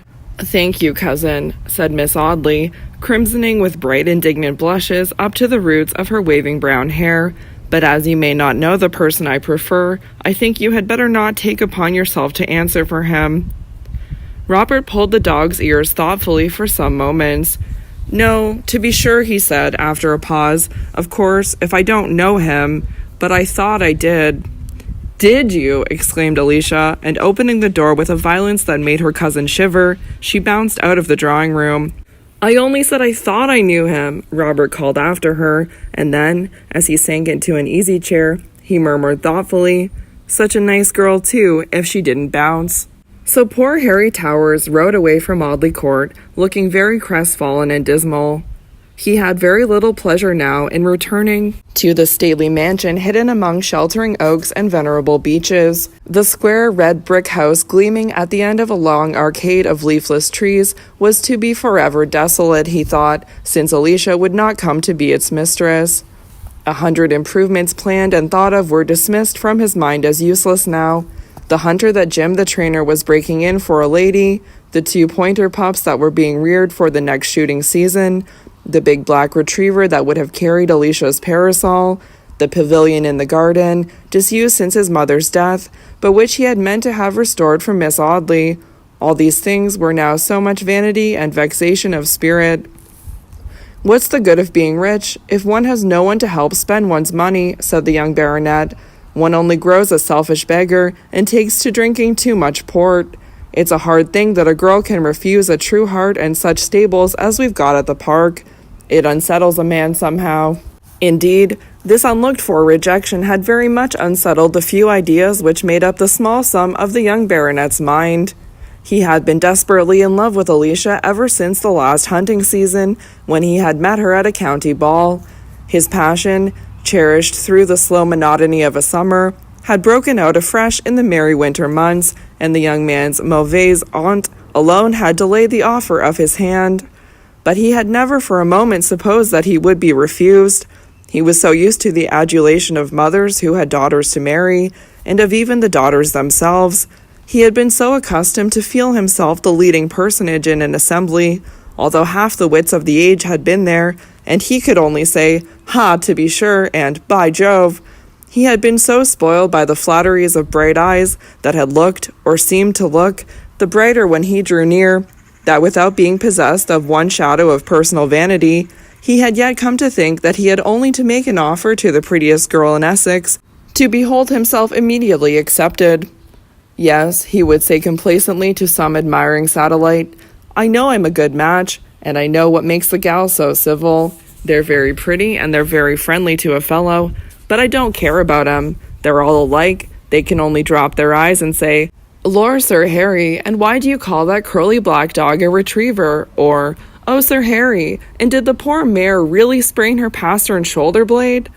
I haven't got much brains myself, I know," the baronet would add deprecatingly, "and I don't want a strong-minded woman who writes books and wears green spectacles, but hang it, I like a girl who knows what she's talking about." So when Alicia said no, or rather, made that pretty speech about esteem and respect, which well-bred young ladies substitute for the obnoxious monosyllable, Sir Harry Towers felt that the whole fabric of the future he had built up so complacently was shivered into a heap of dingy ruins. Sir Michael grasped him warmly by the hand just before the young man mounted his horse in the courtyard. "I'm very sorry, Towers," he said. "You're as good a fellow as ever breathed, and would have made my girl an excellent husband. But you know there's a cousin, and I think that—" "Don't say that, Sir Michael," interposed the fox hunter energetically. "I can get over anything but that. A fellow whose hand upon the curb weighs half a ton. Why, he pulled the cavalier's mouth to pieces, sir, the day you let him ride the horse. A fellow who turns his collars down and eats bread and marmalade. No, Sir Michael, it's a queer world, but I can't think that of Miss Audley. There must be someone in the background, sir. It can't be the cousin." Sir Michael shook his head as the rejected suitor rode away. "I don't know about that," he muttered. "Bob's a good lad, and the girl might do worse, but he hangs back as if he didn't care for her. There's some mystery. The old baronet said this in that semi-thoughtful tone with which we speak of other people's affairs. The shadows of the early winter twilight, gathering thickest under the low oak ceiling of the hall, and the quaint curve of the arched doorway, fell darkly round his handsome head, but the light of his declining life, his beautiful and beloved young wife, was near him, and he could see no shadows when she was by. She came skipping through the hall to meet him, and shaking her golden ringlets, buried her bright head on her husband's breast. "So the last of our visitors is gone, dear, and we're all alone," she said. "Isn't that nice?" "Yes, darling," he answered fondly, stroking her bright hair. "Except Mr. Robert Audley. How long is that nephew of yours going to stay here?" "As long as he likes, my pet. He's always welcome," said the baronet, and then, as if remembering himself, he added tenderly, "But not unless his visit is agreeable to you, darling. Not if his lazy habits, or his smoking, or his dogs, or anything about him is displeasing to you." Lady Audley pursed her rosy lips and looked thoughtfully at the ground. "It isn't that," she said hesitatingly. "Mr. Audley is a very agreeable young man, and a very honorable young man. But you know, Sir Michael, I'm rather a young aunt for such a nephew, and—" "And what, Lucy?" asked the baronet fiercely. "Poor Alicia is rather jealous of any attention Mr. Audley pays me, and I think it would be better for her happiness if your nephew were to bring his visit to a close." "He shall go tonight, Lucy," exclaimed Sir Michael. "I've been a blind and neglectful fool not to have thought of this before. My lovely little darling, it was scarcely just to Bob to expose the poor lad to your fascinations. I know him to be as good and true-hearted a fellow as ever breathed, but he shall go tonight." "But you won't be too abrupt, dear? You won't be rude?" "Rude? No, Lucy. I left him smoking in the lime walk. I'll go and tell him that he must get out of the house in an hour."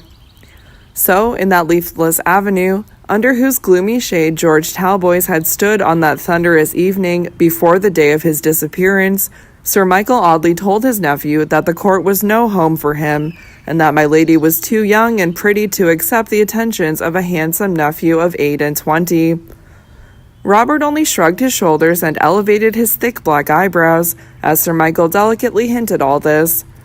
"I have been attentive to my lady," he said. "She interests me, strongly, strangely interests me." And then, with a change in his voice, and an emotion not common to him, he turned to the baronet, and grasping his hand, exclaimed, "God forbid, my dear uncle, that I should ever bring trouble upon such a noble heart as yours. God forbid that the lightest shadow of dishonor should ever fall upon your honored head, least of all through any agency of mine." The young man uttered these few words in a broken and disjointed fashion in which Sir Michael had never heard him speak before, and then, turning away his head, fairly broke down. He left the court that night, but he did not go far. Instead of taking the evening train for London, he went straight up to the little village of Mount Stanning, and walking into the neatly kept inn, asked Phoebe Marks if he could be accommodated with apartments at the Castle Inn. The little sitting room into which Phoebe Marks ushered the baronet's nephew was situated on the ground floor, and only separated by a lath and plaster partition from the little bar parlor occupied by the innkeeper and his wife. It seemed as though the wise architect who had superintended the building of the Castle Inn had taken especial care that nothing but the frailest and most flimsy material should be employed in its construction, and that the wind, having a special fancy for this unprotected spot, should have full play for the indulgence of its caprices. To this end, pitiful woodwork had been used instead of solid masonry.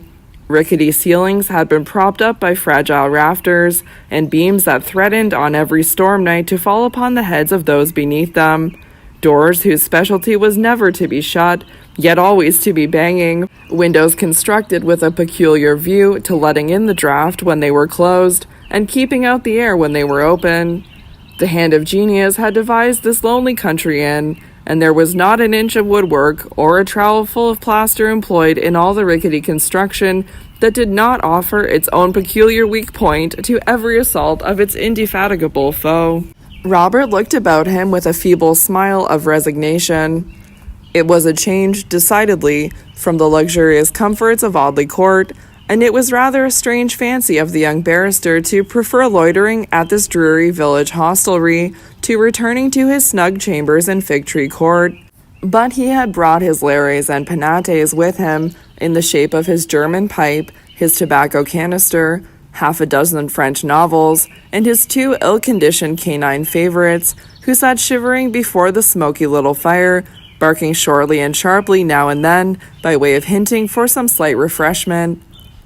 While Mr. Robert Audley contemplated his new quarters, Phoebe Marks summoned a little village lad who was in the habit of running errands for her, and taking him into the kitchen, gave him a tiny note, carefully folded and sealed. "You know Audley Court?" "Yes, Mum." "If you'll run there with this letter tonight, and see that it's put safely into Lady Audley's hands, I'll give you a shilling." "Yes, Mum." "You understand? Ask to see my lady. You can say you've a message. Not a note, mind, but a message from Phoebe Marks, and when you see her, give this into her own hand." "Yes, Mum." "You won't forget?" "No, Mum." "Then be off with you." The boy waited for no second bidding, but in another moment was scudding along the hilly high road, down the sharp descent that led to Audley. Phoebe Marks went to the window and looked out at the black figure of the lad hurrying through the dusky winter evening. If there's any bad meaning in his coming here, she thought, my lady will know it in time, at any rate. Phoebe herself brought the neatly arranged tea tray and the little covered dish of ham and eggs which had been prepared for this unlooked-for visitor.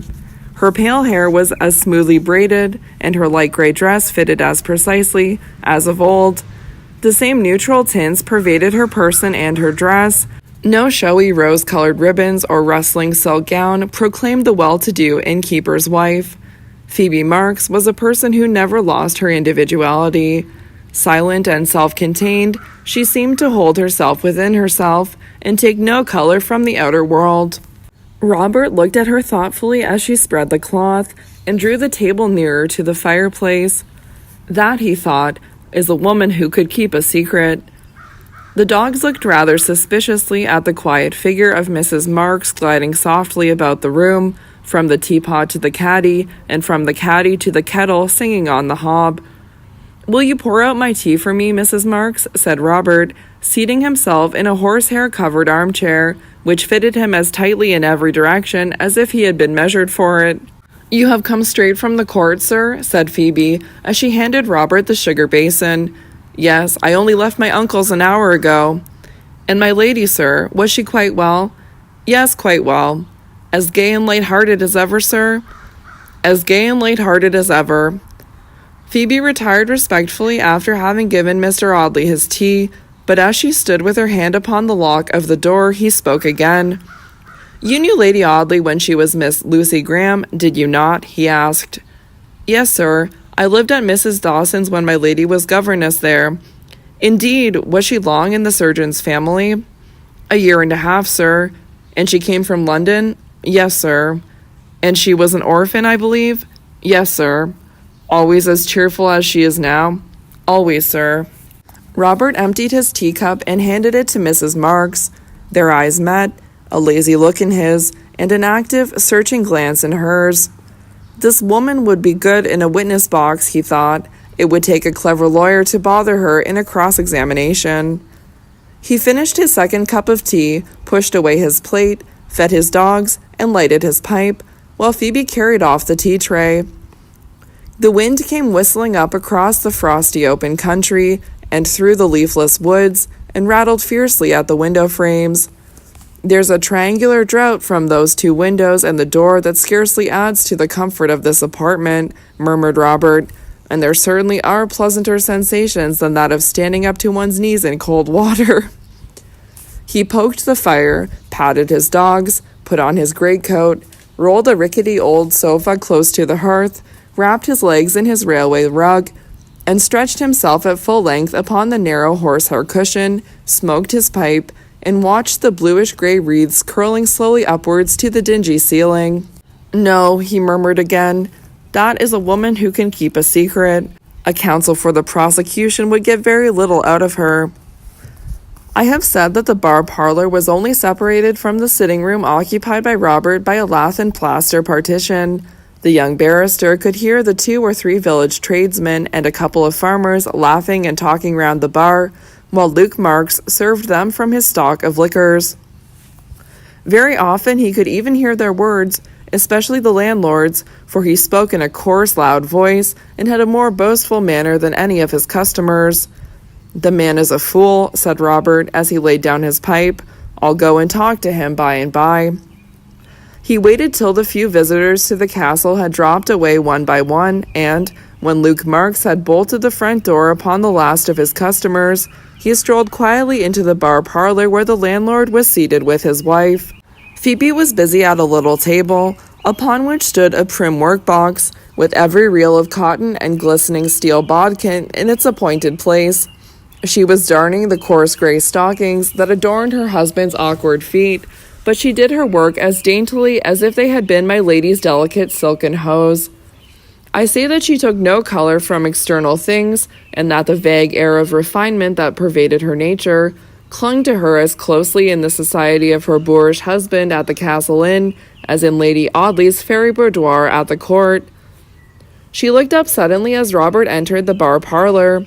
There was some shade of vexation in her pale gray eyes, which changed to an expression of anxiety, nay, rather of almost terror, as she glanced from Mr. Audley to Luke Marks. "I have come in for a few minutes' chat before I go to bed," said Robert, settling himself very comfortably before the cheerful fire. "Would you object to a cigar, Mrs. Marks? I mean, of course, to my smoking one," he added explanatorily. "Not at all, sir." "It would be a good one, her objecting to a bit of bacca," growled Mr. Marks, "when me and my customers smokes all day." Robert lighted his cigar with a gilt paper match of Phoebe's making that adorned the chimney-piece, and took half a dozen reflective puffs before he spoke. "I want you to tell me all about Mount Stanning, Mr. Marks," he said presently. "Then that's pretty soon told," replied Luke with a harsh, grating laugh. "Of all the dull holes as ever a man set foot in, this is about the dullest. Not that the business don't pay pretty tidy, I don't complain of that, but I should have liked a public at Chelmsford or Brentwood or Romford, or some place where there's a bit of life in the streets, and I might have had it," he added discontentedly, "if folks hadn't been so precious stingy." As her husband muttered this complaint in a grumbling undertone, Phoebe looked up from her work and spoke to him. "We forgot the brewhouse door, Luke," she said. "Will you come with me and help me put up the bar?" "The brewhouse door can bide for tonight," said Mr. Marks.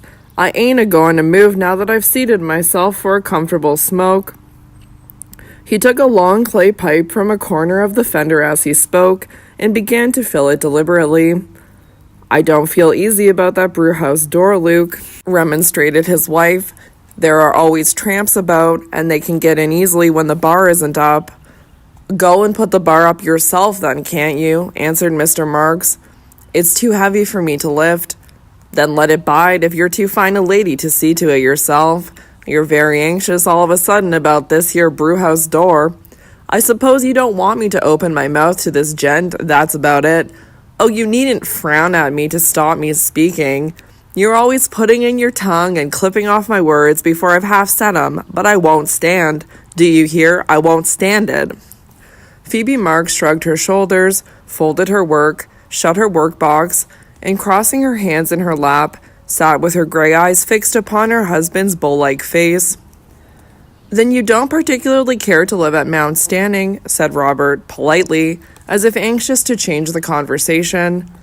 "No, I don't," answered Luke, "and I don't care who knows it, and, as I said before, if folks hadn't been so precious stingy, I might have had a public in a thriving market town, instead of this tumble-down old place, where a man has his hair blowed off his head in a windy day. What's £50, or what's £100? Luke! "No, you're not a-going to stop my mouth with all your Lukes," answered Mr. Marks to his wife's remonstrance. "I say again, what's £100? "No," answered Robert Audley, speaking with wonderful distinctness, and addressing his words to Luke Marks, but fixing his eyes upon Phoebe's anxious face. "What indeed? Is £100 to a man possessed of the power which you hold, or rather which your wife holds, over the person in question?" Phoebe's face, at all times almost colorless, seemed scarcely capable of growing paler, but as her eyelids dropped under Robert Audley's searching glance, a visible change came over the pallid hues of her complexion. "11:45, said Robert, looking at his watch. "Late hours for such a quiet village as Mount Stanning. Good night, my worthy host. Good night, Mrs. Marks. You needn't send me my shaving water till 9 o'clock tomorrow morning." Robert receives a visitor whom he had scarcely expected. 11 o'clock struck the next morning, and found Mr. Robert Audley still lounging over the well-ordered little breakfast table, with one of his dogs at each side of his armchair, regarding him with watchful eyes and open mouth, awaiting the expected morsel of ham or toast.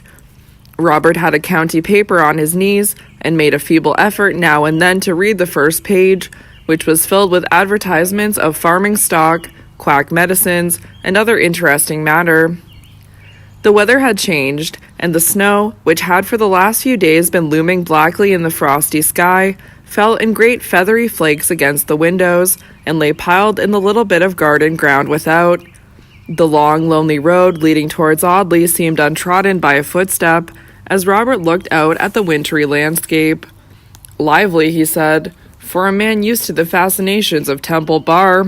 As he watched the snowflakes falling every moment thicker and faster upon the lonely road, he was surprised by seeing a brougham driving slowly up the hill.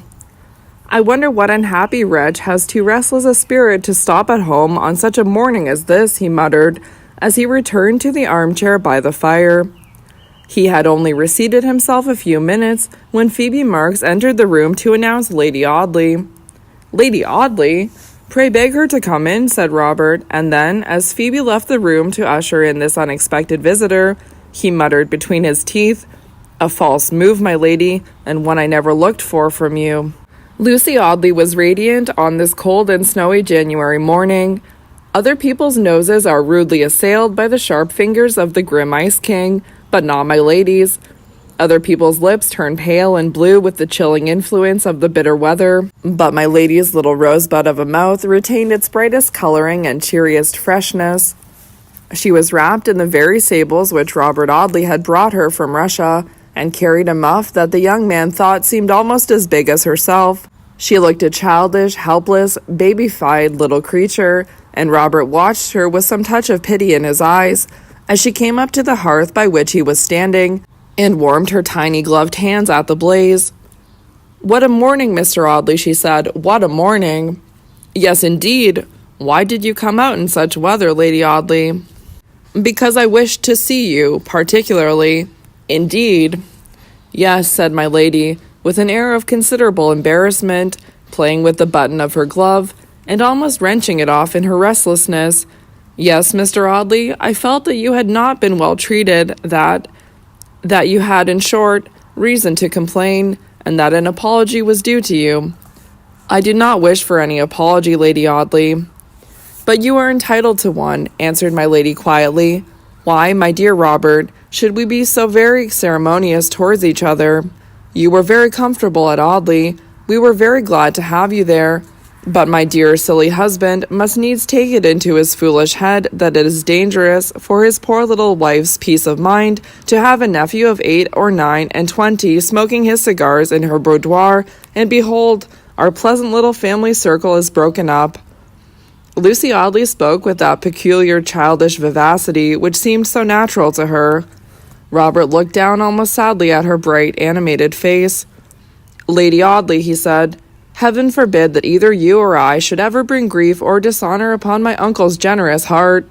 Better, perhaps, that I should be out of the house. Better, perhaps, that I had never entered it." My lady had been looking at the fire while her nephew spoke, but at his last words she lifted her head suddenly and looked him full in the face with a wondering expression, an earnest, questioning gaze, whose full meaning the young barrister understood. "Oh, pray do not be alarmed, Lady Audley," he said gravely. "You have no sentimental nonsense, no silly infatuation, borrowed from Balzac or Dumas' Fils, to fear from me. The benchers of the Inner Temple will tell you that Robert Audley is troubled with none of the epidemics whose outward signs are turn-down collars and Byronic neckties. I say that I wish I had never entered my uncle's house during the last year, but I say it with a far more solemn meaning than any sentimental one." My lady shrugged her shoulders. "If you insist on talking in enigmas, Mr. Audley," she said, "you must forgive a poor little woman if she declines to answer them." Robert made no reply to this speech. "But tell me," said my lady, with an entire change of tone, "what could have induced you to come up to this dismal place?" "Curiosity." "Curiosity?" "Yes, I felt an interest in that bull-necked man with the dark red hair and wicked grey eyes. A dangerous man, my lady, a man in whose power I should not like to be." A sudden change came over Lady Audley's face. The pretty roseate flush faded out from her cheeks and left them waxen white, and angry flashes lightened in her blue eyes. "What have I done to you, Robert Audley?" she cried passionately. "What have I done to you that you should hate me so?" He answered her very gravely. "I had a friend, Lady Audley, whom I loved very dearly, and since I have lost him, I feel that my feelings towards other people are strangely embittered." "You mean the Mr. Talboys who went to Australia?" Yes, I mean the Mr. Talboys, who I was told set out for Liverpool with the idea of going to Australia. And you do not believe in his having sailed for Australia? I do not. But why not? Forgive me, Lady Audley, if I decline to answer that question. As you please, she said carelessly. A week after my friend disappeared, continued Robert, I posted an advertisement to the Sydney and Melbourne papers, calling upon him, if he was in either city when the advertisement appeared, to write and tell me of his whereabouts, and also calling on anyone who had met him, either in the colonies or on the voyage out, to give me any information respecting him. George Talboys left Essex, or disappeared from Essex, on the 6th of September last.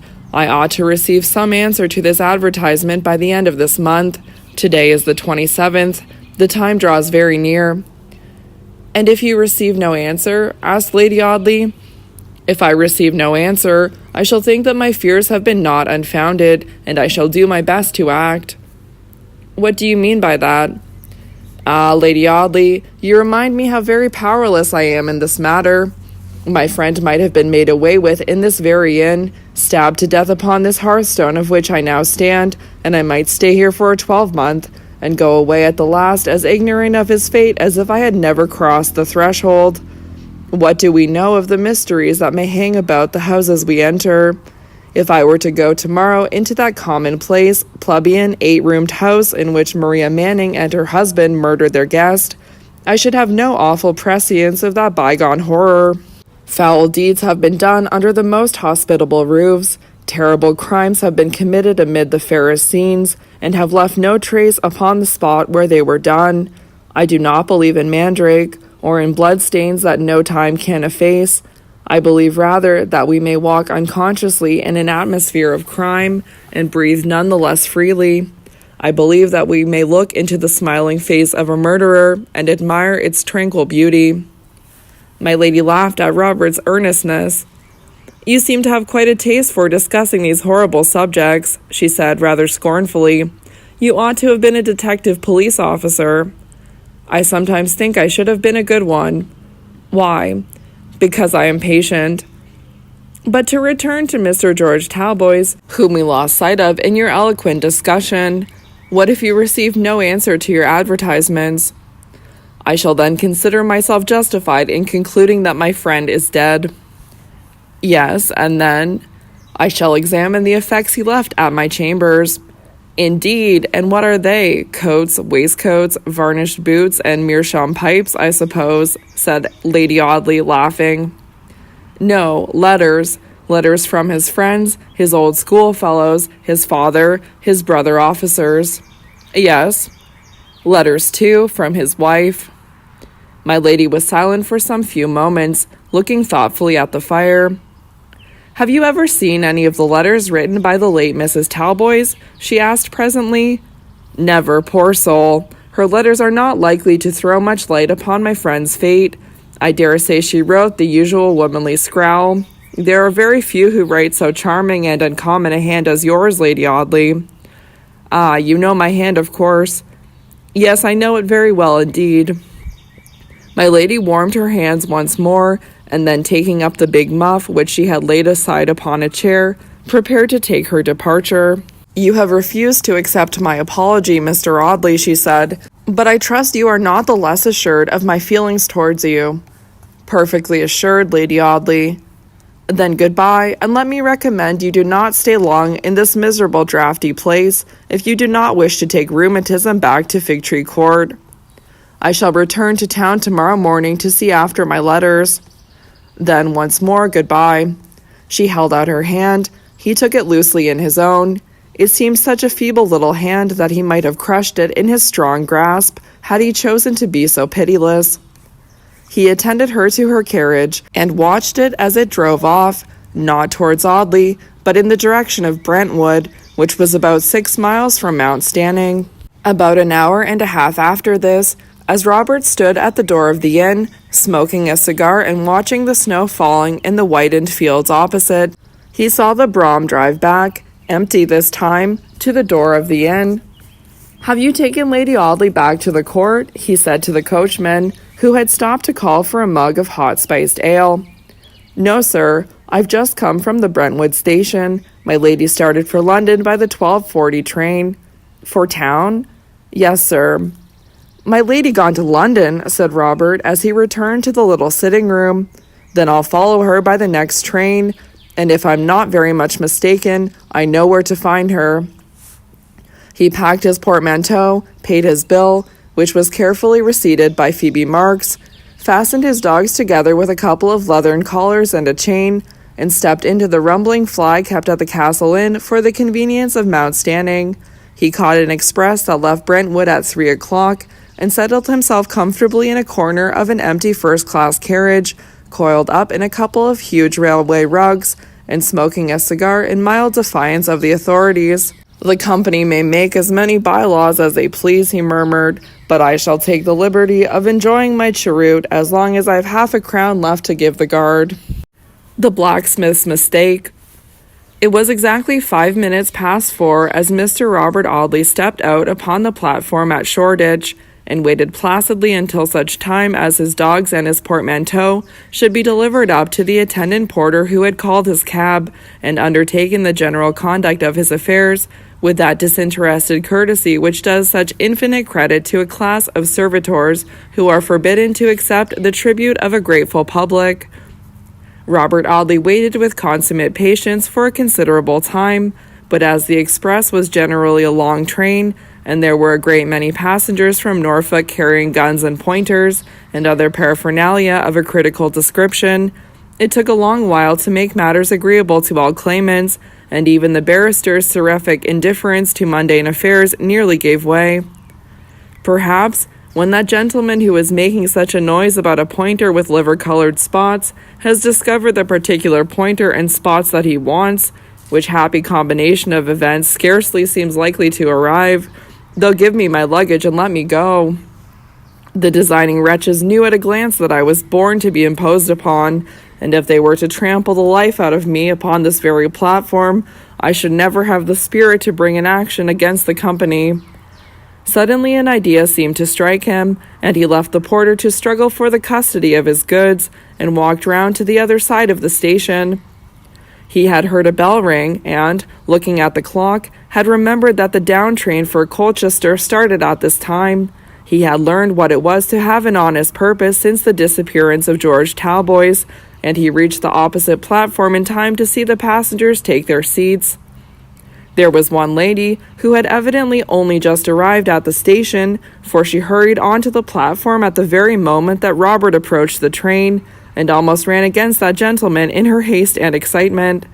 "I beg your pardon," she began ceremoniously, then raising her eyes from Mr. Audley's waistcoat, which was about on a level with her pretty face, she exclaimed, "Robert, you in London already?" "Yes, Lady Audley, you were quite right. The Castle Inn is a dismal place, and you got tired of it. I knew you would. Please open the carriage door for me. The train will start in 2 minutes." Robert Audley was looking at his uncle's wife with rather a puzzled expression of countenance. "What does it mean?" he thought. "She is altogether a different being to the wretched, helpless creature who dropped her mask for a moment and looked at me with her own pitiful face in the little room at Mount Stanning 4 hours ago. What has happened to cause the change?" He opened the door for her while he thought this, and helped her to settle herself in her seat, spreading her furs over her knees and arranging the huge velvet mantle in which her slender little figure was almost hidden. "Thank you very much. How good you are to me," she said as he did this. "You will think me very foolish to travel upon such a day without my dear darling's knowledge too, but I went up to town to settle a very terrific milliner's bill, which I did not wish my best of husbands to see, for indulgent as he is, he might think me extravagant, and I cannot bear to suffer even in his thoughts." "Heaven forbid that you ever should, Lady Audley," Robert said gravely. She looked at him for a moment with a smile, which had something defiant in its brightness. "Heaven forbid it, indeed," she murmured. "I don't think I ever shall." The second bell rang, and the train moved as she spoke. The last Robert Audley saw of her was that bright, defiant smile. "Whatever object brought her to London has been successfully accomplished," he thought. Has she baffled me by some piece of womanly jugglery? Am I never to get any nearer to the truth, but am I to be tormented all my life by vague doubts and wretched suspicions, which may grow upon me till I become a monomaniac? Why did she come to London? He was still mentally asking himself this question as he ascended the stairs in Fig Tree Court, with one of his dogs under each arm and his railway rugs over his shoulder. He found his chambers in their accustomed order. The geraniums had been carefully tended, and the canaries had retired for the night under the cover of a square of green baize, testifying to the care of honest Mrs. Maloney. Robert cast a hurried glance round the sitting room. Then setting down the dogs upon the hearthrug, he walked straight into the little inner chamber which served as his dressing room. It was in this room that he kept disused portmanteaus, battered japanned cases, and other lumber, and it was in this room that George Talboys had left his luggage. Robert lifted a portmanteau from the top of a large trunk, and kneeling down before it with a lighted candle in his hand, carefully examined the lock. To all appearance, it was exactly in the same condition in which George had left it when he laid his mourning garments aside and placed them in the shabby repository, with all other memorials of his dead wife. Robert brushed his coat sleeve across the worn leather-covered lid, upon which the initials G.T. were inscribed with big brass-headed nails. But Mrs. Maloney, the laundress, must have been the most precise of housewives, for neither the portmanteau nor the trunk were dusty. Mr. Audley dispatched a boy to fetch his Irish attendant, and paced up and down his sitting room, waiting anxiously for her arrival. She came in about 10 minutes, and, after expressing her delight in the return of the master, humbly awaited his orders. "I only sent for you to ask if anybody has been here, that is to say, if anybody has applied to you for the key of my rooms today. Any lady?" "Lady? No, indeed, your honour. There's been no lady for the kay. Barrin' it's the blacksmith, your honour manes." "The blacksmith?" "Yes, the blacksmith your honour ordered to come today." "I order a blacksmith?" exclaimed Robert. "I left a bottle of French brandy in the cupboard," he thought, "and Mrs. M. has been evidently enjoying herself." "Sure, and the blacksmith your honour told to see to the locks," replied Mrs. Maloney. "It's him that lives down in one of the little streets by the bridge," she added, giving a very lucid description of the man's whereabouts. Robert lifted his eyebrows in mute despair. "If you'll sit down and compose yourself, Mrs. M," he said. He abbreviated her name thus on principle, for the avoidance of unnecessary labor. "Perhaps we shall be able by and by to understand each other. You say a blacksmith has been here?" "Sure, and I did, sir." "Today?" "Quite correct, sir." Step by step, Mr. Audley elicited the following information. A locksmith had called upon Mrs. Maloney that afternoon at 3 o'clock and had asked for the key of Mr. Audley's chambers, in order that he might look to the locks of the doors, which he stated were all out of repair. He declared that he was acting upon Mr. Audley's own orders, conveyed to him by a letter from the country, where the gentleman was spending his Christmas. Mrs. Maloney, believing in the truth of this statement, had admitted the man to the chambers, where he stayed about half an hour. "But you were with him when he examined the locks, I suppose?" Mr. Audley asked. "Sure, and I was, sir, in and out, as you may say, all the time, for I've been cleaning the stairs this afternoon, and I took the opportunity to begin my scouring while the man was at work." "Oh, you were in and out all the time. If you could conveniently give me a plain answer, Mrs. M., I should be glad to know what was the longest time that you were out while the locksmith was in my chambers." But Mrs. Maloney could not give a plain answer. It might have been 10 minutes, though she didn't think it was as much. It might have been a quarter of an hour, but she was sure it wasn't more. It didn't seem to her more than 5 minutes. "But them stairs, your honour." And here she rambled off into a disquisition upon the scouring of stairs in general, and the stairs outside Robert's chambers in particular. Mr. Audley sighed the weary sigh of mournful resignation. "Never mind, Mrs. M," he said. "The locksmith had plenty of time to do anything he wanted to do, I dare say, without your being any the wiser." Mrs. Maloney stared at her employer with mingled surprise and alarm. "Sure, there wasn't anything for him to stale, your honour, barrin' the birds and the geraniums and—" No, I understand. There, that'll do, Mrs. M. Tell me where the man lives, and I'll go and see him. But you'll have a bit of dinner first, sir. I'll go and see the locksmith before I have my dinner. He took up his hat as he announced his determination and walked toward the door. The man's address, Mrs. M. The Irishwoman directed him to a small street at the back of Sir Bride's church, and thither Mr. Robert Audley quietly strolled, through the miry slush which simple Londoners call snow. He found the locksmith, and, at the sacrifice of the crown of his hat, contrived to enter the low narrow doorway of a little open shop. A jet of gas was flaring in the unglazed window, and there was a very merry party in the little room behind the shop. But no one responded to Robert's "Hulloa." The reason of this was sufficiently obvious. This merry party was so much absorbed in its own merriment as to be deaf to all commonplace summonses from the outer world, and it was only when Robert, advancing further into the cavernous little shop, made so bold as to open the half-glass door which separated him from the merrymakers, that he succeeded in obtaining their attention. A very jovial picture of the Teniers School was presented to Mr. Robert Audley upon the opening of this door. The locksmith, his wife and family, and 2 or 3 droppers in of the female sex, were clustered about a table, which was adorned by 2 bottles, not vulgar bottles of that colorless extract of the juniper berry, much affected by the masses, but of bona fide port and sherry, fiercely strong sherry, which left a fiery taste in the mouth, nut brown sherry, rather unnaturally brown, if anything, and fine old port, no sickly vintage, faded and thin from excessive age, but a rich, full-bodied wine, sweet and substantial, and high-colored. The locksmith was speaking as Robert Audley opened the door. "And with that," he said, "she walked off, as graceful as you please." The whole party was thrown into confusion by the appearance of Mr. Audley, but it was to be observed that the locksmith was more embarrassed than his companions. He set down his glass so hurriedly that he spilt his wine, and wiped his mouth nervously with the back of his dirty hand. "You called at my chambers today," Robert said quietly.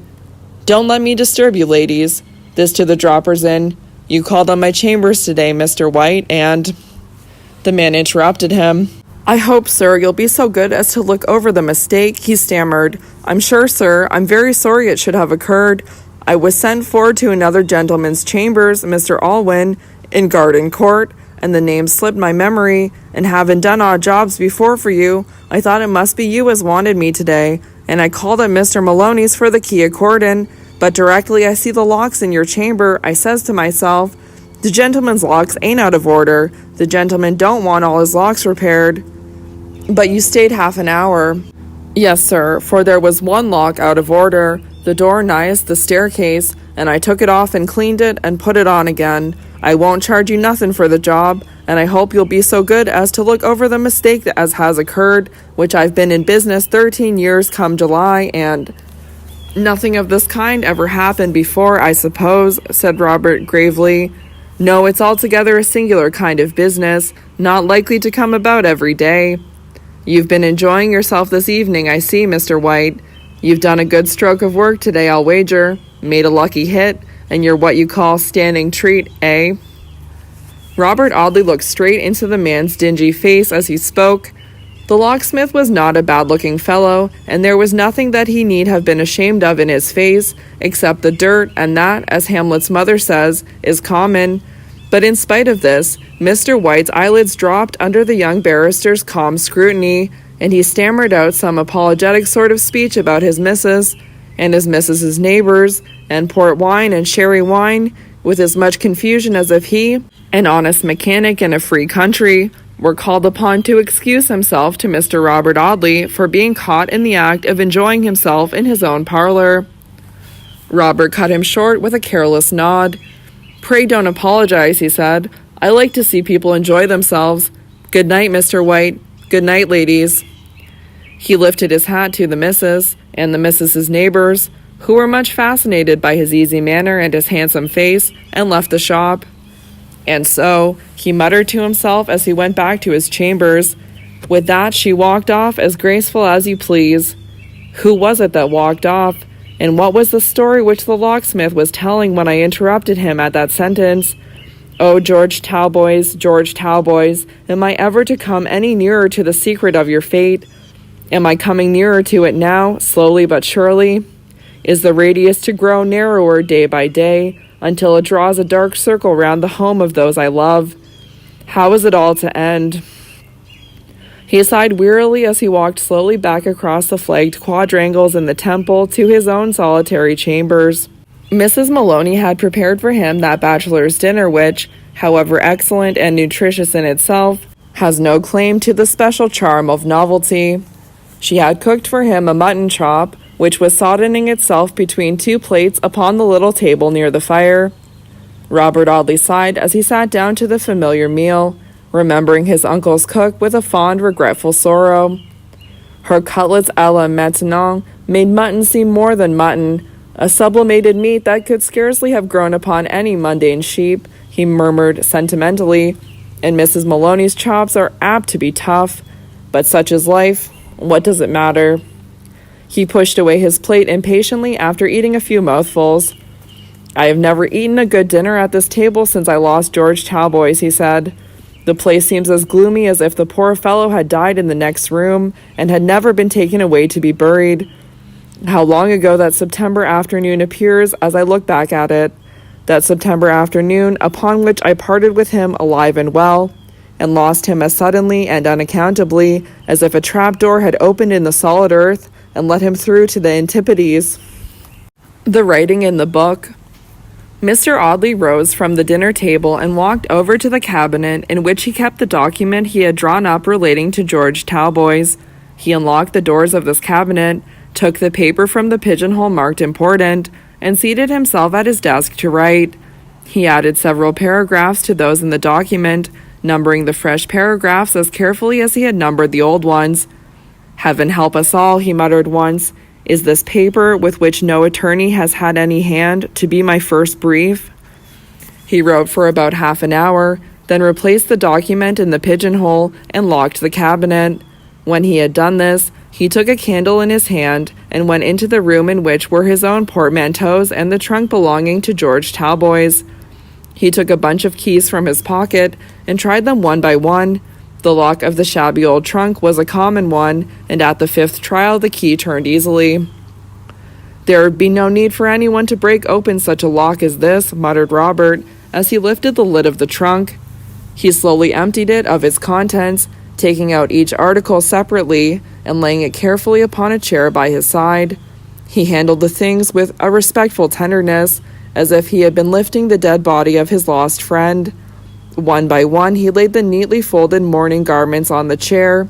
He found old meerschaum pipes and soiled, crumpled gloves that had once been fresh from the Parisian maker, old playbills, whose biggest letters spelled the names of actors who were dead and gone, old perfume bottles, fragrant with essences, whose fashion had passed away, neat little parcels of letters, each carefully labeled with the name of the writer, fragments of old newspapers, and a little heap of shabby, dilapidated books, each of which tumbled into as many pieces as a pack of cards in Robert's incautious hand. But amongst all the mass of worthless litter, each scrap of which had once had its separate purpose, Robert Audley looked in vain for that which he sought, the packet of letters written to the missing man by his dead wife, Helen Talboys. He had heard George allude more than once to the existence of these letters. He had seen him once sorting the faded papers with a reverent hand, and he had seen him replace them, carefully tied together with a faded ribbon which had once been Helen's, amongst the mourning garments in the trunk. Whether he had afterwards removed them, or whether they had been removed since his disappearance by some other hand, it was not easy to say, but they were gone. Robert Audley sighed wearily as he replaced the things in the empty box, one by one, as he had taken them out. He stopped with a little heap of tattered books in his hand and hesitated for a moment. I will keep these out, he muttered. There may be something to help me in one of them. George's library was no very brilliant collection of literature. There was an old Greek Testament and the Eden Latin grammar, a French pamphlet on the cavalry sword exercise, an odd volume of Tom Jones, with one half of its stiff leather cover hanging to it by a thread, Byron's Don Juan, printed in a murderous type, which must have been invented for the special advantage of occultists and opticians, and a fat book in a faded gilt and crimson cover. Robert Audley locked the trunk and took the books under his arm. Mrs. Maloney was clearing away the remains of his repast when he returned to his sitting room.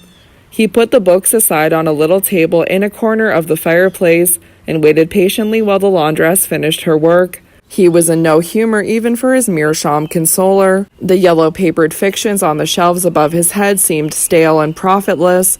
He opened a volume of Balzac, but his uncle's wife's golden curls danced and trembled in a glittering haze, alike upon the metaphysical diablerie of the peau de chagrin and the hideous social horrors of Cousine Bette. The volume dropped from his hand, and he sat wearily watching Mrs. Maloney as she swept up the ashes on the hearth, replenished the fire, drew the dark damask curtains, supplied the simple wants of the canaries, and put on her bonnet in the disused clerk's office prior to bidding her employer good night. As the door closed upon the Irishwoman, he rose impatiently from his chair and paced up and down the room. "Why do I go on with this," he said, "when I know that it is leading me, step by step, day by day, hour by hour, nearer to that conclusion which of all others I should avoid? Am I tied to a wheel, and must I go with its every revolution, let it take me where it will? Or can I sit down here tonight and say, I have done my duty to my missing friend, I have searched for him patiently, but I have searched in vain? Should I be justified in doing this? Should I be justified in letting the chain which I have slowly put together, link by link, drop at this point? Or must I go on adding fresh links to that fatal chain until the last rivet drops into its place and the circle is complete? I think and believe that I shall never see my friend's face again, and that no exertion of mine can ever be of any benefit to him. In plainer, crueler words, I believe him to be dead. Am I bound to discover how and where he died? Or being, as I think, on the road to that discovery, shall I do a wrong to the memory of George Talboys by turning back or stopping still? What am I to do? What am I to do? He rested his elbows on his knees and buried his face in his hands. The one purpose which had slowly grown up in his careless nature until it had become powerful enough to work a change in that very nature, made him what he had never been before, a Christian, conscious of his own weakness, anxious to keep to the strict line of duty, fearful to swerve from the conscientious discharge of the strange task that had been forced upon him, and reliant on a stronger hand than his own to point the way which he was to go. Perhaps he uttered his first thoroughly earnest prayer that night, seated by his lonely fireside, thinking of George Talboys. When he raised his head from that long and silent reverie, his eyes had a bright, determined glance, and every feature in his face seemed to wear a new expression. Justice to the dead first, he said, mercy to the living afterwards. He wheeled his easy chair to the table, trimmed the lamp, and settled himself to the examination of the books. He took them up one by one and looked carefully through them, first looking at the page on which the name of the owner is ordinarily written, and then searching for any scrap of paper which might have been left within the leaves.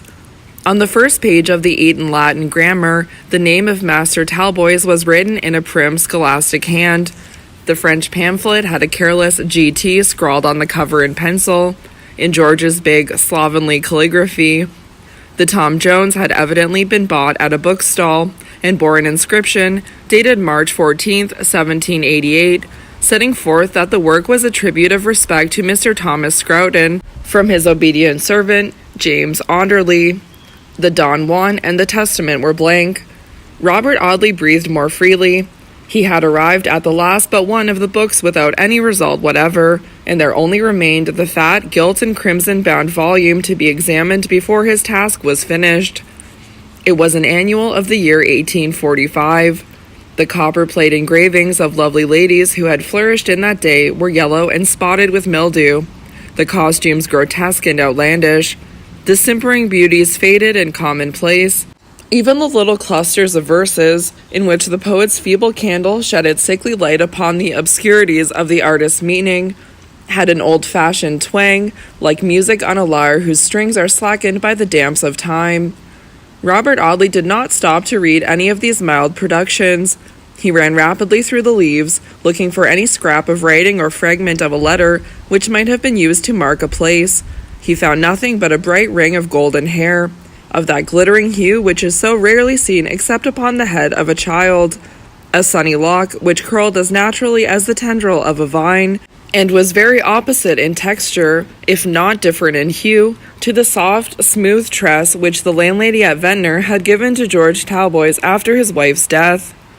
Robert Audley suspended his examination of the book and folded this yellow lock in a sheet of letter paper, which he sealed with his signet ring and laid aside, with the memorandum about George Talboys and Alicia's letter, in the pigeonhole marked important.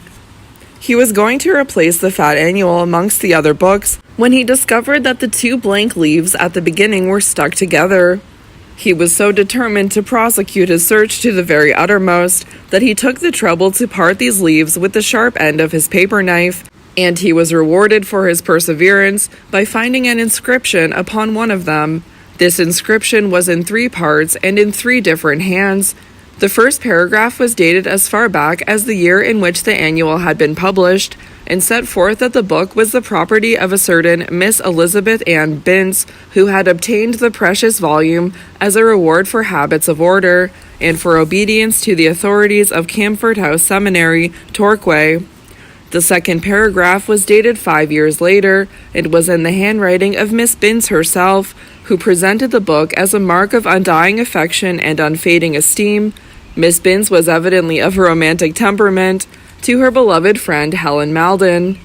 The third paragraph was dated September 1853, and was in the hand of Helen Maldon, who gave the annual to George Talboys, and it was at the sight of this third paragraph that Mr. Robert Audley's face changed from its natural hue to a sickly leaden pallor. "I thought it would be so," said the young man, shutting the book with a weary sigh. "God knows I was prepared for the worst, and the worst has come. I can understand all now. My next visit must be to Southampton. I must place the boy in better hands." Mrs. Plowson.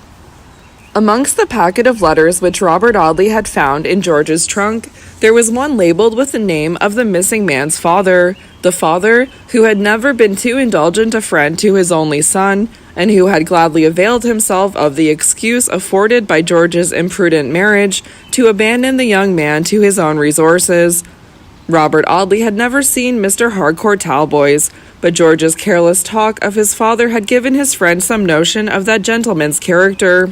He had written to Mr. Talboys immediately after the disappearance of George, carefully wording his letter, which vaguely hinted at the writer's fear of some foul play in the mysterious business, and after the lapse of several weeks, he had received a formal epistle in which Mr. Harcourt Talboys expressly declared that he had washed his hands of all responsibility in his son George's affairs upon the young man's wedding day, and that his absurd disappearance was only in character with his preposterous marriage. The writer of this fatherly letter added in a postscript that if Mr. George Talboys had any low design of alarming his friends by this pretended disappearance, and thereby playing on their feelings with a view to pecuniary advantage, he was most egregiously deceived in the character of those persons with whom he had to deal. Robert Audley had answered this letter by a few indignant lines, informing Mr. Talboys that his son was scarcely likely to hide himself for the furtherance of any deep-laid design on the pockets of his relatives, as he had left £20,000 in his banker's hands at the time of his disappearance. After dispatching this letter, Robert had abandoned all thought of assistance from the man who, in the natural course of things, should have been most interested in George's fate. But now that he found himself advancing every day some step nearer to the end that lay so darkly before him, his mind reverted to this heartlessly indifferent Mr. Harcourt Talboys. "I will run into Dorsetshire after I leave Southampton," he said, "and see this man. If he is content to let his son's fate rest a dark and cruel mystery to all who knew him, if he is content to go down to his grave uncertain to the last of this poor fellow's end, why should I try to unravel the tangled skein, to fit the pieces of the terrible puzzle, and gather together the stray fragments, which when collected may make such a hideous whole? I will go to him and lay my darkest doubts freely before him. It will be for him to say what I am to do." Robert Audley started by an early express for Southampton.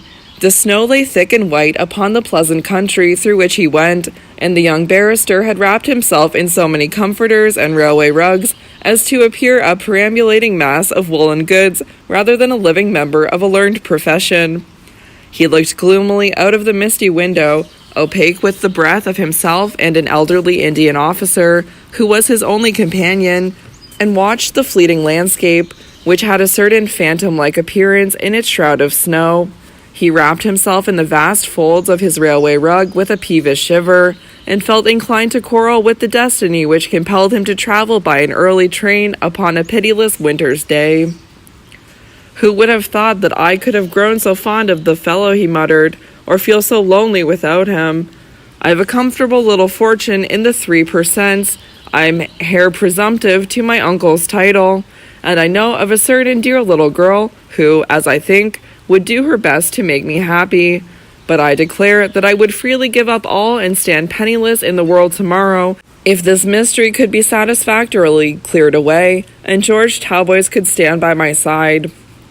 He reached Southampton between 11 and 12 o'clock, and walked across the platform, with the snow drifting in his face, towards the pier and the lower end of the town.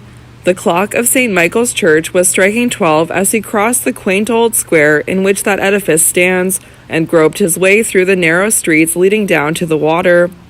Mr. Maldon had established his slovenly household gods in one of those dreary thoroughfares which speculative builders love to raise upon some miserable fragment of waste ground hanging to the skirts of a prosperous town.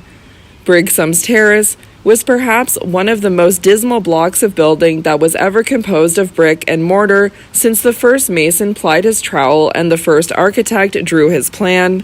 The builder who had speculated in the 10 dreary 8-roomed prison houses had hung himself behind the parlor door of an adjacent tavern while the carcasses were yet unfinished.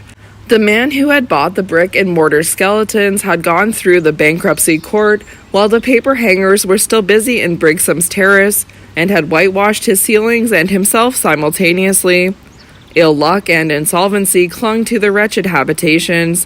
The bailiff and the broker's man were as well known as the butcher and the baker to the noisy children who played upon the waste ground in front of the parlor windows. Solvent tenants were disturbed at unhallowed hours by the noise of ghostly furniture vans creeping stealthily away in the moonless night. Insolvent tenants openly defied the collector of the water rate from their 10-roomed strongholds, and existed for weeks without any visible means of procuring that necessary fluid.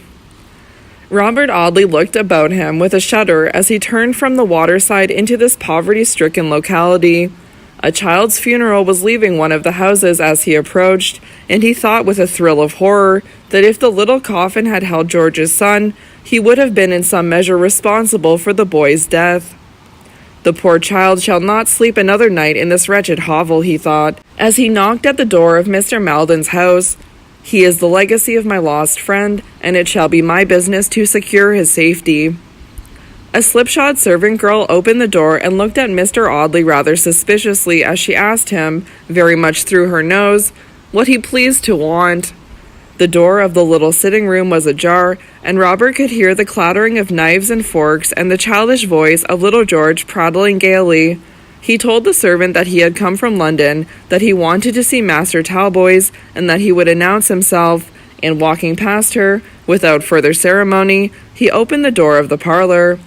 The girl stared at him aghast as he did this, and, as if struck by some sudden conviction, threw her apron over her head and ran out into the snow. She darted across the waste ground, plunged into a narrow alley, and never drew breath till she found herself upon the threshold of a certain tavern called the Coach and Horses, and much affected by Mr. Maldon. The lieutenant's faithful retainer had taken Robert Audley for some new and determined collector of poor's rates, rejecting that gentleman's account of himself as an artful fiction devised for the destruction of parochial defaulters, and had hurried off to give her master timely warning of the enemy's approach. When Robert entered the sitting-room, he was surprised to find little George seated opposite to a woman who was doing the honors of a shabby repast, spread upon a dirty tablecloth, and flanked by a pewter beer measure. The woman rose as Robert entered and curtsied very humbly to the young barrister. She looked about 50 years of age and was dressed in rusty widow's weeds. Her complexion was insipidly fair, and the two smooth bands of hair beneath her cap were of that sunless flaxen hue which generally accompanies pink cheeks and white eyelashes. She had been a rustic beauty perhaps in her time, but her features, although tolerably regular in their shape, had a mean pinched look, as if they had been made too small for her face. This defect was particularly noticeable in her mouth, which was an obvious misfit for the set of teeth it contained. She smiled as she curtsied to Mr. Robert Audley, and her smile, which laid bare the greater part of this set of square, hungry-looking teeth, by no means added to the beauty of her personal appearance. "Mr. Maldon is not at home, sir," she said, with insinuating civility, "but if it's for the water rate, he requested me to say that." She was interrupted by little George Talboys, who scrambled down from the high chair upon which he had been perched, and ran to Robert Audley. "I know you," he said. "You came to Ventnor with the big gentleman, and you came here once, and you gave me some money, and I gave it to Grandpa to take care of, and Grandpa kept it, and he always does." Robert Audley took the boy in his arms, and carried him to a little table in the window. "Stand there, Georgie," he said. "I want to have a good look at you." He turned the boy's face to the light and pushed the brown curls off his forehead with both hands. "You're growing more like your father every day, Georgie, and you're growing quite a man too," he said. "Would you like to go to school?" "Oh, yes, please, I should like it very much," the boy answered eagerly. "I went to school at Miss Peven's once, day school, you know, round the corner in the next street, but I caught the measles, and Grandpa wouldn't let me go any more, for fear I should catch the measles again. And Grandpa won't let me play with the little boys in the street because they're rude boys. He said blackguard boys. But he said I mustn't say blackguard boys because it's naughty. He says damn and devil, but he says he may because he's old. I shall say damn and devil when I'm old. And I should like to go to school, please. I can go today if you like. Mrs. Plowson will get my frocks ready, won't you, Mrs. Plowson?" "Certainly, Master Georgie, if your grandpa wishes it," the woman answered, looking rather uneasily at Mr. Robert Audley. "What on earth is the matter with this woman?" thought Robert, as he turned from the boy to the fair-haired widow, who was edging herself slowly towards the table upon which little George Talboys stood talking to his guardian. "Does she still take me for a tax collector with inimical intentions toward these wretched goods and chattels? Or can the cause of her fidgety manner lie deeper still? That's scarcely likely, though, for whatever secrets Lieutenant Maldon may have, it's not very probable that this woman has any knowledge of them." Mrs. Plowson had edged herself close to the little table by this time, and was making a stealthy descent upon the boy, when Robert turned sharply round. "What are you going to do with the child?" he said. "I was only going to take him away to wash his pretty face, sir, and smooth his hair," answered the woman, in the same insinuating tone in which she had spoken of the water rate. "You don't see him to any advantage, sir, while his precious face is dirty. I won't be 5 minutes making him as neat as a new pin." She had her long, thin arms about the boy as she spoke, and she was evidently going to carry him off bodily, when Robert stopped her. "I'd rather see him as he is, thank you," he said. "My time in Southampton isn't very long, and I want to hear all that the little man can tell me." The little man crept closer to Robert, and looked confidingly into the barrister's grey eyes. "I like you very much," he said. "I was frightened of you when you came before, because I was shy. I am not shy now. I am nearly 6 years old." Robert patted the boy's head encouragingly, but he was not looking at little George. He was watching the fair-haired widow, who had moved to the window, and was looking out at the patch of waste ground. "You're rather fidgety about someone, ma'am, I'm afraid," said Robert. She colored violently as the barrister made this remark, and answered him in a confused manner. "I was looking for Mr. Maldon, sir," she said. "He'll be so disappointed if he doesn't see you." "You know who I am, then?" "No, sir, but—" The boy interrupted her by dragging a little jeweled watch from his bosom and showing it to Robert.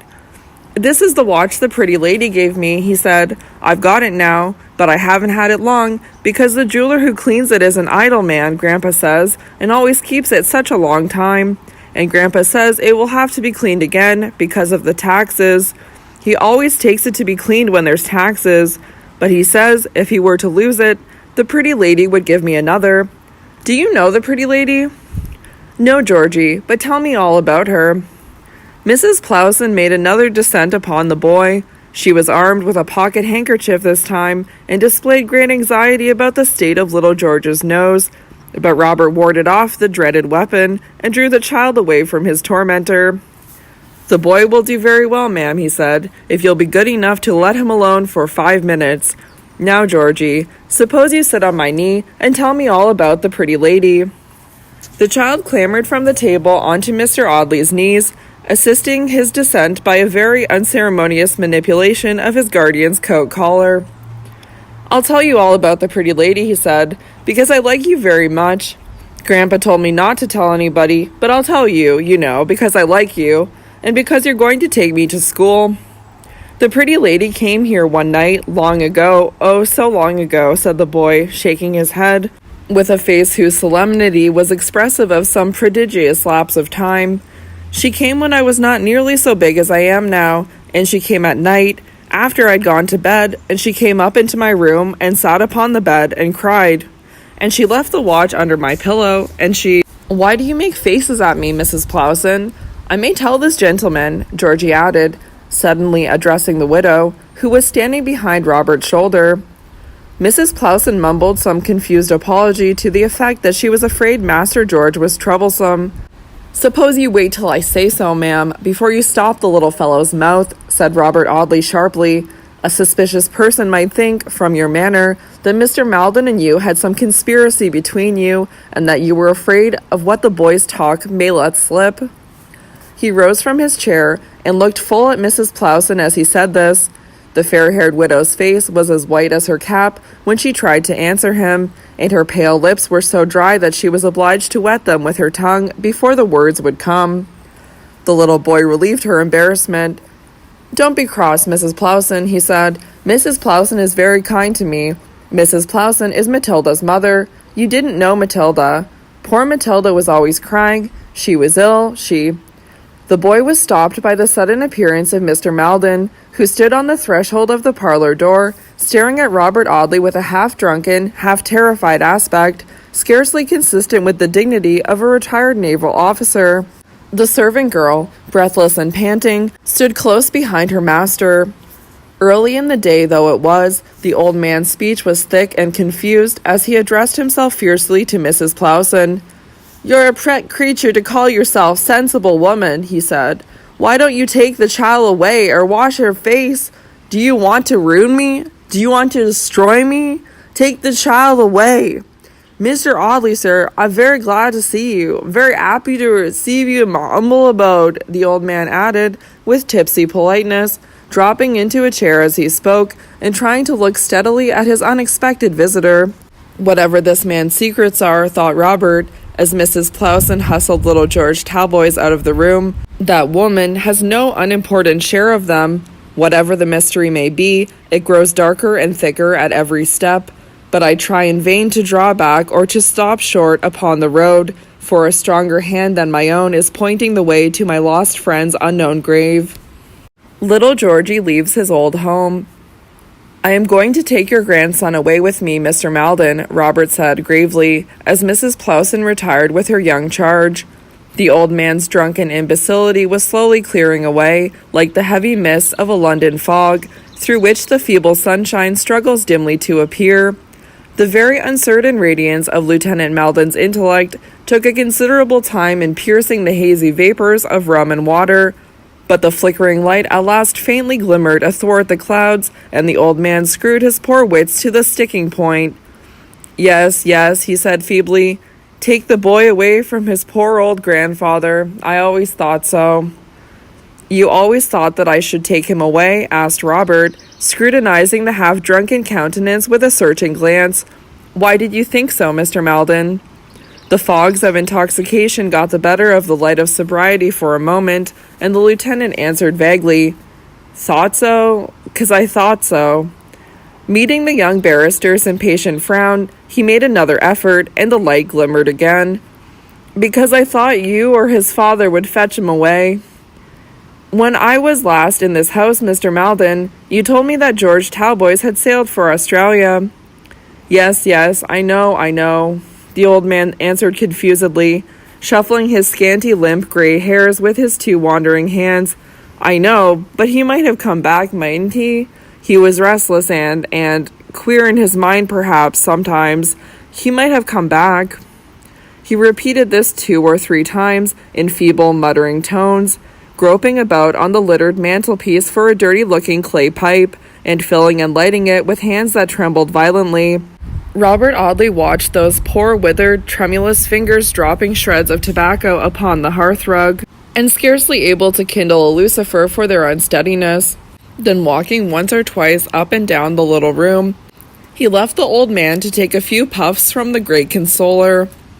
Presently he turned suddenly upon the half-pay lieutenant with a dark solemnity in his handsome face. "Mr. Maldon," he said slowly, watching the effect of every syllable as he spoke, "George Talboys never sailed for Australia, that I know. More than this, he never came to Southampton, and the lie you told me on the 8th of last September was dictated to you by the telegraphic message which you received on that day." The dirty clay pipe dropped from the tremulous hand and shivered against the iron fender, but the old man made no effort to find a fresh one. He sat trembling in every limb and looking, heaven knows how piteously, at Robert Audley. "The lie was dictated to you, and you repeated your lesson. But you no more saw George Talboys here on the 7th of September than I see him in this room now. You thought you had burnt the telegraphic message, but you had only burnt a part of it. The remainder is in my possession." Lieutenant Maldon was quite sober now. "What have I done?" he murmured helplessly. "Oh my God, what have I done?" "At 2 o'clock on the 7th of September last," continued the pitiless, accusing voice, "George Talboys was seen, alive and well, at a house in Essex." Robert paused to see the effect of these words.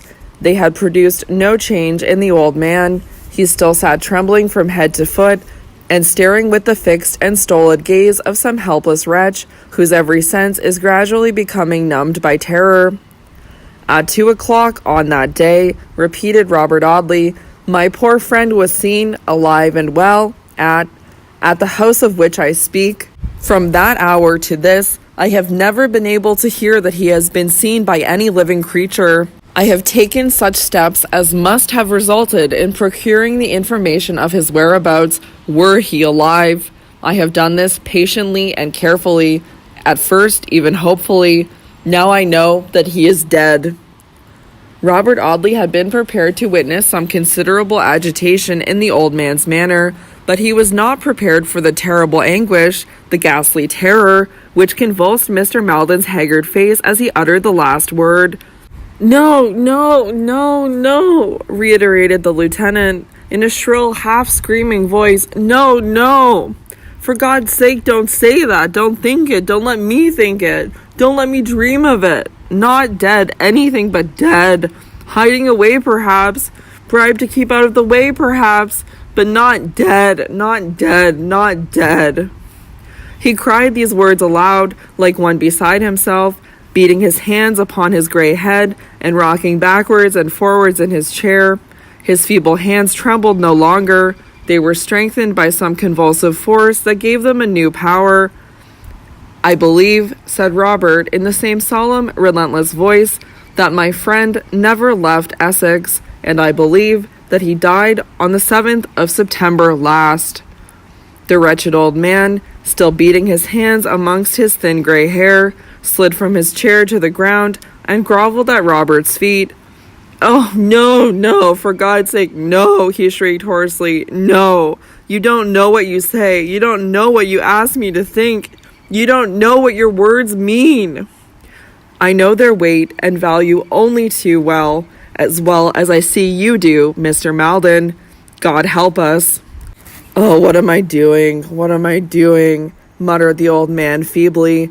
Then raising himself from the ground with an effort, he drew himself to his full height and said, in a manner which was new to him, and which was not without a certain dignity of its own, that dignity which must always be attached to unutterable misery, in whatever form it may appear, he said gravely. "You have no right to come here and terrify a man who has been drinking and who is not quite himself. You have no right to do it, Mr. Audley. Even the officer, sir, who He did not stammer, but his lips trembled so violently that his words seemed to be shaken into pieces by their emotion. "The officer, I repeat, sir, who arrests a thief or a—" He stopped to wipe his lips and to still them if he could by doing so, which he could not. "A thief or a murderer—" His voice died suddenly away upon the last word, and it was only by the motion of those trembling lips that Robert knew what he meant. "Gives him warning, sir, fair warning, that he may say nothing with which he shall commit himself or other people. The law, sir, has that amount of mercy for a suspected criminal, but you, sir, you come to my house, and you come at a time when contrary to my usual habits, which, as people will tell you, are sober, you come, and perceiving that I am not quite myself, you take the opportunity to terrify me, and it is not right, sir. It is—" Whatever he would have said died away into inarticulate gasps, which seemed to choke him, and sinking into a chair, he dropped his face upon the table and wept aloud. Perhaps in all the dismal scenes of domestic misery which had been acted in those spare and dreary houses, in all the petty miseries, the burning shames, the cruel sorrows, the bitter disgraces which own poverty for their common father, there had never been such a scene as this: an old man hiding his face from the light of day, and sobbing aloud in his wretchedness. Robert Audley contemplated the painful picture with a hopeless and pitying face. "If I had known this," he thought, "I might have spared him. It would have been better, perhaps, to have spared him." The shabby room, the dirt, the confusion, the figure of the old man, with his grey head upon the soiled tablecloth, amid the muddled debris of a wretched dinner, grew blurred before the sight of Robert Audley as he thought of another man, as old as this one, but how widely different in every other quality, who might come by and by to feel the same, or even a worse anguish, and to shed perhaps yet bitterer tears. The moment in which the tears rose to his eyes and dimmed the piteous scene before him was long enough to take him back to Essex and to show him the image of his uncle, stricken by agony and shame. "Why do I go on with this?" he thought. "How pitiless I am, and how relentlessly I am carried on. It is not myself. It is the hand which is beckoning me further and further upon the dark road whose end I dare not dream of." He thought this, and 100 times more than this, while the old man sat with his face still hidden, wrestling with his anguish, but without power to keep it down. "Mr. Maldon," Robert Audley said, after a pause, "I do not ask you to forgive me for what I have brought upon you, for the feeling is strong within me that it must have come to you sooner or later, if not through me, through someone else. There are—" He stopped for a moment, hesitating. The sobbing did not cease. It was sometimes low, sometimes loud, bursting out with fresh violence, or dying away for an instant, but never ceasing. There are some things which, as people say, cannot be hidden.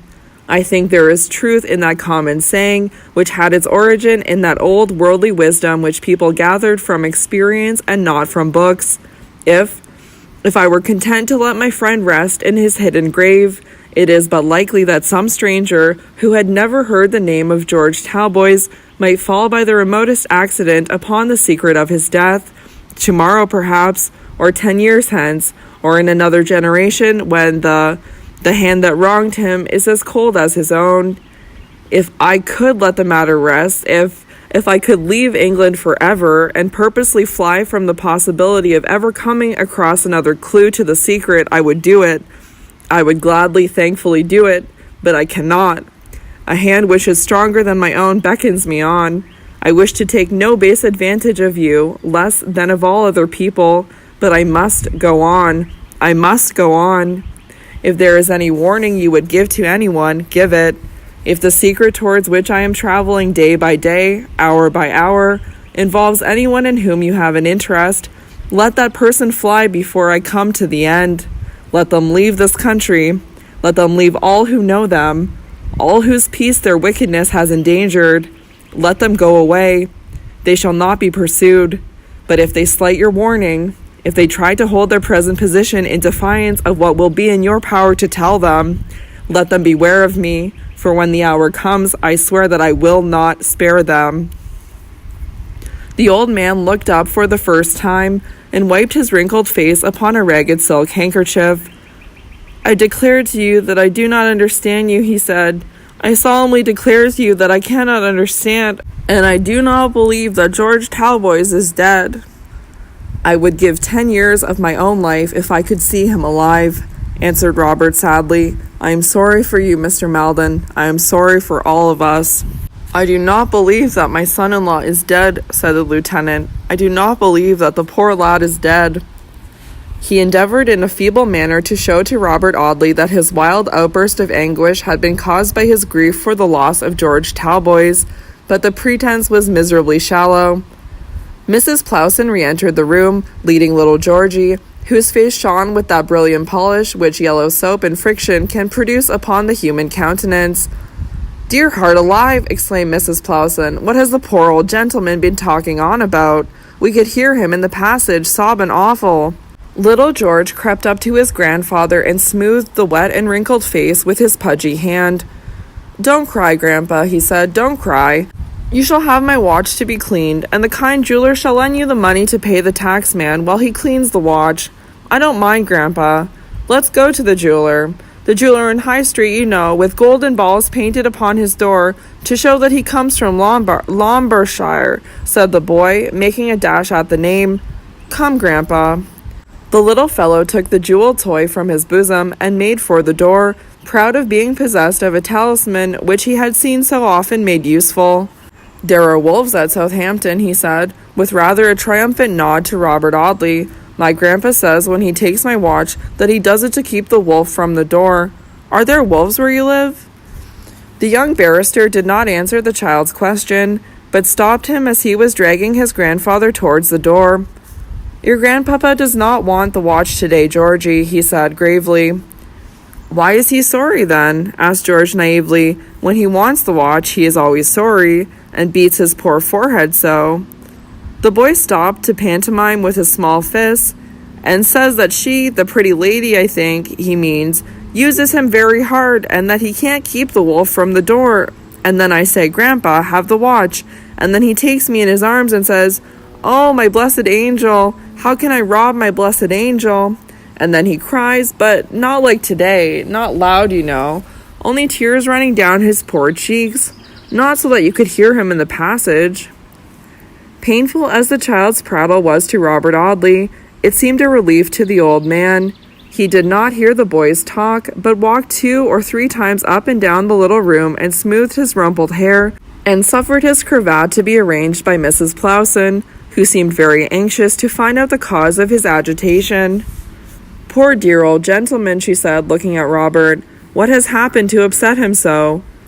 "His son-in-law is dead," answered Mr. Audley, fixing his eyes upon Mrs. Plowson's sympathetic face. "He died within a year and a half after the death of Helen Talboys, who lies buried in Ventnor churchyard." The face into which he was looking changed very slightly, but the eyes that had been looking at his shifted away as he spoke, and once more Mrs. Plowson was obliged to moisten her white lips with her tongue before she answered him. "Poor Mr. Talboys dead," she said. "That is bad news indeed, sir."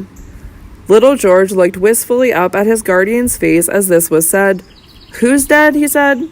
"George Talboys is my name. Who's dead?" "Another person whose name is Talboys, Georgie." "Poor person. Will he go to the pit hole?" The boy had that common notion of death which is generally imparted to children by their wise elders, and which always leads the infant mind to the open grave, but rarely carries it any higher. "I should like to see him put in the pit hole," Georgie remarked, after a pause. He had attended several infant funerals in the neighborhood, and was considered valuable as a mourner on account of his interesting appearance. He had come, therefore, to look upon the ceremony of interment as a solemn festivity, in which cake and wine and a carriage drive were the leading features. "You have no objection to my taking Georgie away with me, Mr. Maldon?" asked Robert Audley. The old man's agitation had very much subsided by this time, He had found another pipe stuck behind the tawdry frame of the looking-glass and was trying to light it with a bit of twisted newspaper. "You do not object, Mr. Maldon?" "No, sir. No, sir. You are his guardian, and you have a right to take him where you please.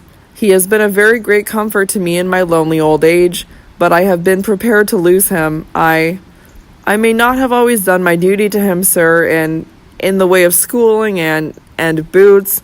The number of boots which boys of his age wear out, sir, is not easily realized by the mind of a young man like yourself. He has been kept away from school, perhaps sometimes, and has occasionally worn shabby boots when our funds have got low, but he has not been unkindly treated. No, sir, if you were to question him for a week, I don't think you'd hear that his poor old grandfather ever said a harsh word to him." Upon this, Georgie, perceiving the distress of his old protector, set up a terrible howl, and declared that he would never leave him. "Mr. Maldon," said Robert Audley, with a tone which is half mournful, half compassionate, "when I looked at my position last night, I did not believe that I could ever come to think it more painful than I thought it then. I can only say, God have mercy upon us all. I feel it my duty to take the child away, but I shall take him straight from your house to the best school in Southampton, and I give you my honour that I will extort nothing from his innocent simplicity which can in any manner, he said, breaking off abruptly, I mean this, I will not seek to come one step nearer the secret through him. I am not a detective officer, and I do not think that the most accomplished detective would like to get his information from a child." The old man did not answer. He sat with his face shaded by his hand, and with his extinguished pipe between the listless fingers of the other. "Take the boy away, Mrs. Plowson," he said after a pause. "Take him away and put his things on. He is going with Mr. Audley. Which I do say that it's not kind of the gentleman to take his poor grandpa's pet away," Mrs. Plowson exclaimed suddenly, with respectful indignation. "Hush, Mrs. Plowson," the old man answered piteously. "Mr. Audley is the best judge. I haven't many years to live. I shan't trouble anybody long." The tears oozed slowly through the dirty fingers with which he shaded his bloodshot eyes as he said this. "God knows, I never injured your friend, sir," he said by and by, when Mrs. Plowson and Georgie had returned, "nor ever wished him any ill. He was a good son-in-law to me, better than many a son. I never did him any wilful wrong, sir. I spent his money, perhaps, but I am sorry for it. I'm very sorry for it now. But I don't believe he is dead. No, sir, no, I don't believe it," exclaimed the old man, dropping his hand from his eyes and looking with new energy at Robert Audley. I don't believe it, sir. How should he be dead?" Robert did not answer this eager questioning. He shook his head mournfully, and walking to the little window, looked out across a row of straggling geraniums at the dreary patch of waste ground on which the children were at play. Mrs. Plowson returned with little Georgie muffled in a coat and comforter, and Robert took the boy's hand. "Say good-bye to your grandpapa, Georgie." The little fellow sprang towards the old man, and clinging about him, kissed the dirty tears from his faded cheeks. "Don't be sorry for me, Grandpa," he said. "I am going to school to learn to be a clever man, and I shall come home to see you and Mrs. Plowson, shan't I?" he added, turning to Robert. "Yes, my dear, by and by." "Take him away, sir, take him away," cried Mr. Maldon. "You are breaking my heart." The little fellow trotted away contentedly at Robert's side. He was very well pleased at the idea of going to school, though he had been happy enough with his drunken old grandfather, who had always displayed a maudlin affection for the pretty child, and had done his best to spoil Georgie by letting him have his own way in everything, in consequence of which indulgence, Master Talboys had acquired a taste for late hours, hot suppers of the most indigestible nature, and sips of rum and water from his grandfather's glass. He communicated his sentiments upon many subjects to Robert Audley as they walked to the Dolphin Hotel, but the barrister did not encourage him to talk. It was no very difficult matter to find a good school in such a place as Southampton. Robert Audley was directed to a pretty house between the bar and the avenue, and leaving Georgie to the care of a good-natured waiter, who seemed to have nothing to do but to look out of the window and whisk invisible dust off the brightly polished tables, the barrister walked up the High Street toward Mr. Marchmont's Academy for Young Gentlemen. He found Mr. Marchmont a very sensible man, and he met a file of orderly-looking young gentlemen walking townwards under the escort of a couple of ushers as he entered the house.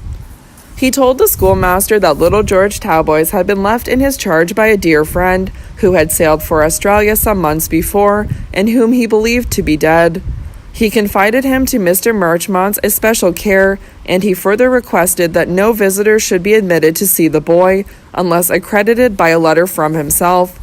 Having arranged the matter in a very few businesslike words, he returned to the hotel to fetch Georgie. He found the little man on intimate terms with the idle waiter, who had been directing Master Georgie's attention to the different objects of interest in the High Street. Poor Robert had about as much notion of the requirements of a child as he had of those of a white elephant. He had catered for silkworms, guinea pigs, dormice, canary birds, and dogs, without number, during his boyhood, but he had never been called upon to provide for a young person of 5 years old. He looked back 25 years and tried to remember his own diet at the age of 5. I've a vague recollection of getting a good deal of bread and milk and boiled mutton, he thought, and I've another vague recollection of not liking them. I wonder if this boy likes bread and milk and boiled mutton. He stood pulling his thick mustache and staring thoughtfully at the child for some minutes before he could get any further. I dare say you're hungry, Georgie, he said at last. The boy nodded, and the waiter whisked some more invisible dust from the table as a preparatory step towards laying a cloth. Perhaps you'd like some lunch, Mr. Audley suggested, still pulling his mustache. The boy burst out laughing. Lunch, he cried. Why, it's afternoon, and I've had my dinner. Robert Audley felt himself brought to a standstill. What refreshment could he possibly provide for a boy who called it afternoon at 3 o'clock? You shall have some bread and milk, Georgie, he said presently. Waiter, bread and milk, and a pint of hock. Master Talboys made a wry face. I never have bread and milk, he said. I don't like it. I like what Grandpa calls something savory. I should like a veal cutlet. Grandpa told me he dined here once, and the veal cutlets were lovely, Grandpa said. Please, may I have a veal cutlet with egg and breadcrumb, you know, and some lemon juice, you know, he added to the waiter. Grandpa knows the cook here. The cook's such a nice gentleman, and once gave me a shilling when Grandpa brought me here. The cook wears better clothes than Grandpa, better than yours even, said Master Georgie, pointing to Robert's rough greatcoat with a depreciatory nod. Robert Audley stared aghast. How was he to deal with this epicure of 5 years old, who rejected bread and milk and asked for veal cutlets? I'll tell you what I'll do with you, little Georgie, he exclaimed after a pause. I'll give you a dinner. The waiter nodded briskly. Upon my word, sir, he said approvingly, I think the little gentleman will know how to eat it. I'll give you a dinner, Georgie, repeated Robert, a little julienne, some stewed eels, a dish of cutlets, a bird, and a pudding. What do you say to that, Georgie? I don't think the young gentleman will object to it when he sees it, sir, said the waiter. Eels, julienne, cutlets, bird, pudding. I'll go and tell the cook, sir. What time, sir? Well, we'll say 6, and Master Georgie will get to his new school by bedtime. You can contrive to amuse the child for this afternoon, I dare say. I have some business to settle, and shan't be able to take him out. I shall sleep here tonight. Goodbye, Georgie. Take care of yourself, and try to get your appetite in order again 6 o'clock. Robert Audley left the boy in charge of the idle waiter, and strolled down to the waterside, choosing that lonely bank which leads away under the mouldering walls of the town towards the little villages beside the narrowing river. He had purposely avoided the society of the child, and he walked through the light drifting snow till the early darkness closed upon him. He went back to the town and made inquiries at the station about the trains for Dorsetshire. I shall start early tomorrow morning, he thought, and see George's father before nightfall. I will tell him all but the interest which I take in the suspected person, and he shall decide what is next to be done. Master Georgie did very good justice to the dinner which Robert had ordered. He drank Bass's pale ale to an extent which considerably alarmed his entertainer, and enjoyed himself amazingly, showing an appreciation of roast pheasant and bread sauce which was beyond his years. At 8 o'clock, a fly was brought out for his accommodation, and he departed in the highest spirits, with a sovereign in his pocket, and a letter from Robert to Mr. Marchmont, enclosing a check for the young gentleman's outfit. "I'm glad I'm going to have new clothes," he said, as he bade Robert goodbye, "for Mrs. Plowson has mended the old ones ever so many times. She can have them now for Billy." "Who's Billy?" Robert asked, laughing at the boy's chatter. "Billy is poor Matilda's little brother. He's a common boy, you know. Matilda was common, but the flyman smacking his whip at this moment, the old horse jogged off, and Robert Audley heard no more of Matilda. Coming to a standstill. Mr. Harcourt Talboys lived in a prim, square, red-brick mansion within a mile of a little village called Grange Heath, in Dorsetshire. The prim, square, red-brick mansion stood in the centre of prim, square grounds, scarcely large enough to be called a park, too large to be called anything else, so neither the house nor the grounds had any name, and the estate was simply designated Squire Talboys. Perhaps Mr. Harcourt Talboys was the very last person in this world with whom it was possible to associate the homely, hearty, rural, old English title of squire. He neither hunted nor farmed. He had never worn crimson pink or top boots in his life. A southerly wind and a cloudy sky were matters of supreme indifference to him, so long as they did not in any way interfere with his own prim comforts, and he only cared for the state of the crops insomuch as involved the hazard of certain rents which he received for the farms upon his estate. He was a man of about 50 years of age, tall, straight, bony, and angular, with a square, pale face, light grey eyes, and scanty dark hair, brushed from either ear across a bald crown, and thus imparting to his physiognomy some faint resemblance to that of a terrier, a sharp, uncompromising, hard-headed terrier, a terrier not to be taken in by the cleverest dog-stealer who ever distinguished himself in his profession. Nobody ever remembered getting upon what is popularly called the blind side of Mr. Harcourt Talboys. He was like his own square-built, northern-fronted, shelterless house. There were no shady nooks in his character into which one could creep for shelter from his hard daylight. He was all daylight. He looked at everything in the same broad glare of intellectual sunlight, and would see no softening shadows that might alter the sharp outlines of cruel facts, subduing them to beauty. I do not know if I express what I mean when I say that there were no curves in his character, that his mind ran in straight lines, never diverging to the right or the left, to round off their pitiless angles. With him right was right and wrong was wrong. He had never in his merciless, conscientious life admitted the idea that circumstance might mitigate the blackness of wrong or weaken the force of right. He had cast off his only son because his only son had disobeyed him, and he was ready to cast off his only daughter at 5 minutes' notice for the same reason. If this square-built, hard-headed man could be possessed of such a weakness as vanity, he was certainly vain of his hardness. He was vain of that inflexible squareness of intellect which made him the disagreeable creature that he was. He was vain of that unwavering obstinacy which no influence of love or pity had ever known to bend from its remorseless purpose. He was vain of the negative force of a nature which had never known the weakness of the affections, or the strength which may be born of that very weakness. If he had regretted his son's marriage and the breach of his own making between himself and George, his vanity had been more powerful than his regret, and had enabled him to conceal it. Indeed, unlikely as it appears at the first glance that such a man as this could have been vain, I have little doubt that vanity was the centre from which radiated all the disagreeable lines in the character of Mr. Harcourt Talboys. I dare say Junius Brutus was vain, and enjoyed the approval of awe-stricken Rome when he ordered his son off for execution. Harcourt Talboys would have sent poor George from his presence between the reversed fasces of the lictors, and grimly relished his own agony. Heaven only knows how bitterly this hard man may have felt the separation between himself and his only son, or how much the more terrible the anguish might have been made by that unflinching self-conceit which concealed the torture.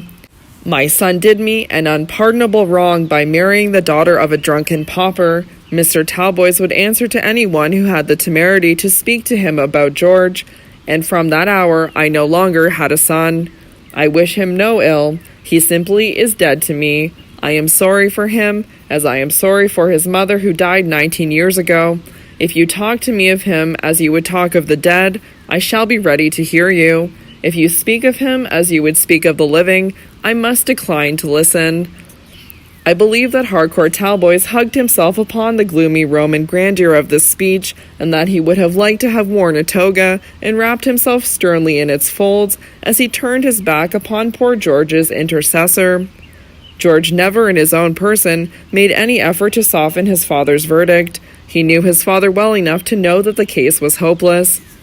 "If I write to him, he will fold my letter with the envelope inside and endorse it with my name and the date of its arrival," the young man would say, "and call everybody in the house to witness that it had not moved him to one softening recollection or one pitiful thought.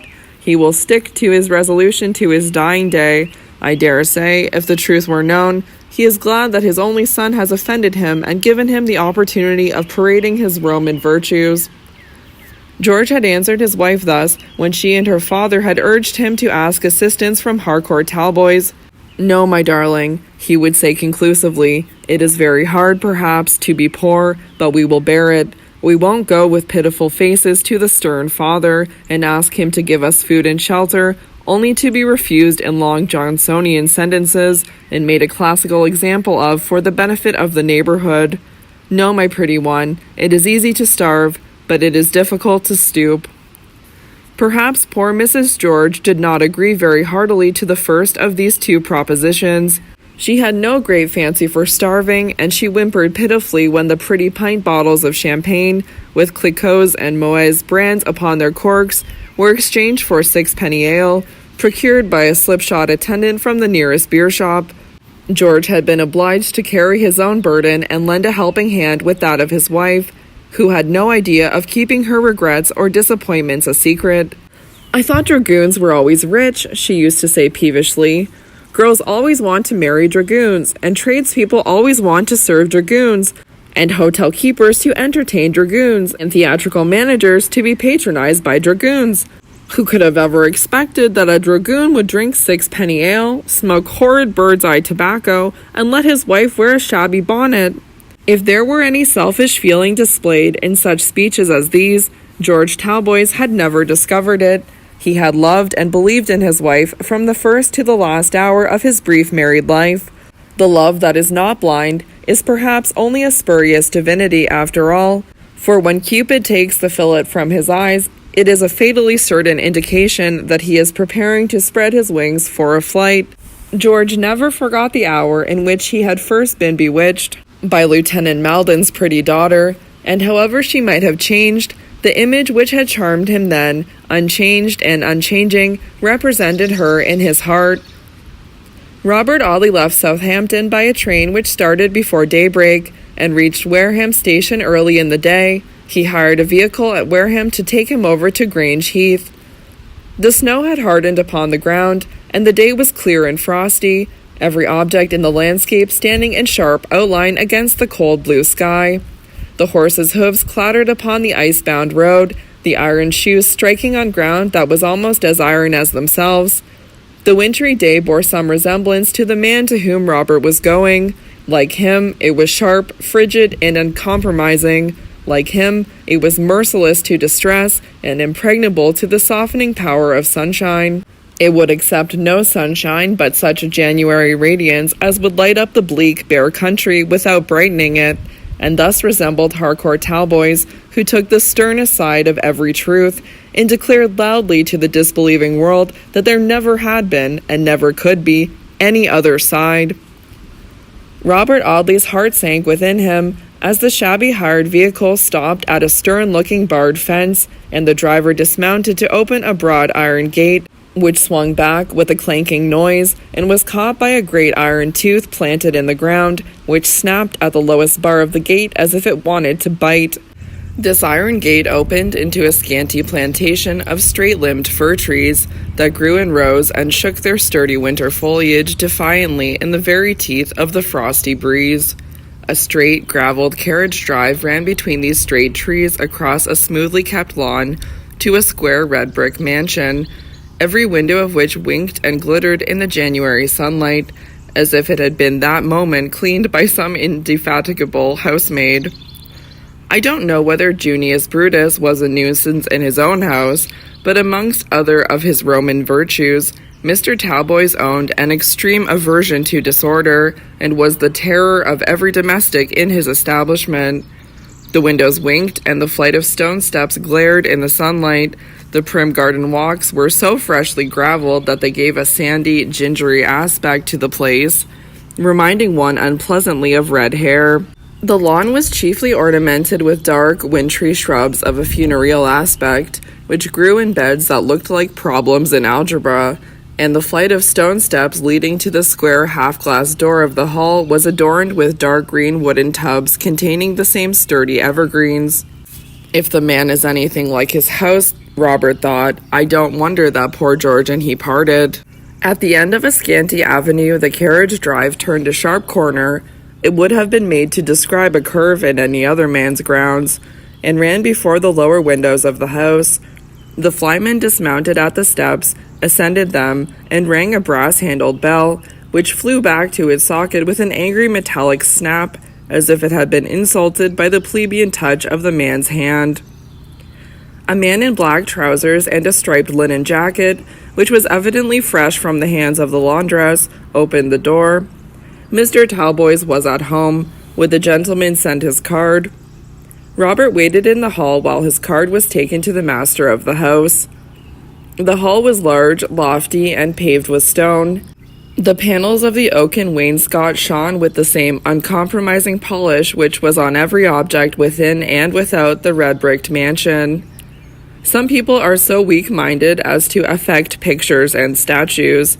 Mr. Harcourt Talboys was far too practical to indulge in any such foolish fancies.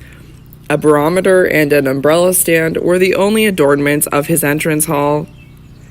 Robert Audley looked at these while his name was being submitted to George's father. The linen-jacketed servant returned presently. He was a spare, pale-faced man of almost 40, and had the appearance of having outlived every emotion to which humanity is subject. "If you will step this way, sir," he said, "Mr. Talboys will see you, although he is at breakfast. He begged me to state that he had imagined that everybody in Dorsetshire was acquainted with his breakfast hour." This was intended as a stately reproof to Mr. Robert Audley. It had, however, very small effect upon the young barrister. He merely lifted his eyebrows in placid deprecation of himself and everybody else. "I don't belong to Dorsetshire," he said. "Mr. Talboys might have known that, if he'd done me the honour to exercise his powers of ratiocination. Drive on, my friend." The emotionless man looked at Robert Audley with the vacant stare of unmitigated horror, and opening one of the heavy oak doors, led the way into a large dining room furnished with the severe simplicity of an apartment which is meant to be ate in, but never lived in, and at the top of a table which would have accommodated 18 persons, Robert beheld Mr. Harcourt Talboys. Mr. Talboys was robed in a dressing gown of grey cloth, fastened about his waist with a girdle. It was a severe-looking garment, and was perhaps the nearest approach to a toga to be obtained within the range of modern costume.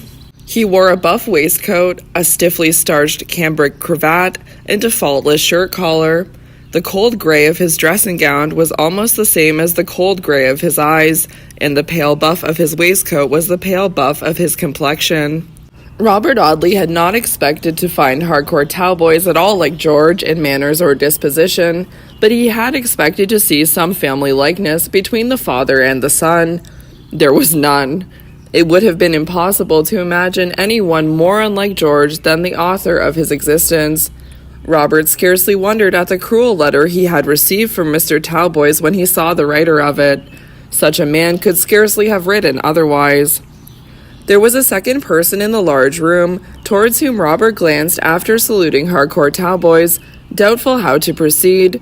The second person was a lady, who sat at the last of a range of 4 windows, employed with some needlework, the kind which is generally called plain work, and with a large wicker basket, filled with calicoes and flannels, standing by her. The whole length of the room divided this lady from Robert, but he could see that she was young, and that she was like George Talboys. His sister, he thought. In that one moment during which he ventured to glance away from the master of the house towards the female figure at the window. His sister, no doubt. He was fond of her, I know. Surely she is not utterly indifferent as to his fate. The lady half rose from her seat, letting her work, which was large and awkward, fall from her lap as she did so, and dropping a reel of cotton, which rolled away upon the polished oaken flooring beyond the margin of the Turkey carpet. "Sit down, Clara," said the hard voice of Mr. Talboys. That gentleman did not appear to address his daughter, nor had his face been turned towards her when she rose. It seemed as if he had known it by some social magnetism peculiar to himself. It seemed, as his servants were apt disrespectfully to observe, as if he had eyes in the back of his head. "Sit down, Clara," he repeated, "and keep your cotton in your workbox." The lady blushed at this reproof and stooped to look for the cotton. Mr. Robert Audley, who was unabashed by the stern presence of the master of the house, knelt on the carpet, found the reel, and restored it to its owner, Harcourt Talboys staring at the proceeding with an expression of supreme astonishment. "Perhaps, Mr. Robert Audley," he said, looking at the card which he held between his finger and thumb, "perhaps when you have finished looking for reels of cotton, you will be good enough to tell me to what I owe the honor of this visit."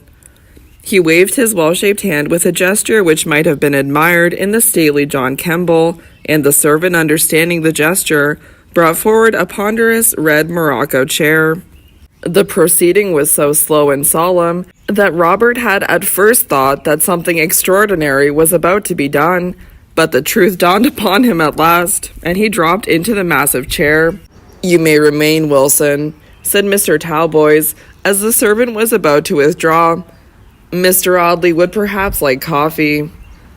Robert had eaten nothing that morning, but he glanced at the long expanse of dreary tablecloth, the silver tea and coffee equipage, the stiff splendor, and the very little appearance of any substantial entertainment, and he declined Mr. Talboys' invitation. "Mr. Audley will not take coffee, Wilson," said the master of the house. "You may go." The man bowed and retired, opening and shutting the door as cautiously as if he were taking a liberty in doing it at all, or as if the respect due to Mr. Talboys demanded his walking straight through the oaken panel like a ghost in a German story. Mr. Harcourt Talboys sat with his gray eyes fixed severely on his visitor, his elbows on the red morocco arms of his chair, and his fingertips joined. It was the attitude in which, had he been Junius Brutus, he would have sat at the trial of his son. Had Robert Audley been easily to be embarrassed, Mr. Talboys might have succeeded in making him feel so, as he would have sat with perfect tranquillity upon an open gunpowder barrel lighting his cigar. He was not at all disturbed upon this occasion. The father's dignity seemed a very small thing to him when he thought of the possible causes of the son's disappearance. "I wrote to you some time since, Mr. Talboys," he said quietly, when he saw that he was expected to open the conversation. Harcourt Talboys bowed. He knew that it was of his lost son that Robert came to speak. Heaven grant that his icy stoicism was the paltry affectation of a vain man, rather than the utter heartlessness which Robert thought it. He bowed across his fingertips at his visitor. The trial had begun, and Junius Brutus was enjoying himself. "I received your communication, Mr. Audley," he said. "It is endorsed amongst other business letters. It was duly answered. That letter concerned your son." There was a little rustling noise at the window where the lady sat. As Robert said this, he looked at her almost instantaneously, but she did not seem to have stirred. She was not working, but she was perfectly quiet. "She's as heartless as her father, I suspect, though she is like George," thought Mr. Audley. "Your letter concerned the person who was once my son, perhaps, sir," said Harcourt Talboys. "I must ask you to remember that I have no longer a son." "You have no reason to remind me of that, Mr. Talboys," answered Robert gravely. "I remember it only too well. I have fatal reason to believe that you have no longer a son. I have bitter cause to think that he is dead." It may be that Mr. Talboys' complexion faded to a paler shade of buff as Robert said this, but he only elevated his bristling gray eyebrows and shook his head gently. "No," he said. "No, I assure you, no. I believe that George Talboys died in the month of September." The girl, who had been addressed as Clara, sat with her work primly folded upon her lap, and her hands lying clasped together on her work, and never stirred when Robert spoke of his friend's death. He could not distinctly see her face, for she was seated at some distance from him, and with her back to the window. "No, no, I assure you," repeated Mr. Talboys. "You labor under a sad mistake." "You believe that I am mistaken in thinking your son dead?" asked Robert. "Most certainly," replied Mr. Talboys with a smile expressive of the serenity of wisdom. "Most certainly, my dear sir. The disappearance was a very clever trick, no doubt, but it was not sufficiently clever to deceive me. You must permit me to understand this matter a little better than you, Mr. Audley, and you must also permit me to assure you of 3 things. In the first place, your friend is not dead. In the second place, he is keeping out of the way for the purpose of alarming me, of trifling with my feelings as a man who was once his father, and of ultimately obtaining my forgiveness. In the third place, he will not obtain that forgiveness, however long he may please to keep out of the way, and he would therefore act wisely by returning to his ordinary residence and avocations without delay." "Then you imagine him to purposely hide himself from all who know him for the purpose of influencing me," exclaimed Mr. Talboys, who, taking a stand upon his own vanity, traced every event in life from that one center, and resolutely declined to look at it from any other point of view. "For the purpose of influencing me, he knew the inflexibility of my character.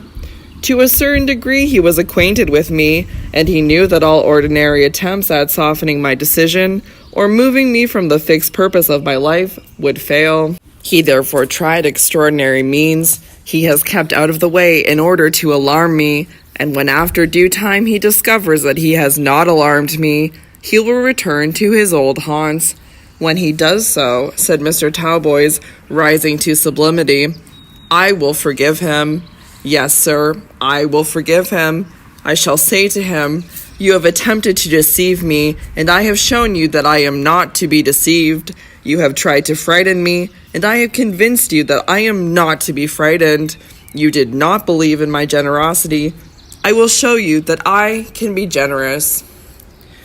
Harcourt Talboys delivered himself of these superb periods with a studied manner that showed they had been carefully composed long ago. Robert Audley sighed as he heard them. "Heaven grant that you may have an opportunity of saying this to your son, sir," he answered sadly. "I am very glad to find that you are willing to forgive him, but I fear that you will never see him again upon this earth. I have a great deal to say to you upon this sad subject, Mr. Talboys, but I would rather say it to you alone," he added, glancing at the lady in the window. "My daughter knows my ideas upon this subject, Mr. Audley," said Harcourt Talboys. "There is no reason why she should not hear all you have to say. Miss Clara Talboys, Mr. Robert Audley," he added, waving his hand majestically. The young lady bent her head in recognition of Robert's bow. "Let her hear it," he thought. "If she has so little feeling as to show no emotion upon such a subject, let her hear the worst I have to tell." There was a few minutes' pause, during which Robert took some papers from his pocket, amongst them the document which he had written immediately after George's disappearance. "I shall require all your attention, Mr. Talboys," he said, "for that which I have to disclose to you is of a very painful nature. Your son was my very dear friend, dear to me for many reasons. Perhaps most of all dear, because I had known him and been with him through the great trouble of his life, and because he stood comparatively alone in the world, cast off by you, who should have been his best friend, bereft of the only woman he had ever loved." "The daughter of a drunken pauper," Mr. Talboys remarked, parenthetically. "Had he died in his bed, as I sometimes thought he would," continued Robert Audley, "of a broken heart, I should have mourned for him very sincerely, even though I had closed his eyes with my own hands, and had seen him laid in his quiet resting place. I should have grieved my old schoolfellow, and for the companion who had been dear to me, but the grief would have been a very small one compared to that which I feel now, believing, as I do only too firmly, that my poor friend has been murdered. Murdered? The father and daughter simultaneously repeated the horrible word. The father's face changed to a ghastly duskiness of hue. The daughter's face dropped upon her clasped hands and was never lifted again throughout the interview. "Mr. Audley, you are mad," exclaimed Harcourt Talboys. "You are mad, or else you are commissioned by your friend to play upon my feelings. I protest against this proceeding as a conspiracy, and I revoke my intended forgiveness of the person who was once my son." He was himself again as he said this. The blow had been a sharp one, but its effect had been momentary. "It is far from my wish to alarm you unnecessarily, sir," answered Robert. "Heaven grant that you may be right and I wrong. I pray for it, but I cannot think it. I cannot even hope it. I come to you for advice. I will state to you plainly and dispassionately the circumstances which have aroused my suspicions. If you say those suspicions are foolish and unfounded, I am ready to submit to your better judgment. I will leave England, and I abandon my search for the evidence wanting to confirm my fears. If you say go on, I will go on." Nothing could be more gratifying to the vanity of Mr. Harcourt Talboys than this appeal. He declared himself ready to listen to all that Robert might have to say, and ready to assist him to the uttermost of his power. He laid some stress upon this last assurance, deprecating the value of his advice with an affectation that was as transparent as his vanity itself. Robert Audley drew his chair nearer to that of Mr. Talboys, and commenced a minutely detailed account of all that had happened to George from the time of his arrival in England to the hour of his disappearance, as well as all that had occurred since his disappearance in any way touching upon that particular subject. Harcourt Talboys listened with demonstrative attention, now and then interrupting the speaker to ask some magisterial kind of question. Clara Talboys never once lifted her face from her clasped hands.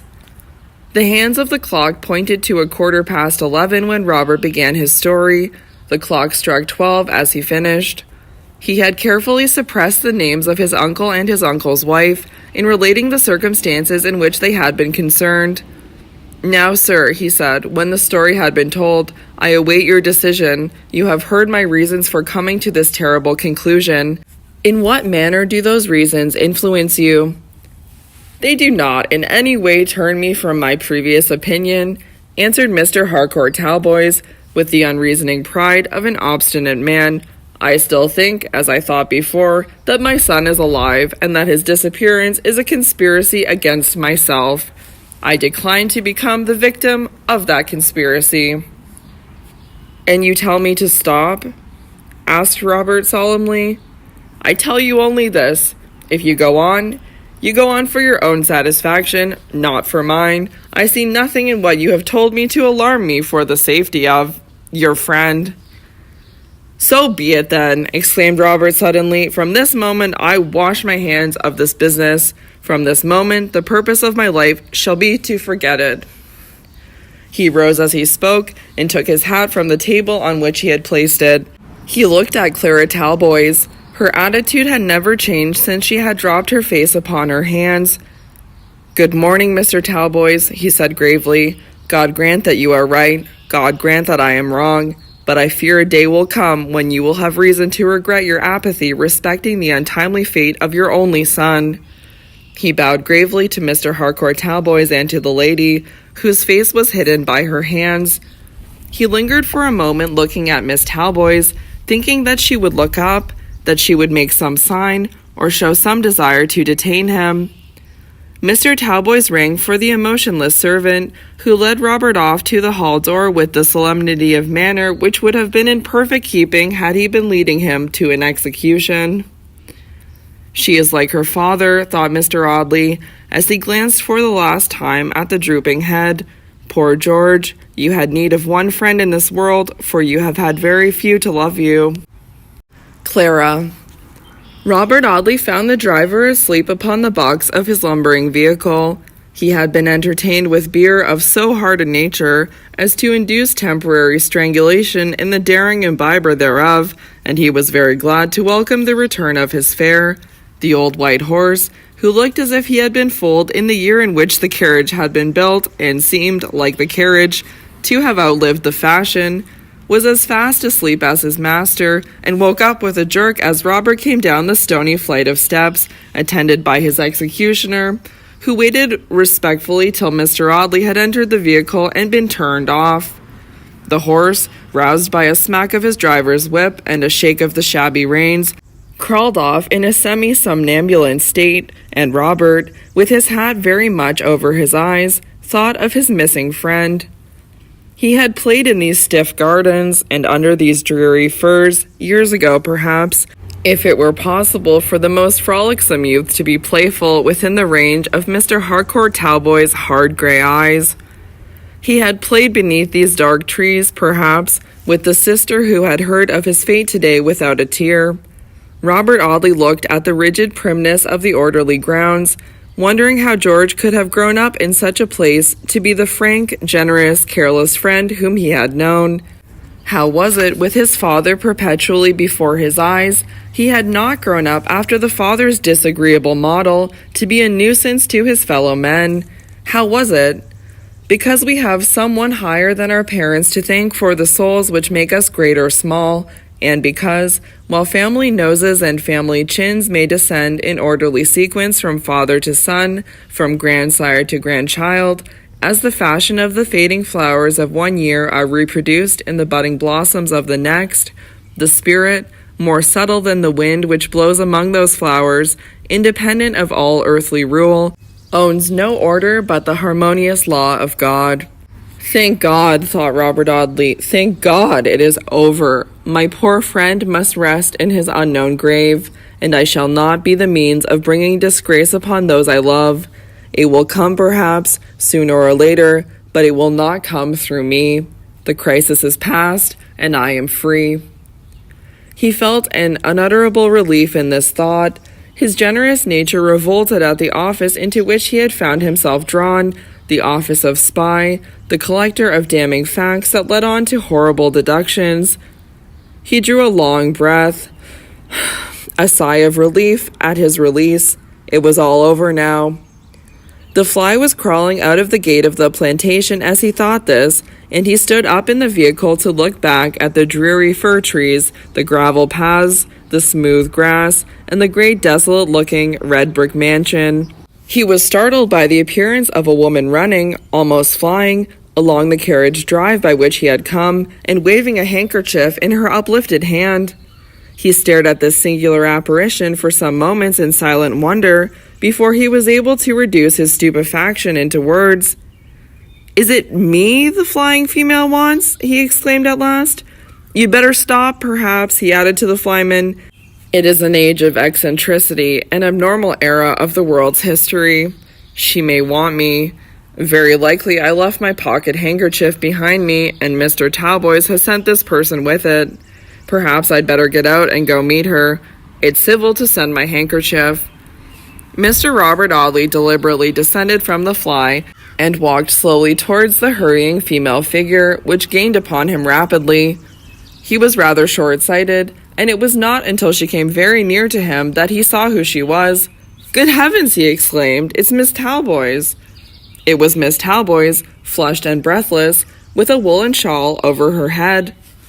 Robert Audley now saw her face clearly for the first time, and he saw that she was very handsome. She had brown eyes like George's, a pale complexion. She had been flushed when she approached him, but the color faded away as she recovered her breath. Regular features, and a mobility of expression which bore record of every change of feeling.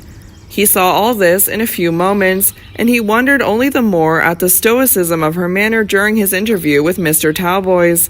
There were no tears in her eyes, but they were bright with a feverish luster, terribly bright and dry, and he could see that her lips trembled as she spoke to him. "Miss Talboys," he said, why?" She interrupted him suddenly, catching at his wrist with her disengaged hand. She was holding her shawl in the other. "Oh, let me speak to you," she cried. "Let me speak to you, or I shall go mad. I heard it all. I believe what you believe, and I shall go mad unless I can do something towards avenging his death." For a few moments, Robert Audley was too much bewildered to answer her. Of all things possible upon earth, he had least expected to behold her thus. "Take my arm, Miss Talboys," he said. "Pray calm yourself. Let us walk a little way back towards the house and talk quietly. I would not have spoken as I did before you had I known." "Had you known that I loved my brother," she said quickly, "how should you know that I loved him? How should anyone think that I loved him when I have never had power to win him a welcome beneath that roof, or a kindly word from his father? How should I dare to betray my love for him in that house, when I knew that even a sister's affection would be turned to his disadvantage? You do not know my father, Mr. Audley. I do. I knew that to intercede for George would have been to ruin his cause. I knew that to leave matters in my father's hands and to trust to time was my only chance of ever seeing that dear brother again. And I waited patiently, always hoping for the best, for I knew that my father loved his only son. I see your contemptuous smile, Mr. Audley, and I dare say it is difficult for a stranger to believe that underneath his affected stoicism, my father conceals some degree of affection for his children. No very warm attachment, perhaps, for he has always ruled his life by the strict law of duty. Stop," she said suddenly, laying her hand upon his arm and looking back through the straight avenue of pines. "I ran out of the house by the back way. Papa must not see me talking to you, Mr. Audley, and he must not see the fly standing at the gate. Will you go into the high road and tell the man to drive on a little way? I will come out of the plantation by a little gate further on and meet you in the road." "But you will catch cold, Miss Talboys," remonstrated Robert, looking at her anxiously, for he saw that she was trembling. "You are shivering now." "Not with cold," she answered. "I am thinking of my brother George. If you have any pity for the only sister of your lost friend, do what I ask you, Mr. Audley. I must speak to you, calmly if I can." She put her hand to her head as if trying to collect her thoughts, and then pointed to the gate. Robert bowed and left her. He told the man to drive slowly towards the station, and walked on by the side of the tarred fence surrounding Mr. Talboys' grounds. About 100 yards beyond the principal entrance, he came to a little wooden gate in the fence, and waited at it for Miss Talboys. She joined him presently, with her shawl still over her head, and her eyes still bright and tearless. "Will you walk with me inside the plantation?" she said. "We might be observed on the high road." He bowed, passed through the gate, and shut it behind him. When she took his offered arm, he found that she was still trembling very violently. Pray calm yourself, Miss Talboys," he said. "I may have been deceived in the opinion which I have formed. I may—" No, she exclaimed. "You are not deceived. My brother has been murdered." "Tell me the name of that woman, the woman whom you suspect of being concerned in his disappearance, in his murder."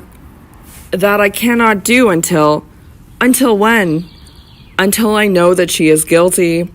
"You told my father that you would abandon all idea of discovering the truth, that you would rest satisfied to leave my brother's fate a horrible mystery, never to be solved upon this earth. But you will not do so, Mr. Audley. You will not be false to the memory of your friend. You will see vengeance done upon those who have destroyed him. You will do this, will you not?" A gloomy shadow spread itself like a dark veil over Robert Audley's handsome face. He remembered what he had said the day before at Southampton. "A hand that is stronger than my own is beckoning me onward upon the dark road." A quarter of an hour before, he had believed that all was over, and that he was released from the dreadful duty of discovering the secret of George's death. Now this girl, this apparently passionless girl, had found a voice, and was urging him on towards his fate. "If you knew what misery to me may be involved in discovering the truth, Miss Talboys," he said, "you would scarcely ask me to pursue this business any further." "But I do ask you," she answered, with suppressed passion. "I do ask you. I ask you to avenge my brother's untimely death. Will you do so? Yes or no?" "What if I answer no?" "Then I will do it myself," she exclaimed, looking at him with her bright brown eyes. I myself will follow up the clue to this mystery. I will find this woman, yes, though you refuse to tell me in what part of England my brother disappeared. I will travel from one end of the world to the other to find the secret of his fate, if you refuse to find it for me. I am of age, my own mistress, rich, for I have money left by one of my aunts. I shall be able to employ those who will help me in my search, and I will make it in their interest to serve me well. Choose between the two alternatives, Mr. Audley. Shall you or I find my brother's murderer?" He looked in her face and saw that her resolution was the fruit of no transient womanish enthusiasm, which would give way under the iron hand of difficulty. Her beautiful features, naturally statuesque in their noble outlines, seemed transformed into marble by the rigidity of her expression. The face in which he looked was the face of a woman whom death only could turn from her purpose. "I have grown up in an atmosphere of suppression," she said quietly. "I have stifled and dwarfed the natural feelings of my heart until they have become unnatural in their intensity. I have been allowed neither friends nor lovers. My mother died when I was very young. My father has always been to me what you saw him today. I have no one but my brother. All the love that my heart can hold has been centered upon him. Do you wonder, then, that when I hear his young life has been ended by the hand of treachery, that I wish to see vengeance done upon the traitor? Oh my God," she cried, suddenly clasping her hands and looking up at the cold winter sky. "Lead me to the murderer of my brother, and let mine be the hand to avenge his untimely death." Robert Audley stood looking at her with awe-stricken admiration. Her beauty was elevated into sublimity by the intensity of her suppressed passion. She was different to all other women that he had ever seen. His cousin was pretty, his uncle's wife was lovely, but Clara Talboys was beautiful. Niobe's face, sublimated by sorrow, could scarcely have been more purely classical than hers. Even her dress, Puritan in its grey simplicity, became her beauty better than a more beautiful dress would have become a less beautiful woman. "Miss Talboys," said Robert after a pause, "your brother shall not be unavenged. He shall not be forgotten. I do not think that any professional aid which you could procure would lead you as surely to the secret of this mystery as I can lead you, if you are patient and trust me." "I will trust you," she answered, "for I see that you will help me." "I believe that it is my destiny to do so," he said solemnly. In the whole course of his conversation with Harcourt Talboys, Robert Audley had carefully avoided making any deductions from the circumstances which he had submitted to George's father. He had simply told the story of the missing man's life, from the hour of his arriving in London to that of his disappearance, but he saw that Clara Talboys had arrived at the same conclusion as himself, and that it was tacitly understood between them. "Have you any letters of your brother's, Miss Talboys?" he asked. "Two. One written soon after his marriage, the other written at Liverpool the night before he sailed to Australia." "Will you let me see them?" "Yes, I will send them to you, if you will give me your address. You will write to me from time to time, will you not, to tell me whether you are approaching the truth? I shall be obliged to act secretly here, but I am going to leave home in 2 or 3 months, and I shall be perfectly free then to act as I please." "You are not going to leave England?" Robert asked. "Oh no, I am only going to pay a long-promised visit to some friends in Essex." Robert started so violently, as Clara Talboys said this, that she looked suddenly at his face. The agitation visible there betrayed a part of his secret. "My brother George disappeared in Essex," she said. He could not contradict her. "I am sorry you have discovered so much," he replied. "My position becomes every day more complicated, every day more painful. Goodbye." She gave him her hand mechanically when he held out his, but it was colder than marble, and it lay listlessly in his own, and fell like a log at her side when he released it. "Pray lose no time in returning to the house," he said earnestly. "I fear you will suffer from this morning's work." "Suffer?" she exclaimed scornfully. "You talk to me of suffering, when the only creature in the world who ever loved me has been taken from it in the bloom of youth. What can there be for me henceforth but suffering? what is the cold to me?"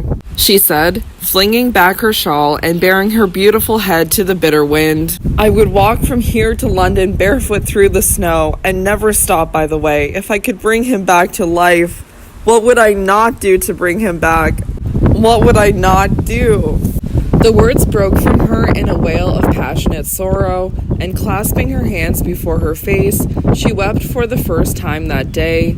The violence of her sobs shook her slender frame, and she was obliged to lean against the trunk of a tree for support. Robert looked at her with a tender compassion in his face. She was so like the friend whom he had loved and lost, that it was impossible for him to think of her as a stranger, impossible to remember that they had met that morning for the first time. Pray be calm," he said. "Hope even against hope. We may both be deceived. Your brother may still live." "Oh, if it were so," she murmured passionately, "if it could be so." "Let us try and hope that it may be so." "No," she answered, looking at him through her tears. "Let us hope for nothing but revenge. Goodbye, Mr. Audley. Stop, your address."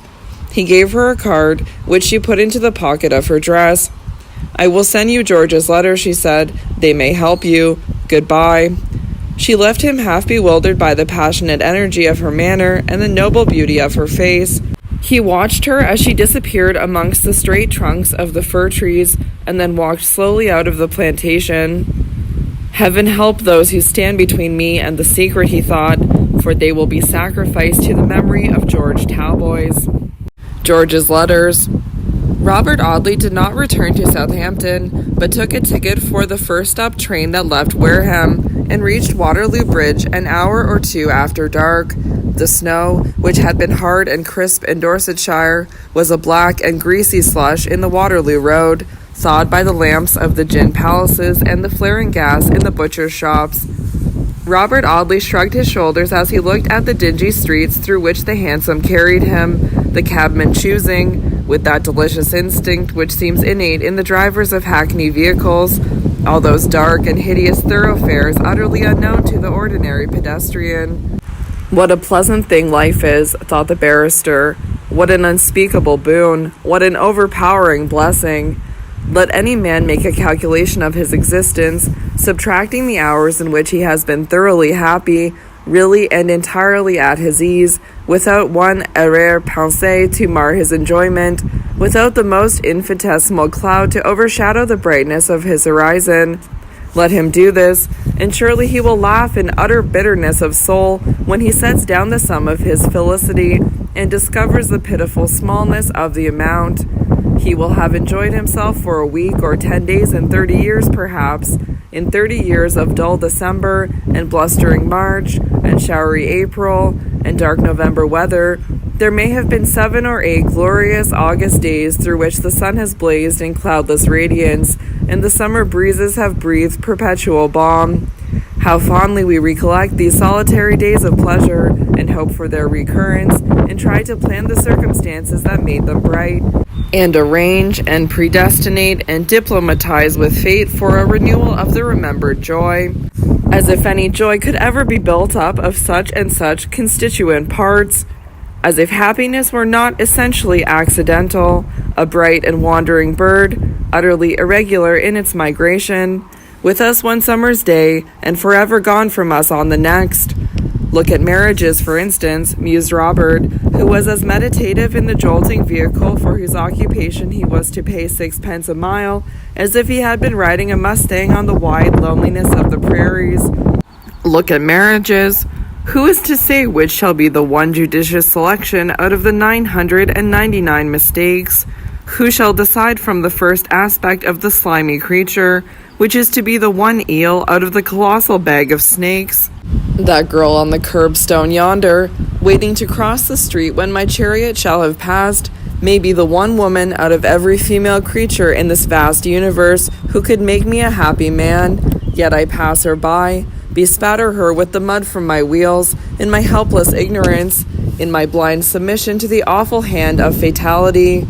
If that girl, Clara Talboys, had been 5 minutes later, I should have left Dorsetshire, thinking her cold, hard, and unwomanly, and should have gone to my grave with that mistake part and parcel of my mind. I took her for a stately and heartless automaton. I know her now to be a noble and beautiful woman. What an incalculable difference this may make in my life. When I left that house, I went out into the winter day with the determination of abandoning all further thought of the secret of George's death. I see her, and she forces me onward upon the loathsome path, the crooked byway of watchfulness and suspicion. How can I say to this sister of my dead friend, I believe that your brother has been murdered. I believe that I know by whom, but I will take no step to set my doubts at rest or to confirm my fears. I cannot say this. This woman knows half my secret. She will soon possess herself of the rest. And then...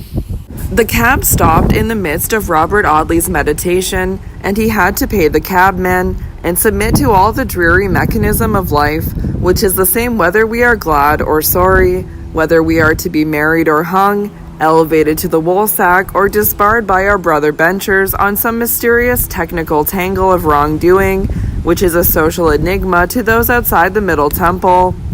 We are apt to be angry with this cruel hardness in our life, this unflinching regularity in the smaller wheels and meaner mechanism of the human machine, which knows no stoppage or cessation, though the mainspring be forever broken, and the hands pointing to purposeless figures upon a shattered dial.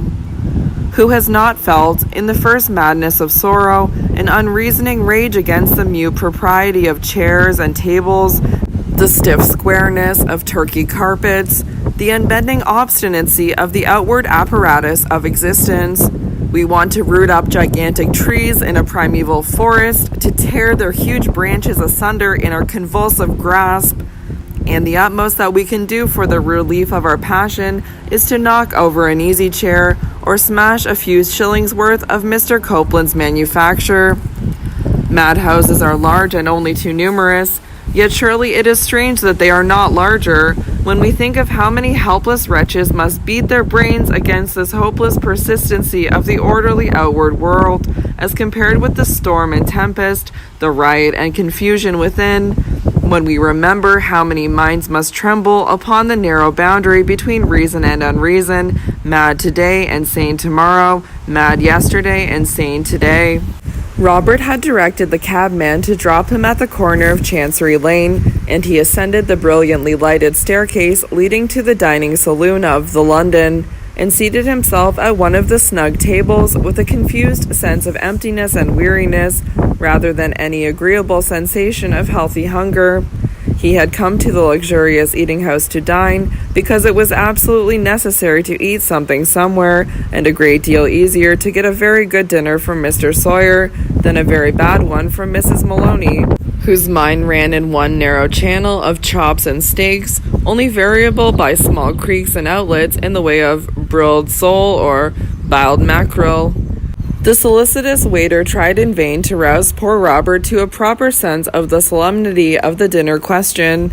He muttered something to the effect that the man might bring him anything he liked, and the friendly waiter, who knew Robert as a frequent guest at the little tables, went back to his master with a doleful face to say that Mr. Audley from Fig Tree Court was evidently out of spirits. Robert ate his dinner and drank a pint of Moselle, but he had poor appreciation for the excellence of the viands or the delicate fragrance of the wine. The mental monologue still went on, and the young philosopher of the modern school was arguing the favorite modern question of the nothingness of everything and the folly of taking too much trouble to walk upon a road that led nowhere, or to compass a work that meant nothing. I accept the dominion of that pale girl, with the statuesque features and the calm brown eyes, he thought. I recognize the power of a mind superior to my own, and I yield to it, and bow down to it. I've been acting for myself, and thinking for myself, for the last few months, and I'm tired of the unnatural business. I've been false to the leading principle of my life, and I've suffered for my folly. I found 2 gray hairs in my head the week before last, and an impertinent crow has planted a delicate impression of his foot under my right eye. Yes, I'm getting old upon the right side, and why? Why should it be so? He pushed away his plate and lifted his eyebrows, staring at the crumbs upon the glistening damask as he pondered the question. What the devil am I doing in this galère? He asked. But I am in it, and I can't get out of it, so I'd better submit myself to the brown-eyed girl and do what she tells me, patiently and faithfully. What a wonderful solution to life's enigma there is in petticoat government. Man might lie in the sunshine and eat lotuses and fancy it always afternoon if his wife would let him, but she won't, bless her impulsive heart and active mind. She knows better than that. Whoever heard of a woman taking life as it ought to be taken, instead of supporting it as an unavoidable nuisance, only redeemable by its brevity? She goes through it as if it were a pageant or a procession. She dresses for it and simpers and grins and gesticulates for it. She pushes her neighbors and struggles for a good place in the dismal march. She elbows and writhes and tramples and prances to the one end of making the most of the misery. She gets up early and sits up late and is loud and restless and noisy and unpitying. She drags her husband onto the woolsack or pushes him into Parliament. She drives him full butt at the dear, lazy machinery of government and knocks and buffets him about the wheels and cranks and screws and pulleys until somebody, for quiet's sake, makes him something that she wanted him to be made. That's why incompetent men sometimes sit in high places and interpose their poor muddled intellects between the things to be done and the people that can do them, making universal confusion in the helpless innocence of well-placed incapacity. The square men in the round holes are pushed into them by their wives. The Eastern potentate who declared that women were at the bottom of all mischief should have gone a little further and seen why it is so. It is because women are never lazy. They don't know what it is to be quiet. They are Semiramides and Cleopatras and Joan of Arcs, Queen Elizabeths and Catherine IIs, and they riot in battle and murder and clamor and desperation. If they can't agitate the universe and play at ball with hemispheres, they'll make mountains of warfare and vexation out of domestic molehills and social storms and household teacups.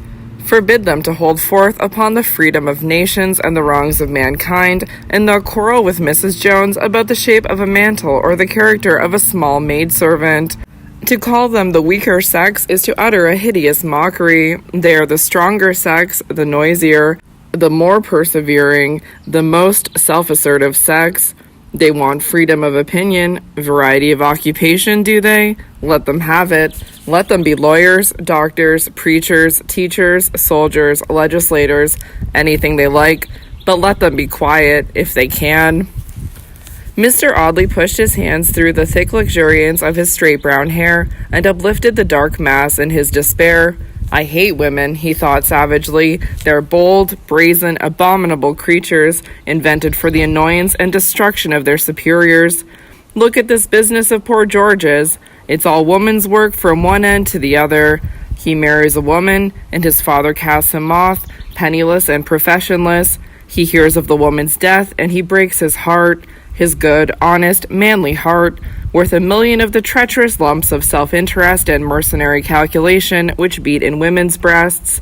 He goes to a woman's house, and he is never seen alive again.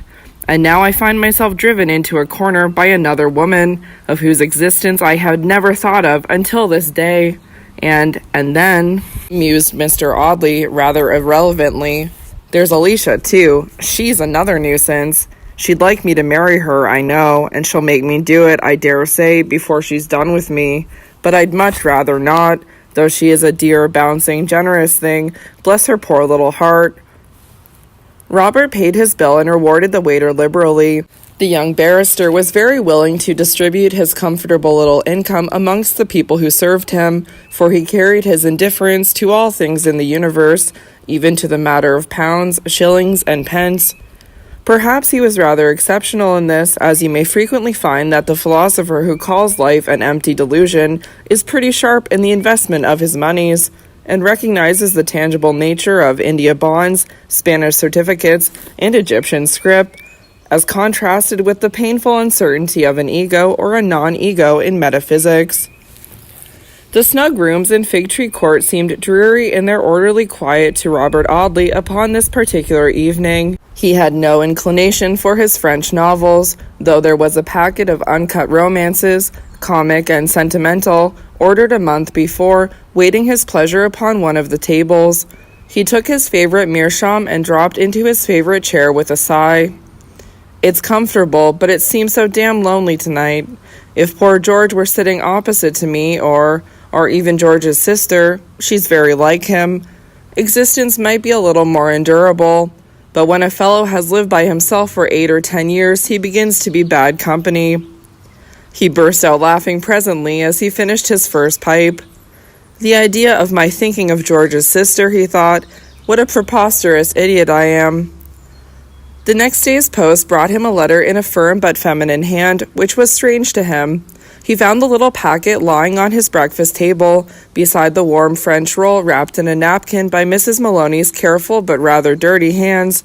He contemplated the envelope for some minutes before opening it, not in any wonder as to his correspondent, for the letter bore the postmark of Grange Heath, and he knew that there was only one person who was likely to write from him from that obscure village, but in that lazy dreaminess which was a part of his character.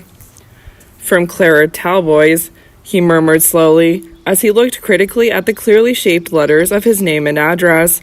Yes, from Clara Talboys, most decidedly. I recognize a feminine resemblance to poor George's hand, neater than his, and more decided than his, but very like, very like. He turned the letter over and examined the seal, which bore his friend's familiar crest. I wonder what she says to me, he thought. It's a long letter, I dare say. She's the kind of woman who would write a long letter. A letter that will urge me on, drive me forward, wrench me out of myself, I've no doubt. But that can't be helped, so here goes. He tore open the envelope with a sigh of resignation. It contained nothing but George's 2 letters, and a few words written on the flap. I send the letters. Please preserve and return them. C.T. The letter, written from Liverpool, told nothing of the writer's life, except his sudden determination of starting for a new world, to redeem the fortunes that had been ruined in the old. The letter, written almost immediately after George's marriage, contained a full description of his wife, such a description as a man could only write within 3 weeks of a love match, a description in which every feature was minutely catalogued, every grace of form or beauty of expression fondly dwelt upon, every charm of manner lovingly depicted. Robert Audley read the letter 3 times before he laid it down. If George could have known for what purpose this description would serve when he wrote it, thought the young barrister, surely his hand would have fallen paralyzed by horror, and powerless to shape one syllable of these tender words. Retrograde investigation. The dreary London January dragged its dull length slowly out. The last slender records of Christmas time were swept away, and Robert Audley still lingered in town, still spent his lonely evenings in his quiet sitting room in Fig Tree Court, still wandered listlessly in the Temple Gardens on sunny mornings, absently listening to the children's babble, idly watching their play. He had many friends among the inhabitants of the quaint old buildings round him. He had other friends far away in pleasant country places, whose spare bedrooms were always at Bob's service, whose cheerful firesides had snugly luxurious chairs specially allotted to him. But he seemed to have lost all taste for companionship, all sympathy with the pleasures and occupations of his class, since the disappearance of George Talboys. Elderly benchers indulged in facetious observations upon the young man's pale face and moody manner. They suggested the probability of some unhappy attachment, some feminine ill-usage as the secret cause of the change. They told him to be of good cheer, and invited him to supper parties, at which lovely woman, with all her faults, God bless her, was drunk by gentlemen who shed tears as they proposed the toast, and were maudlin and unhappy in their cups towards the close of the entertainment. Robert had no inclination for the wine-bibbing and the punch-making. The one idea of his life had become his master. He was the bond and slave of one gloomy thought, one horrible presentiment. A dark cloud was brooding over his uncle's house, and it was his hand which was to give the signal for the thunderclap and the tempest that was to ruin that noble life. If she would only take warning and run away, he said to himself sometimes, heaven knows I have given her a fair chance. Why doesn't she take it and run away? He heard sometimes from Sir Michael, sometimes from Alicia.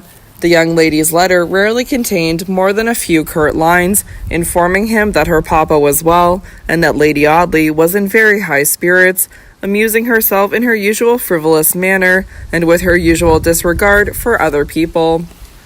A letter from Mr. Marchmont, the Southampton schoolmaster, informed Robert that little Georgie was going on very well, but that he was behindhand in his education, and had not yet passed the intellectual Rubicon of words of 2 syllables. Captain Maldon had called to see his grandson, but that privilege had been withheld from him in accordance with Mr. Audley's instructions. The old man had furthermore sent a parcel of pastry and sweetmeats to the little boy, which had also been rejected on the ground of indigestible and bilious tendencies in the edibles. Towards the close of February, Robert received a letter from his cousin Alicia, which hurried him one step further towards his destiny, by causing him to return to the house from which he had been in a manner exiled at the instigation of his uncle's wife. "Papa is very ill," Alicia wrote, "not dangerously ill, thank God, but confined to his room by an attack of low fever which has succeeded a violent cold. Come and see him, Robert, if you have any regard for your nearest relations. He has spoken about you several times, and I know he will be glad to have you with him. Come at once, but say nothing about this letter. From your affectionate cousin, Alicia." A sick and deadly terror chilled Robert Audley's heart as he read this letter, a vague yet hideous fear, which he dared not shape into any definite form. "Have I done right," he thought, in the first agony of this new horror? "Have I done right to tamper with justice, and to keep the secret of my doubts, in the hope that I was shielding those I love from sorrow and disgrace? What shall I do if I find him ill, very ill, dying perhaps, dying upon her breast? What shall I do?" One course was clear before him, and the first step of that course a rapid journey to Audley Court. He packed his portmanteau, jumped into a cab, and reached the railway station within an hour of his receipt of Alicia's letter, which had come by the afternoon post. The dim village lights flickered faintly through the growing dusk when Robert reached Audley. He left his portmanteau with the station master and walked at a leisurely pace through the quiet lanes that led away to the still loneliness of the court. The overarching trees stretched their leafless branches above his head, bare and weird in the dusky light. A low moaning wind swept across the flat meadowland and tossed those rugged branches hither and thither against the dark gray sky. They looked like the ghostly arms of shrunken and withered giants, beckoning Robert to his uncle's house. They looked like threatening phantoms in the chill winter twilight, gesticulating to him to hasten upon his journey.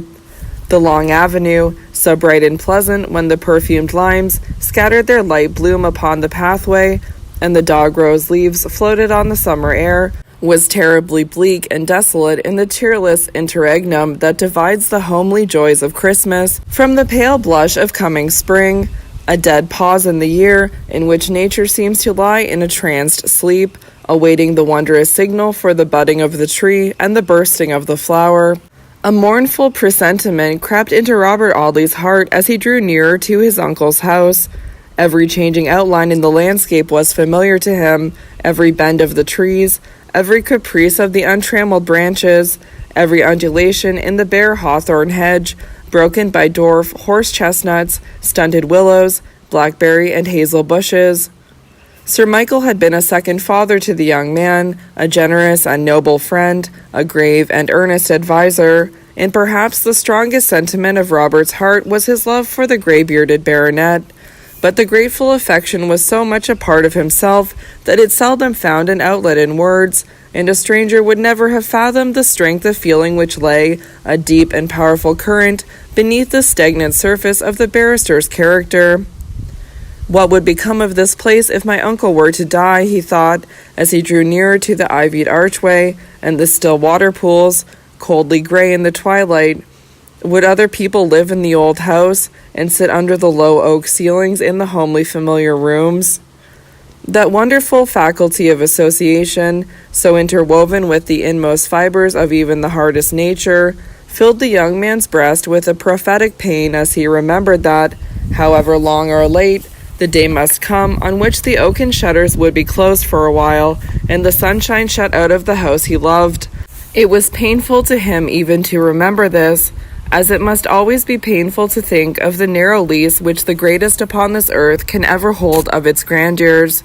Is it so wonderful that some wayfarers drop asleep under the hedges, scarcely caring to toil onward on a journey that leads to no abiding habitation?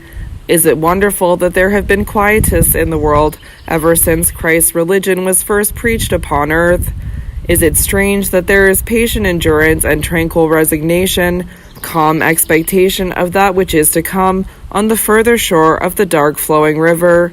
Is it not rather to be wondered that anybody should ever care to be great for greatness' sake, for any other reason than pure conscientiousness, the simple fidelity of the servant who fears to lay his talent by in a napkin, knowing that indifference is near akin to dishonesty? If Robert Audley had lived in the time of Thomas à Kempis, he would very likely have built himself a narrow hermitage amid some forest loneliness, and spent his life in tranquil imitation of the reputed author of The Imitation.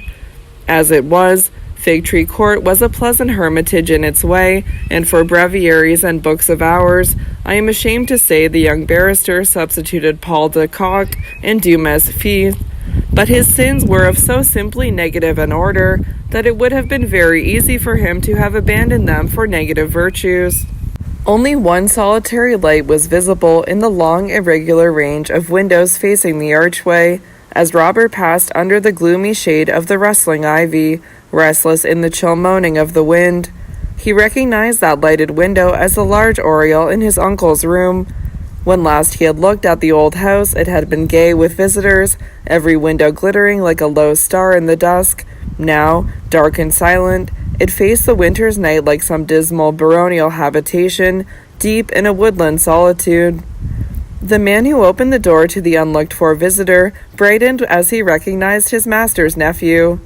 "Sir Michael will be cheered up a bit, sir, by the sight of you," he said, as he ushered Robert Audley into the firelit library, which seemed desolate by reason of the baronet's easy chair standing empty on the broad hearth-rug. "Shall I bring you some dinner here, sir, before you go upstairs?" the servant asked. "My lady and Miss Audley have dined early during my master's illness, but I can bring you anything you would please to take, sir." "I'll take nothing until I have seen my uncle," Robert answered hurriedly. "That is to say, if I can see him at once. He is not too ill to receive me, I suppose," he added anxiously.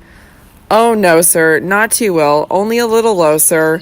This way, if you please." He conducted Robert up the short flight of shallow oaken stairs to the octagon chamber in which George Talboys had sat so long 5 months before, staring absently at my lady's portrait. The picture was finished now, and hung in the post of honor opposite the window, amidst Claudes, Poussins, and Wouvermans, whose less brilliant hues were killed by the vivid coloring of the modern artist. The bright face looked out of that tangled glitter of golden hair, in which the Pre-Raphaelites delight, with a mocking smile, as Robert paused for a moment to glance at the well-remembered picture. 2 or 3 moments afterwards, he had passed through my lady's boudoir and dressing-room, and stood upon the threshold of Sir Michael's room. The baronet lay in a quiet sleep, his arm lying outside the bed, and his strong hand clasped in his young wife's delicate fingers. Alicia sat in a low chair beside the broad open hearth, on which the huge logs burned fiercely in the frosty atmosphere. The interior of this luxurious bedchamber might have made a striking picture for an artist's pencil. The massive furniture, dark and sober, yet broken up and relieved here and there by scraps of gilding and masses of glowing color, the elegance of every detail, in which wealth was subservient to purity of taste, and last, but greatest in importance, the graceful figures of the 2 women and the noble form of the old man would have formed a worthy study for any painter. Lucy Audley, with her disordered hair in a pale haze of yellow gold about her thoughtful face, the flowing lines of her soft muslin dressing gown falling in straight folds to her feet, and clasped at the waist by a narrow circlet of agate links, might have served as a model for a medieval saint in one of the tiny chapels hidden away in the nooks and corners of a grey old cathedral, unchanged by Reformation or Cromwell. And what saintly martyr of the Middle Ages could have borne a holier aspect than the man whose grey beard lay upon the dark silken coverlet of the stately bed? Robert paused upon the threshold, fearful of awaking his uncle. The two ladies had heard his step, cautious though he had been, and lifted their heads to look at him. My lady's face, quietly watching the sick man, had worn an anxious earnestness which made it only more beautiful, but the same face, recognizing Robert Audley, faded from its delicate brightness and looked scared and wan in the lamplight. "Mr. Audley," she cried in a faint, tremulous voice. "Hush," whispered Alicia, with a warning gesture. "You will wake Papa." "How good of you to come, Robert," she added in the same whispered tones, beckoning to her cousin to take an empty chair near the bed. The young man seated himself in the indicated seat at the bottom of the bed and opposite to my lady, who sat close beside the pillows. He looked long and earnestly at the face of the sleeper, still longer, still more earnestly at the face of Lady Audley, which was slowly recovering its natural hues. "He has not been very ill, has he?" Robert asked, in the same key as that in which Alicia had spoken. My lady answered the question. "Oh no, not dangerously ill," she said, without taking her eyes from her husband's face, "but still we have been anxious, very, very anxious." Robert never relaxed his scrutiny of that pale face. "She shall look at me," he thought. "I will make her meet my eyes, and I will read her as I have read her before. She shall know how useless her artifices are with me." He paused for a few minutes before he spoke again. The regular breathing of the sleeper, the ticking of a gold hunting watch suspended at the head of the bed, and the crackling of the burning logs were the only sounds that broke the stillness. "I have no doubt you have been anxious, Lady Audley," Robert said after a pause, fixing my lady's eyes as they wandered furtively to his face. "There is no one to whom my uncle's life can be of more value than you. Your happiness, your prosperity, your safety depend alike upon his existence." The whisper in which he uttered these words was too low to reach the other side of the room where Alicia sat. Lucy Audley's eyes met those of the speaker with some gleam of triumph in their light. "I know that," she said. "Those who strike me must strike through him." She pointed to the sleeper as she spoke, still looking at Robert Audley. She defied him with her blue eyes, their brightness intensified by the triumph in their glance. She defied him with her quiet smile, a smile of fatal beauty, full of lurking significance and mysterious meaning, the smile which the artist had exaggerated in his portrait of Sir Michael's wife. Robert turned away from the lovely face and shaded his eyes with his hand, putting a barrier between my lady and himself, a screen which baffled her penetration and provoked her curiosity. Was he still watching her, or was he thinking? And of what was he thinking? Robert Audley had been seated at the bedside for upwards of an hour before his uncle woke. The baronet was delighted at his nephew's coming. "It was very good of you to come, Bob," he said. "I have been thinking of you a good deal since I've been ill. You and Lucy must be good friends, you know, Bob, and you must learn to think of her as your aunt, sir, though she is young and beautiful, and, you understand, eh?" Robert grasped his uncle's hand, but he looked down gravely as he answered. "I do understand you, sir," he said quietly, "and I give you my word of honor that I am steeled against my lady's fascinations. She knows that as well as I do." Lucy Audley made a little grimace with her pretty lips. "Bah, you silly Robert," she exclaimed, "you take everything au sérieux. If I thought you were rather too young for a nephew, it was only in my fear of other people's foolish gossip, not from any." She hesitated for a moment, and escaped any conclusion to her sentence by the timely intervention of Mr. Dawson, her late employer, who entered the room upon his evening visit while she was speaking. He felt the patient's pulse, asked 2 or 3 questions, pronounced the baronet to be steadily improving, exchanged a few commonplace remarks with Alicia and Lady Audley, and prepared to leave the room. Robert rose and accompanied him to the door. "I will light you to the staircase," he said, taking a candle from one of the tables and lighting it at the lamp. "No, no, Mr. Audley, pray do not trouble yourself," expostulated the surgeon. "I know my way very well indeed." Robert insisted, and the 2 men left the room together.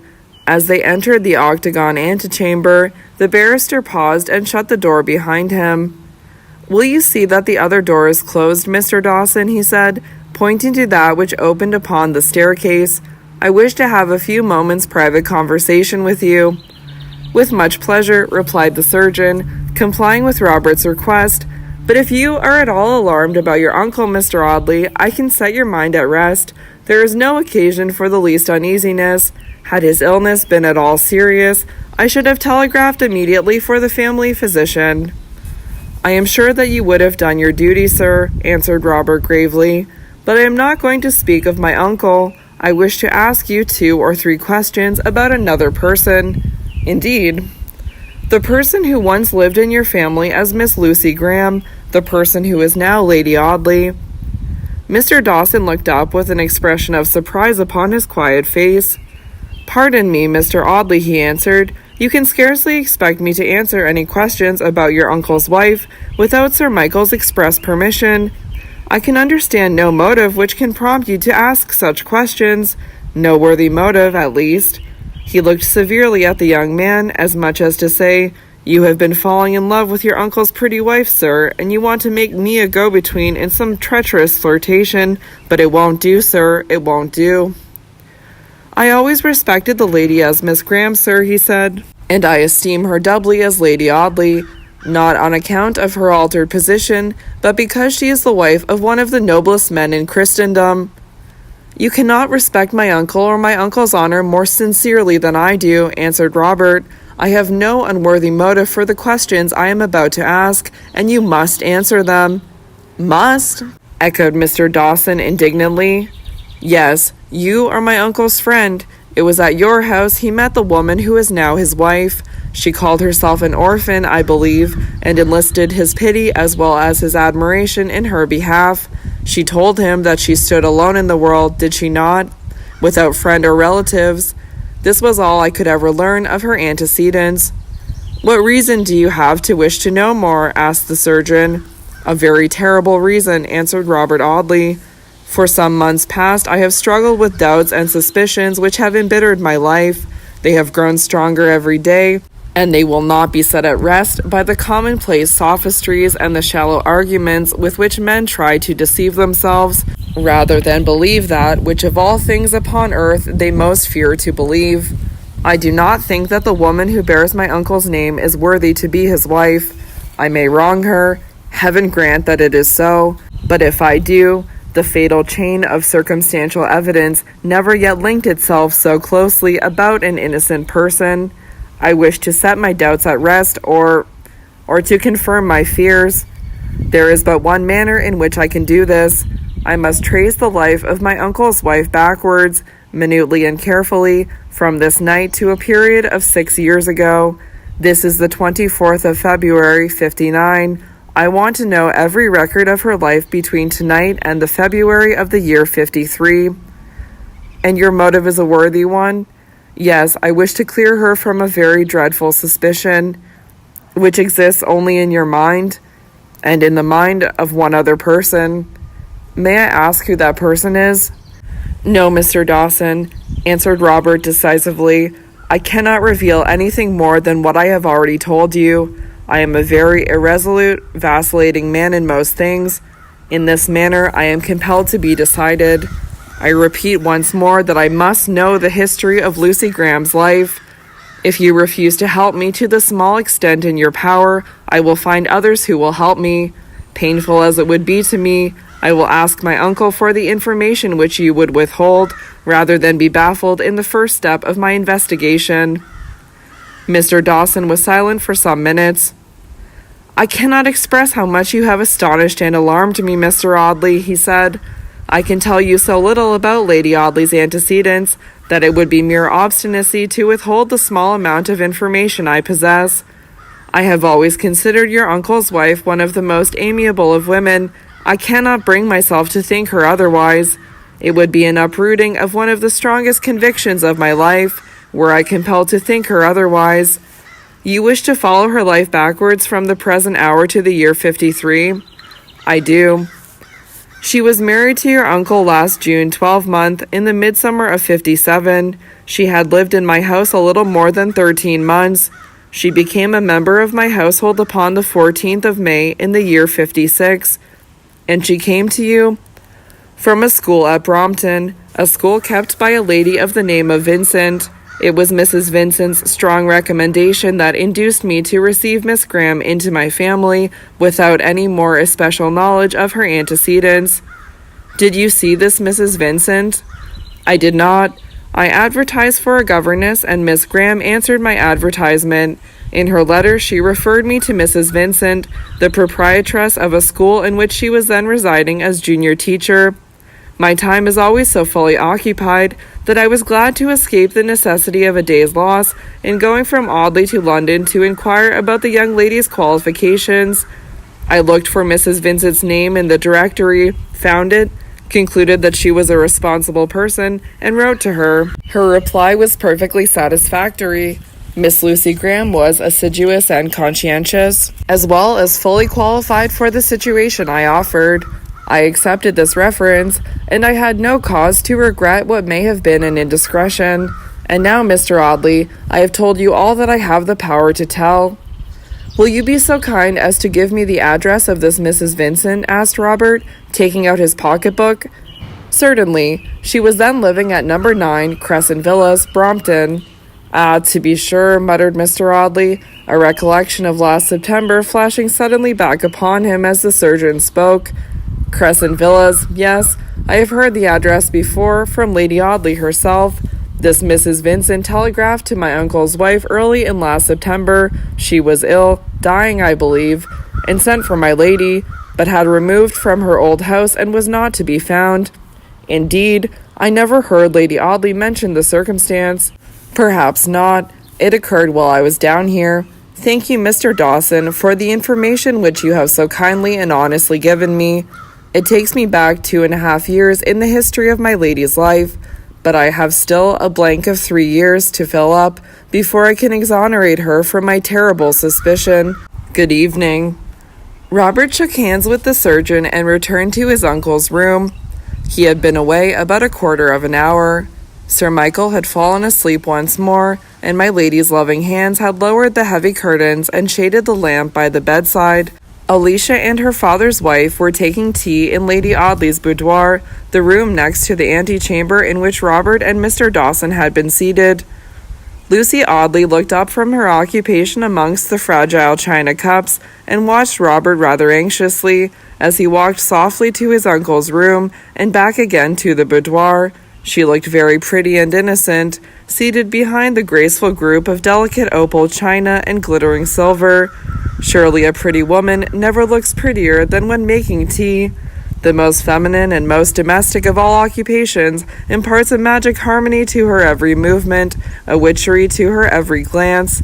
The floating mists from the boiling liquid in which she infuses the soothing herbs, whose secrets are known to her alone, envelop her in a cloud of scented vapor, through which she seems a social fairy, weaving potent spells with gunpowder and bohea.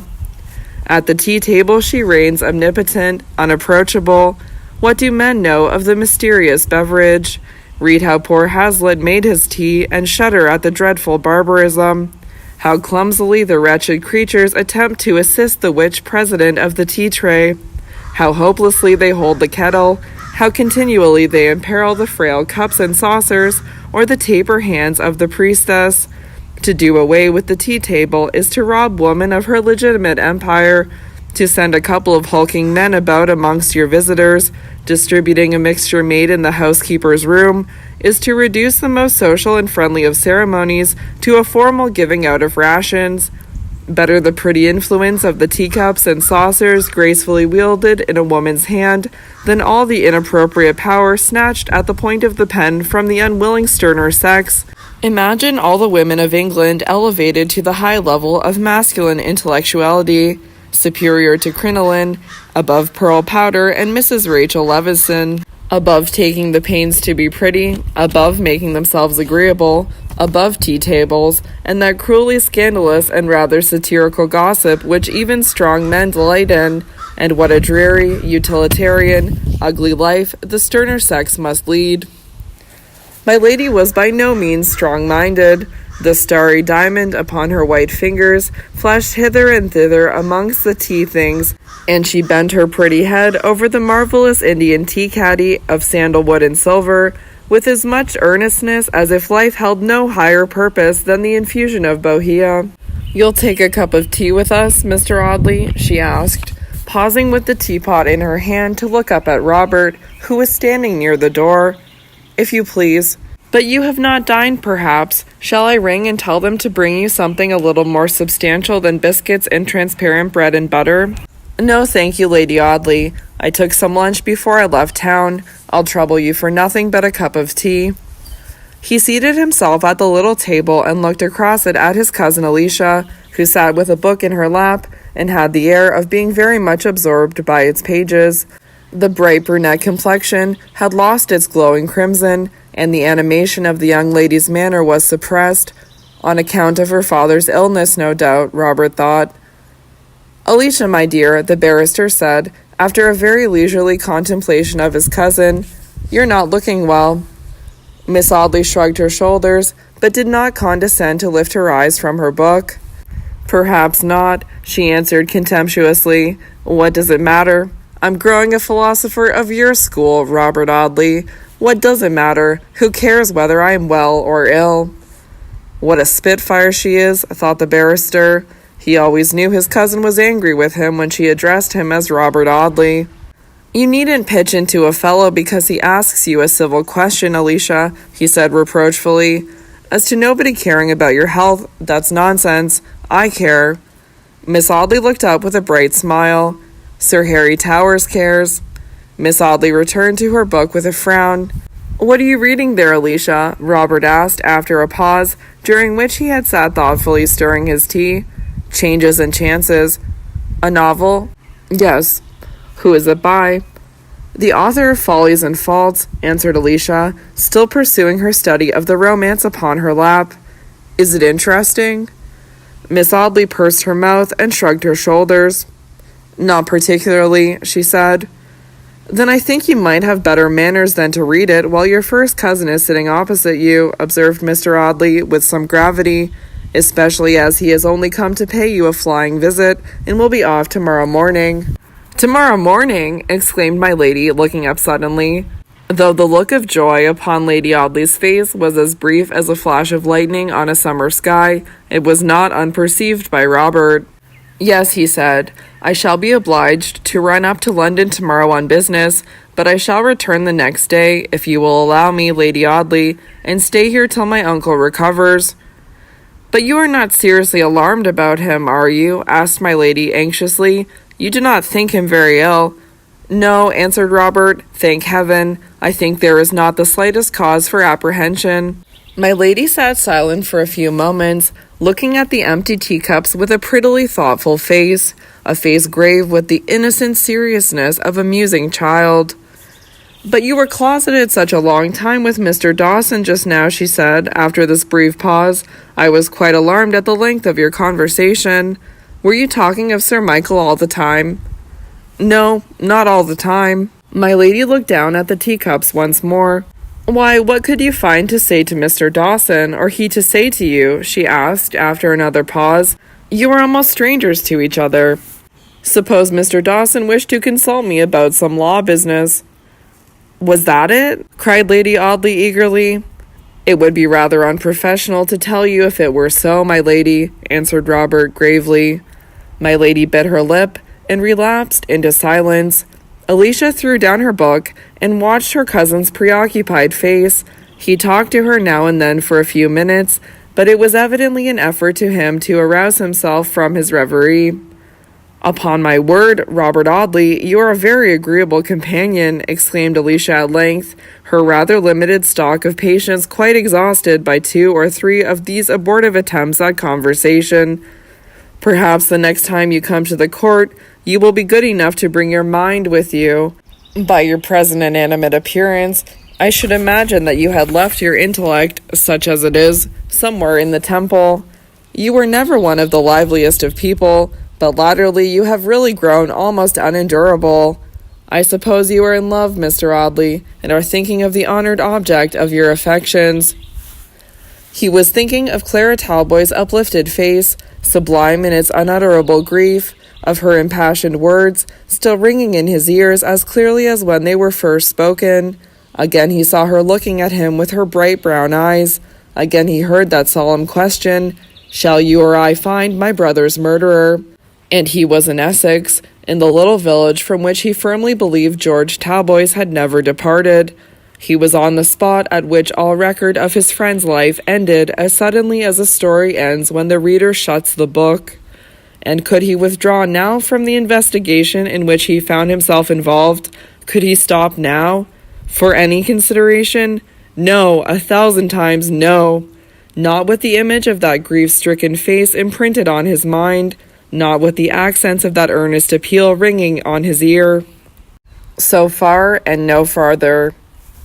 Robert left Audley the next morning by an early train, and reached Shoreditch a little after 9 o'clock. He did not return to his chambers, but called a cab and drove straight to Crescent Villas, West Brompton. He knew that he should fail in finding the lady he went to seek at this address, as his uncle had failed a few months before, but he thought it possible to obtain some clue to the schoolmistress's new residence, in spite of Sir Michael's ill success. Mrs. Vincent was in a dying state, according to the telegraphic message. Robert thought, "If I do find her, I shall at least succeed in discovering whether that message was genuine." He found Crescent Villas after some difficulty. The houses were large, but they lay half embedded amongst the chaos of brick and mortar rising around them. New terraces, new streets, new squares led away into hopeless masses of stone and plaster on every side. The roads were sticky with damp clay, which clogged the wheels of the cab and buried the fetlocks of the horse. The desolation of desolations, that awful aspect of incompleteness and discomfort which pervades a new and unfinished neighborhood, had set its dismal seal upon the surrounding streets which had risen about and entrenched Crescent Villas. And Robert wasted 40 minutes by his own watch, and an hour and a quarter according to the cabman's reckoning, in driving up and down uninhabited streets and terraces, trying to find the villas, whose chimney-pots were frowning down upon him, black and venerable, amid groves of virgin plaster, undimmed by time or smoke. But having at last succeeded in reaching his destination, Mr. Audley alighted from the cab, directed the driver to wait for him at a certain corner, and set out upon his voyage of discovery. "If I were a distinguished Q.C., I could not do this sort of thing," he thought. "My time would be worth a guinea or so a minute, and I should be retained in the great case of Hoggs versus Boggs, going forward this very day before a special jury at Westminster Hall. As it is, I can afford to be patient." He inquired for Mrs. Vincent at the number which Mr. Dawson had given him. The maid who opened the door had never heard that lady's name, but after going to inquire of her mistress, she returned to tell Robert that Mrs. Vincent had lived there, but that she had left 2 months before the present occupants had entered the house. "And Mrs. has been here 15 months, the girl added explanatorily. "But you cannot tell me where she went on leaving here?" Robert asked, despondingly. "No, sir. Mrs. says she believes the lady failed, and that she left sudden-like, and didn't want her address to be known in the neighborhood." Mr. Audley felt himself at a standstill once more. If Mrs. Vincent had left the place in debt, she had no doubt scrupulously concealed her whereabouts. There was little hope, then, of learning her address from any of the tradespeople, and yet, on the other hand, it was just possible that some of her sharpest creditors might have made it their business to discover the defaulter's retreat. He looked about him for the nearest shops, and found a baker's, a stationer's, and a fruiterer's, a few paces from the Crescent. 3 empty-looking, pretentious shops, with plate-glass windows, and a hopeless air of gentility. He stopped at the baker's, who called himself a pastry cook and confectioner, and exhibited some specimens of petrified sponge cake in glass bottles, and some highly glazed tarts, covered with green gauze. She must have bought bread, Robert thought, as he deliberated before the baker's shop, and she is likely to have bought it at the handiest place. I'll try the baker. The baker was standing behind his counter, disputing the items of a bill with a shabby, genteel young woman. He did not trouble himself to attend to Robert Audley till he had settled the dispute, but he looked up as he was receipting the bill, and asked the barrister what he pleased to want. Can you tell me the address of a Mrs. Vincent who lived at number 9 Crescent Villas a year and a half ago? Mr. Audley inquired mildly. No, I can't, answered the baker, growing very red in the face and speaking in an unnecessarily loud voice. And what's more, I wish I could. That lady owes me upwards of £11 for bread, and it's rather more than I can afford to lose. If anybody can tell me where she lives, I shall be much obliged to him for so doing. Robert Audley shrugged his shoulders and wished the man good morning. He felt that his discovery of the lady's whereabouts would involve more trouble than he had expected. He might have looked for Mrs. Vincent's name in the post office directory, but he thought it scarcely likely that a lady who was on such uncomfortable terms with her creditors would afford them so easy a means of ascertaining her residence. If the baker can't find her, how should I find her, he thought despairingly. If a resolute, sanguine, active, and energetic creature, such as the baker, failed to achieve this business, how can a lymphatic wretch like me hope to accomplish it? Where the baker has been defeated, what preposterous folly it would be for me to try to succeed. Mr. Audley abandoned himself to these gloomy reflections as he walked slowly back towards the corner at which he had left the cab. About halfway between the baker's shop and this corner, he was arrested by hearing a woman's step close at his side and a woman's voice asking him to stop. He turned and found himself face to face with the shabbily dressed woman whom he had left settling her account with the baker. What?" he asked vaguely. "Can I do anything for you, ma'am? Does Mrs. Vincent owe you money too?" "Yes, sir," the woman answered, with a semi-genteel manner which corresponded with the shabby gentility of her dress. "Mrs. Vincent is in my debt, but it isn't that, sir. I want to know, please, what your business may be with her, because... You can give me her address if you choose, ma'am? That's what you mean to say, isn't it?" The woman hesitated a little, looking rather suspiciously at Robert. "You're not connected with the tally business, are you, sir?" she asked, after considering Mr. Audley's personal appearance for a few moments. "The what, ma'am?" cried the young barrister, staring aghast at his questioner. "I'm sure I beg your pardon, sir," exclaimed the little woman, seeing that she had made some very awful mistake. "I thought you might have been, you know. Some of the gentlemen who collect for the tally shops do dress so very handsome, and I know Mrs. Vincent owes a good deal of money." Robert Audley laid his hand upon the speaker's arm. "My dear madame," he said, "I want to know nothing of Mrs. Vincent's affairs. So far from being concerned in what you call the tally business, I have not the remotest idea of what you mean by that expression. You may mean a political conspiracy, you may mean some new species of taxes. Mrs. Vincent does not owe me any money, however badly she may stand with that awful-looking baker. I never saw her in my life, but I wish to see her today for the simple purpose of asking her a few very plain questions about a young lady who once resided in her house. If you know where Mrs. Vincent lives, and will give me her address, you will be doing me a great favor." He took out his card case and handed a card to the woman, who examined the slip of pasteboard anxiously before she spoke again. "I'm sure you look and speak like a gentleman, sir," she said after a brief pause, "and I hope you will excuse me if I've seemed mistrustful-like, but poor Mrs. Vincent has had dreadful difficulties, and I'm the only person hereabouts that she's trusted with her addresses. I'm a dressmaker, sir, and I've worked for her for upwards of 6 years, and though she doesn't pay me regular, you know, sir, she gives me a little money on account now and then, and I get on as well as I can. I may tell you where she lives then, sir? You haven't deceived me, have you?" "On my honor, no." "Well then, sir," said the dressmaker, dropping her voice as if she thought the pavement beneath her feet, or the iron railings before the houses by her side, might have ears to hear her. "It's Acacia Cottage, Peckham Grove. I took a dress there yesterday for Mrs. Vincent." "Thank you," said Robert, writing the address in his pocketbook. "I am very much obliged to you, and you may rely upon it, Mrs. Vincent shall not suffer any inconvenience through me." He lifted his hat, bowed to the little dressmaker, and turned back to the cab.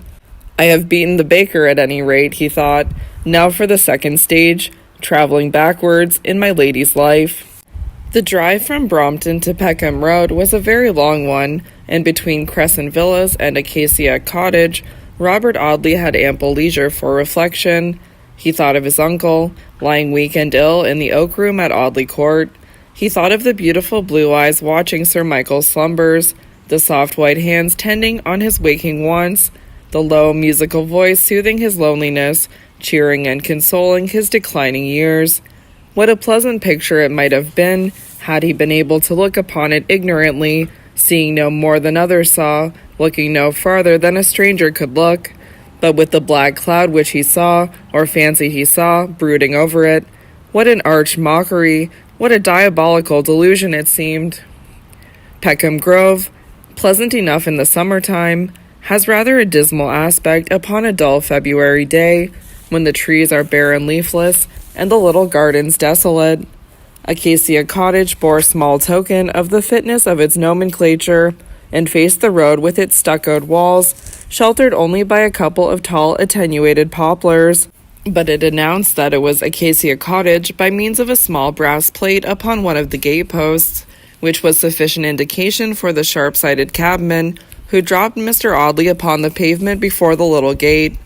Acacia Cottage was much lower in the social scale than Crescent Villas, and the small maid-servant who came to the low wooden gate and parleyed with Mr. Audley was evidently well used to the encounter of relentless creditors across the same feeble barricade.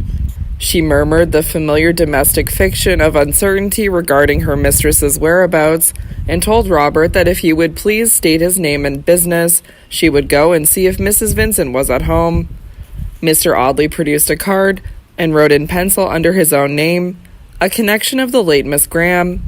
He directed the small servant to carry this card to her mistress, and quietly awaited the result. The servant returned in about 5 minutes with the key of the gate. Her mistress was at home, she told Robert as she admitted him, and would be happy to see the gentleman. The square parlour into which Robert was ushered bore in every scrap of ornament and every article of furniture the unmistakable stamp of that species of poverty which is most comfortless because it is never stationary. The mechanic who furnishes his tiny sitting room with half a dozen cane chairs, a Pembroke table, a Dutch clock, a tiny looking-glass, a crockery shepherd and shepherdess, and a set of gaudily japanned iron tea trays, makes the most of his limited possessions, and generally contrives to get some degree of comfort out of them. But the lady who loses the handsome furniture of the house she is compelled to abandon, and encamps in some smaller habitation with the shabby remainder, brought in by some merciful friend at the sale of her effects, carries with her an aspect of genteel desolation and tawdry misery, not easily to be paralleled in wretchedness by any other phase which poverty can assume. The room which Robert Audley surveyed was furnished with the shabbier scraps snatched from the ruin which had overtaken the imprudent schoolmistress in Crescent Villas: a cottage piano, a chiffonier, 6 sizes too large for the room, and dismally gorgeous in gilded mouldings that were chipped and broken, a slim-legged card table, placed in the post of honor, formed the principal pieces of furniture. A threadbare patch of Brussels carpet covered the center of the room, and formed an oasis of roses and lilies upon a desert of faded green drugget. Knitted curtains shaded the windows, in which hung wire baskets of horrible-looking plants of the cactus species that grew downwards like some demented class of vegetation, whose prickly and spider-like members had a fancy for standing on their heads. The green baize-covered card table was adorned with gaudily bound annuals or books of beauty, placed at right angles, but Robert Audley did not avail himself of these literary distractions. He seated himself upon one of the rickety chairs, and waited patiently for the advent of the schoolmistress. He could hear the hum of half a dozen voices in a room near him, and the jingling harmonies of a set of variations to "De Conte" upon a piano, whose every wire was evidently in the last stage of attenuation. He had waited for about a quarter of an hour, when the door was opened, and a lady, very much dressed, and with the setting sunlight of faded beauty upon her face, entered the room. "Mr. Audley, I presume," she said, motioning to Robert to reseat himself, and placing herself in an easy-chair opposite to him. "You will pardon me, I hope, for detaining you so long. My duties—" "It is I who should apologize for intruding upon you," Robert answered politely, "but my motive for calling upon you is a very serious one, and must plead my excuse. You remember the lady whose name I wrote upon my card?" "Perfectly." May I ask how much you know of that lady's history since her departure from your house? Very little. In point of fact, scarcely anything at all. Miss Graham, I believe, obtained a situation in the family of a surgeon resident in Essex. Indeed, it is I who recommended her to that gentleman. I have never heard from her since she left me. But you have communicated with her? Robert asked eagerly. No, indeed. Mr. Audley was silent for a few moments, the shadow of gloomy thoughts gathering darkly on his face. May I ask if you sent a telegraphic dispatch to Miss Graham early in last September, stating that you were dangerously ill and that you wished to see her? Mrs. Vincent smiled at her visitor's question. I had no occasion to send such a message, she said. I have never been seriously ill in my life. Robert Audley paused before he asked any further questions and scrawled a few penciled words in his notebook. If I ask you a few straightforward questions about Miss Lucy Graham, madame, he said, will you do me the favor to answer them without asking my motive for making such inquiries? Most certainly, replied Mrs. Vincent. I know nothing to Miss Graham's disadvantage, and have no justification for making a mystery of the little I do know. Then will you tell me at what date the young lady first came to you? Mrs. Vincent smiled and shook her head. She had a pretty smile, the frank smile of a woman who has been admired and who has too long felt the certainty of being able to please, to be utterly subjugated by any worldly misfortune. It's not the least use to ask me, Mr. Audley, she said. I'm the most careless creature in the world. I never did and never could remember dates, though I do all in my power to impress upon my girls how important it is for their future welfare that they should know when William the Conqueror began to reign and all that kind of thing. But I haven't the remotest idea when Miss Graham came to me, although I know it was ages ago, for it was the very summer I had my peach-colored silk. But we must consult Tonks. Tonks is sure to be right. Robert Audley wondered who or what Tonks could be. A diary, perhaps, or a memorandum book, some obscure rival of Letsome. Mrs. Vincent rang the bell, which was answered by the maidservant who had admitted Robert. Ask Miss Tonks to come to me, she said. I want to see her particularly. In less than 5 minutes, Miss Tonks made her appearance. She was wintry and rather frostbitten in aspect, and seemed to bring cold air in the scanty folds of her sober merino dress. She was no age in particular, and looked as if she had never been younger, and would never grow older, but would remain forever working backwards and forwards in her narrow groove, like some self-feeding machine for the instruction of young ladies. Tonks, my dear, said Mrs. Vincent, without ceremony, this gentleman is a relative of Miss Graham's. Do you remember how long it is since she came to us at Crescent Villas? She came in August 1854, answered Miss Tonks. I think it was the 18th of August, but I'm not quite sure that it wasn't the 17th. I know it was on a Tuesday. Thank you, Miss Tonks. You are a most invaluable darling, exclaimed Mrs. Vincent, with her sweetest smile. It was, perhaps, because of the invaluable nature of Miss Tonks' services that she had received no remuneration whatever from her employer for the last 3 or 4 years. Mrs. Vincent might have hesitated to pay her from very contempt for the pitiful nature of the stipend as compared with the merits of the teacher. Is there anything else that Tonks or I can tell you, Mr. Audley? Asked the schoolmistress. Tonks has a far better memory than I have. Can you tell me where Miss Graham came from when she entered your household? Robert inquired. Not very precisely, answered Mrs. Vincent. I have a vague notion that Miss Graham said something about coming from the seaside, but she didn't say where, or if she did, I have forgotten it. Tonks, did Miss Graham tell you where she came from? Oh, no, replied Miss Tonks, shaking her grim little head significantly. Miss Graham told me nothing. She was too clever for that. She knew how to keep her own secrets, in spite of her innocent ways and her curly hair, Miss Tonks added, spitefully. You think she had secrets, then? Robert asked, rather eagerly. I know she had, replied Miss Tonks with frosty decision. All manner of secrets.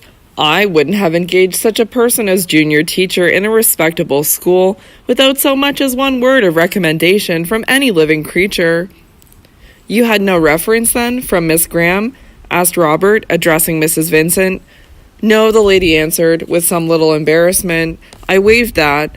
Miss Graham waived the question of salary. I could not do less than waive the question of reference.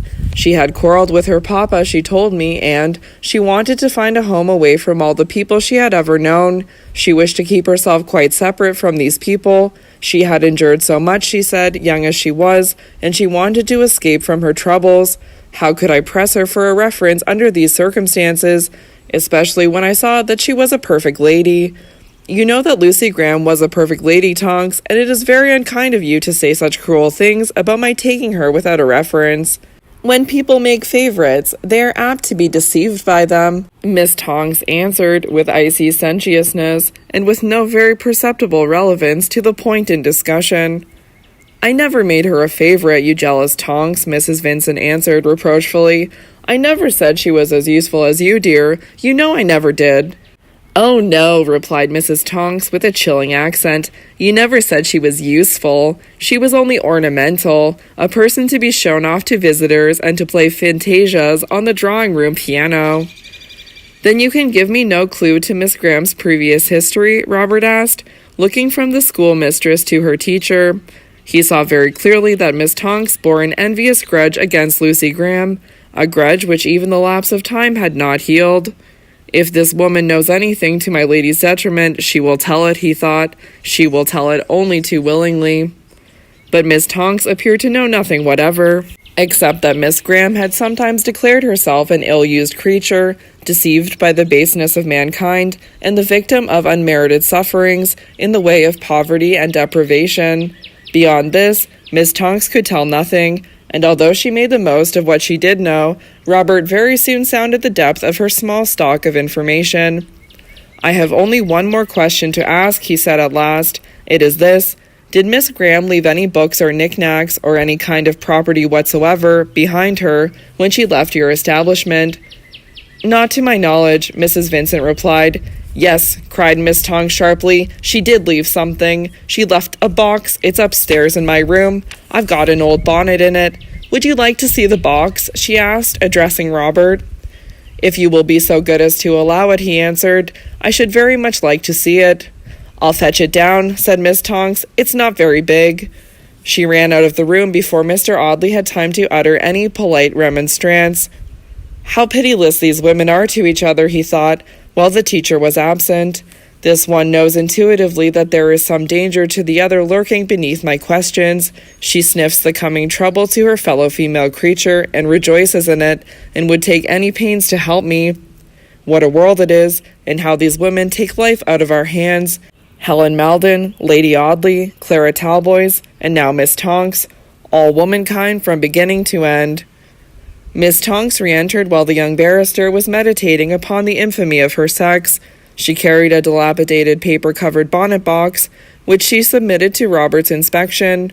Mr. Audley knelt down to examine the scraps of railway labels and addresses which were plastered here and there upon the box. It had been battered upon a great many different lines of railway, and had evidently travelled considerably.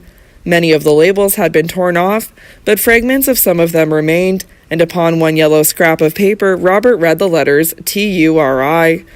The box has been to Italy, he thought. Those are the first 4 letters of the word Turin, and the label is a foreign one.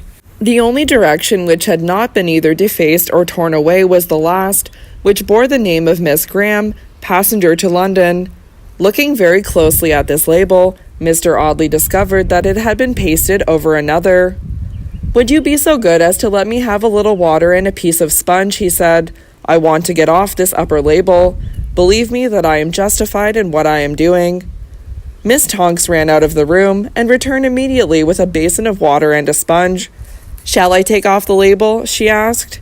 No, thank you, Robert answered coldly. I can do it very well myself. He dammed the upper label several times before he could loosen the edges of the paper, but after 2 or 3 careful attempts, the moistened surface peeled off without injury to the underneath address.